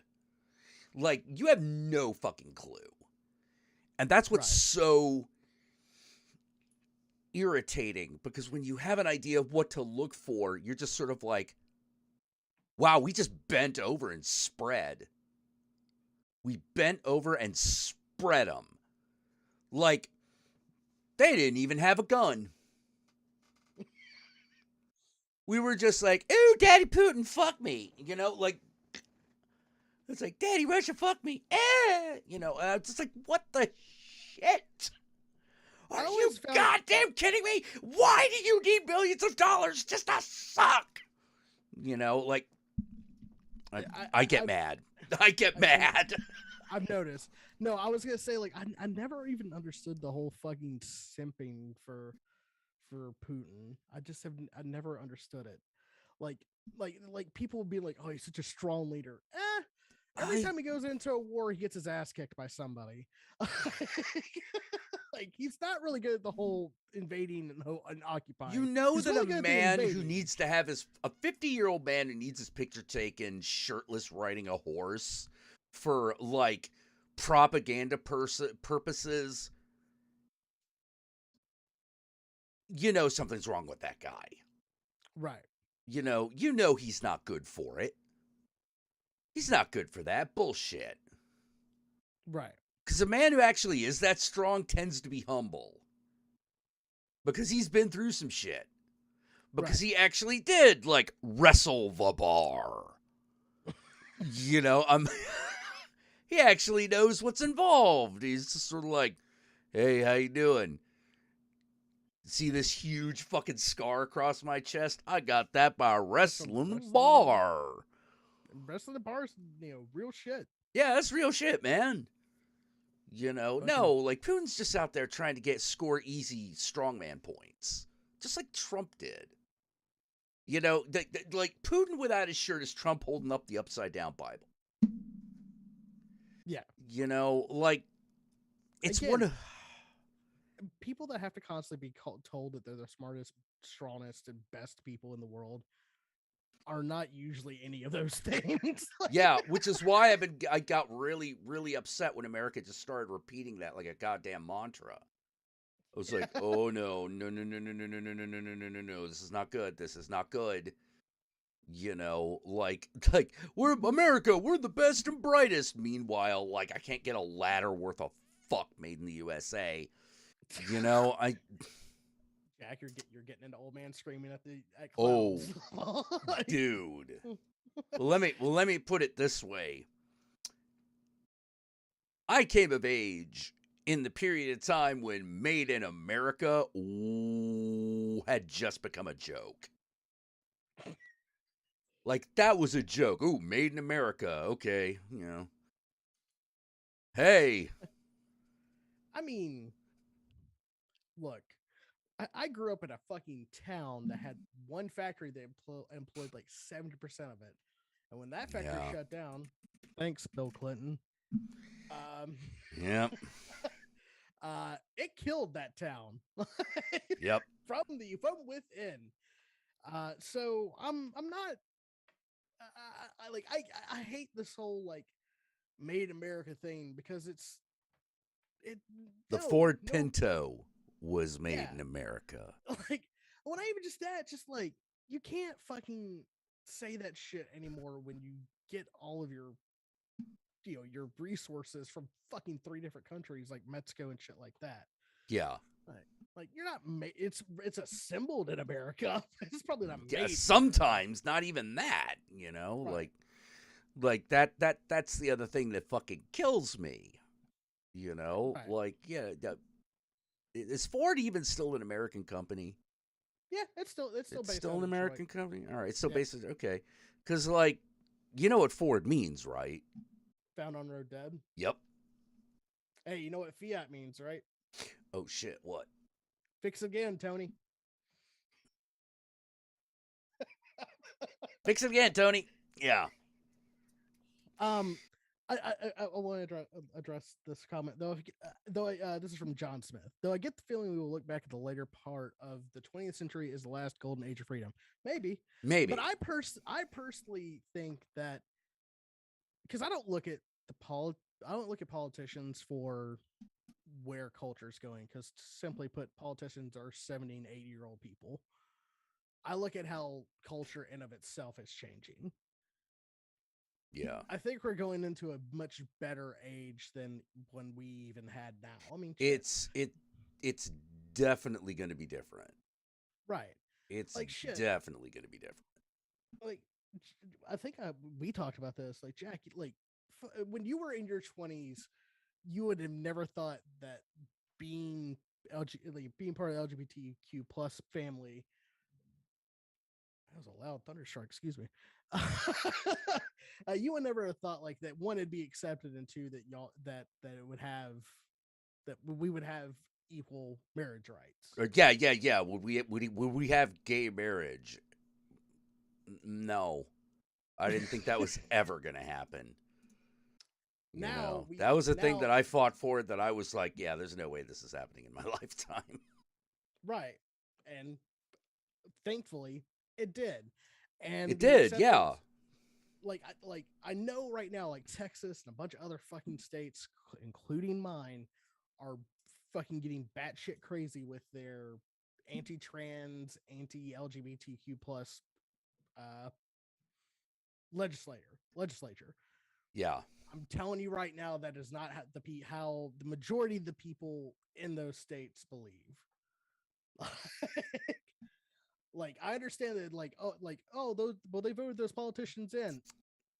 Yeah, some of them did. The problem is that it's so fucking corrupt down here that and so many people that are on my side of the aisle have been beaten down so much that for 20 years we just gave up. Luckily, the culture's changing again, and it's starting to shift more towards a progressive ideal. I mean, shit, you have people with like my accent or worse going like, hell, I ain't got no problem with queers. I think I should marry whoever the fuck they want. And that's fucking progress, folks. Yeah, that's huge progress. That is gigantic progress. That was unfucking thinkable 20 years ago. Fuck yeah. I was again, same Gen Z friend. She asked like what slang we had as millennials, and I was like, to be honest with you, we just kind of spoke in slurs to each other. Yeah. Like how many don't cancel me on this one, but how many times have you like heard this statement? Quit being such a fag. Oh yeah, totally. Like that 90s and early 2000s is just full of that stuff. Like that was a slur that gay people would use against other gay people occasionally, just to fucking prove the point that, look, there's gay, and then there's whatever's going on here. Okay, we don't know what that is, but you need to knock it the fuck off. Thankfully, we had Jackass to help us get over our fear of man-on-man love. Oh, come on. Jackass is gay as the day is long. Oh, I'm not saying it. Look, there's a reason Rip Taylor fucking ends that first movie. That's all I'm saying.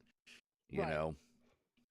Like that's the thing. Like, I understand people are losing hope, and I can't tell you not to, but I am telling you, like, before you lose hope, make sure you check in with the people that actually might be in charge of this shit in 10 years, and then reassess. Like, how do you mean? Okay. Again, 20-ish years ago, we'd have never had gay marriage. Fuck, even Democrats were against it. Oh, I see what you're saying. Okay. As we have progressed, that has been lightened up on. I mean, conservatives are never going to be for it, because scratch a conservative, you fascist bleeds. Yeah. Like, Yeah. But the thing is, like, society in of itself has moved on from this. Like society moves much more progressively than politics does. Yes. So I know it sucks, and I know a lot of you out there are like, "Oh man, that sounds terrible." It is, but you just have to keep persevering. Like, Yeah. like number one rule, folks: don't die. Like, don't put yourself in a situation where you can't handle it or something like that. Hope is a good thing. Hope is a survival technique. Hope is a survival asset.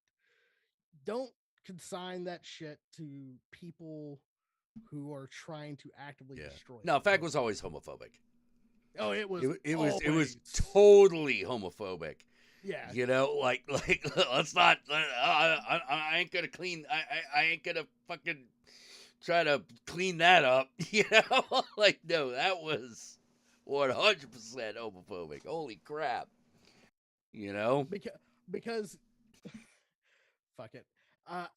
Because fag was like synonymous with you. I mean, you're right. It is. Yeah. You are right.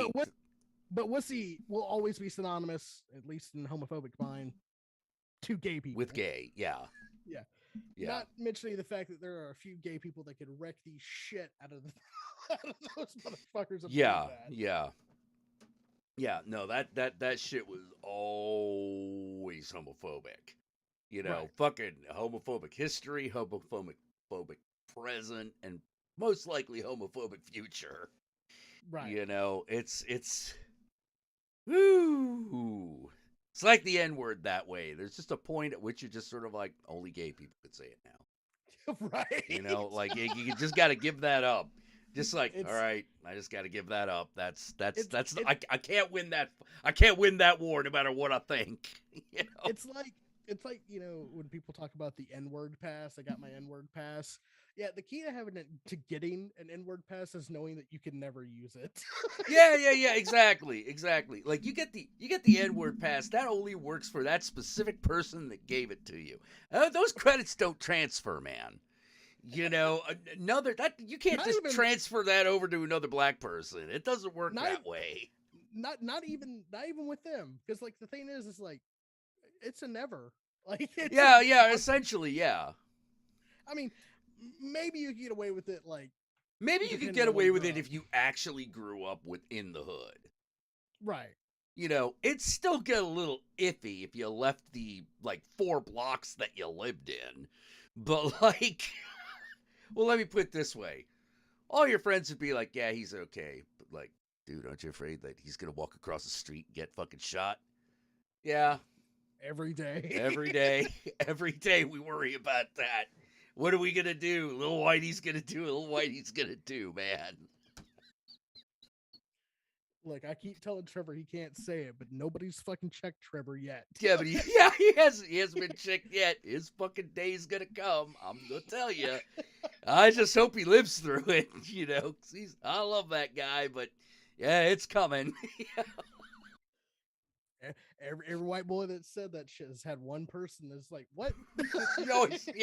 Always one bad day, and that's all you need. Like the Joker said, it's all you fucking need. Just needs to happen once, you know? You grew up in London. Fag was a slang term for cigarettes. Yeah, most people didn't. In America, people absolutely did not use it that way in America. Yeah, no, but I know what you mean about like. But the thing is, they both have the same root word.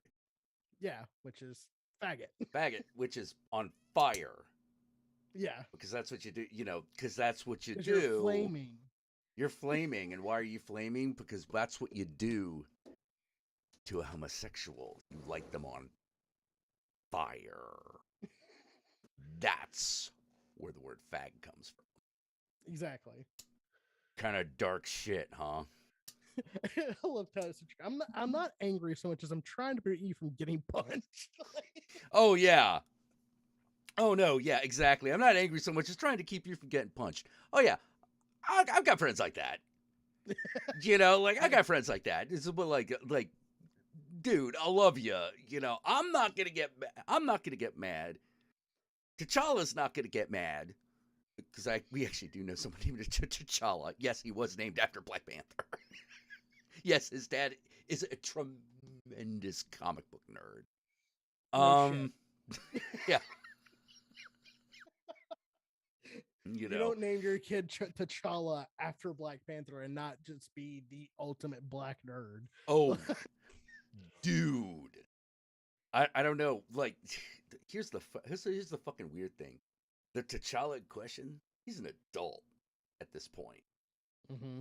And it's definitely one of the, like, he is like our age. He's like my age. Okay, I was about to say. You know, he's like my age. And so, like, I met his dad. Now, I always thought everyone called him T'Challa because that was like his nickname. I just assumed it was. I mean, because who fucking names their kid T'Challa, right? I thought that was just he was just a big Black Panther fan because he was, well, he is, and fucking we're a bunch of assholes. So someone just started calling him T'Challa because we're being fucking assholes. And I was like, well, clearly that's what happened, and it just stuck. That's a party name he had back in the early 90s. It's just fucking existed up to this point. Wrong. His dad gave him that name.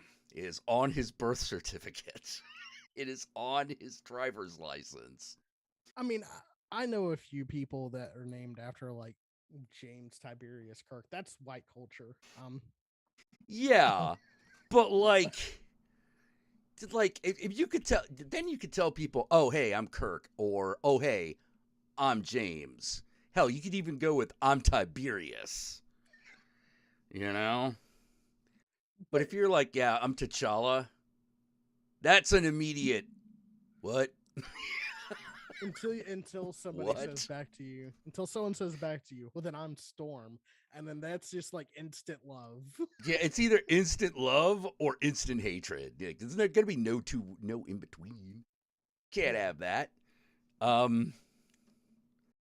Yeah, you always thought it was a bastardization of Flagala. No. A batch of flaming sticks is literally called a faggot. Right. Which here's the thing, it's like the word fuck. There's Flashman, you know T'Challa, right? Must be the cream of the crop. Cream of the crop. You know, like, yeah, you know. I'm pretty sure Flashman also knows him. You know, they've occupied the same building several times, you know.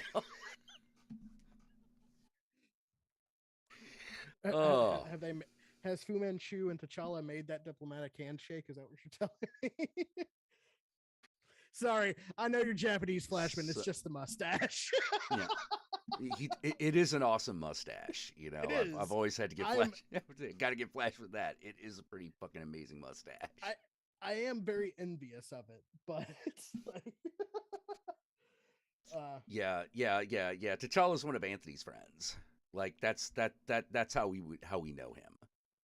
You know, the thing is, T'Challa himself is very quiet. You know, like a panther, right? Yeah. Well, I mean, like he's kind of like, you know, kind of shy guy, but like he was always the guy who was sort of like he and Anthony and Eddie had music in common. Right. Outside, they ran into each other due to their music connection, and then they found out they were all Marvel nerds. You know, and so like that was it. That was just like, okay, like yeah, you're in this friendship circle now, that kind of thing. You know, Flash was more Ming the Merciless. All right, yeah. All right, cool. No, I'm Fair down enough. with that. Ming the Merciless, or Kellic if his beard gets a little too long.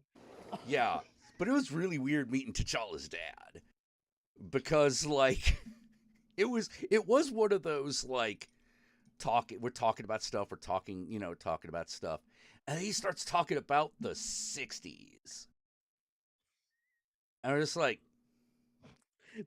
did you have your Repo Man moment where you're like, eat a lot of acid in the 60s, Bob? But yeah, I kind of did have like, it's like, wait, how old are you, man? And he's like, he's like in his late 50s, early 60s. And I was just like, oh, why are you here? Oh, I'm T'Challa's dad. Oh, and you're a DJ. Yeah. Oh, Yeah, I'm cool. I get it.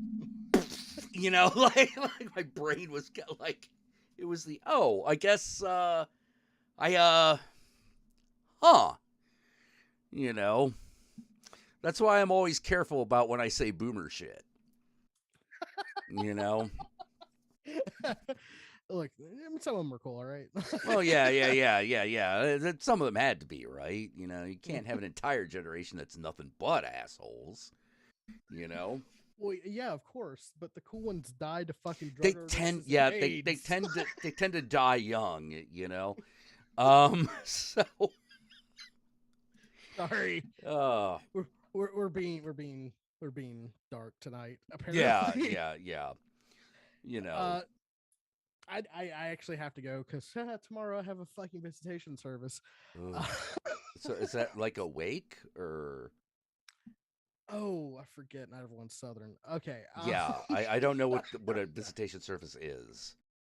So visitation service is basically like it's like the family reunion for the deceased, where everyone just kind of gets together. They visit the body, which is basically just see the body before they bury it.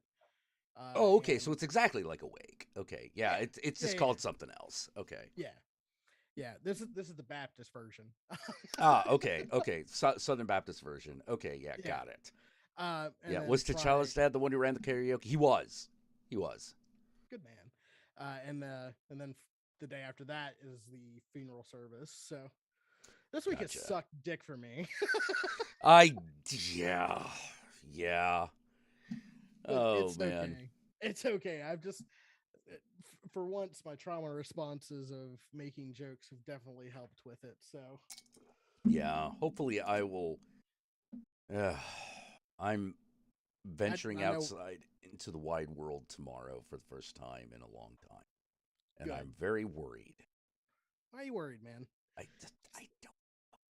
I'm just. It's one of those like. There's COVID out there, man. You can just feel it. You know. You've been vaccinated. Yes. You've been boosted. Mm-hmm. All right. Like wear a mask if you're inside. Obviously. Oh yeah, definitely.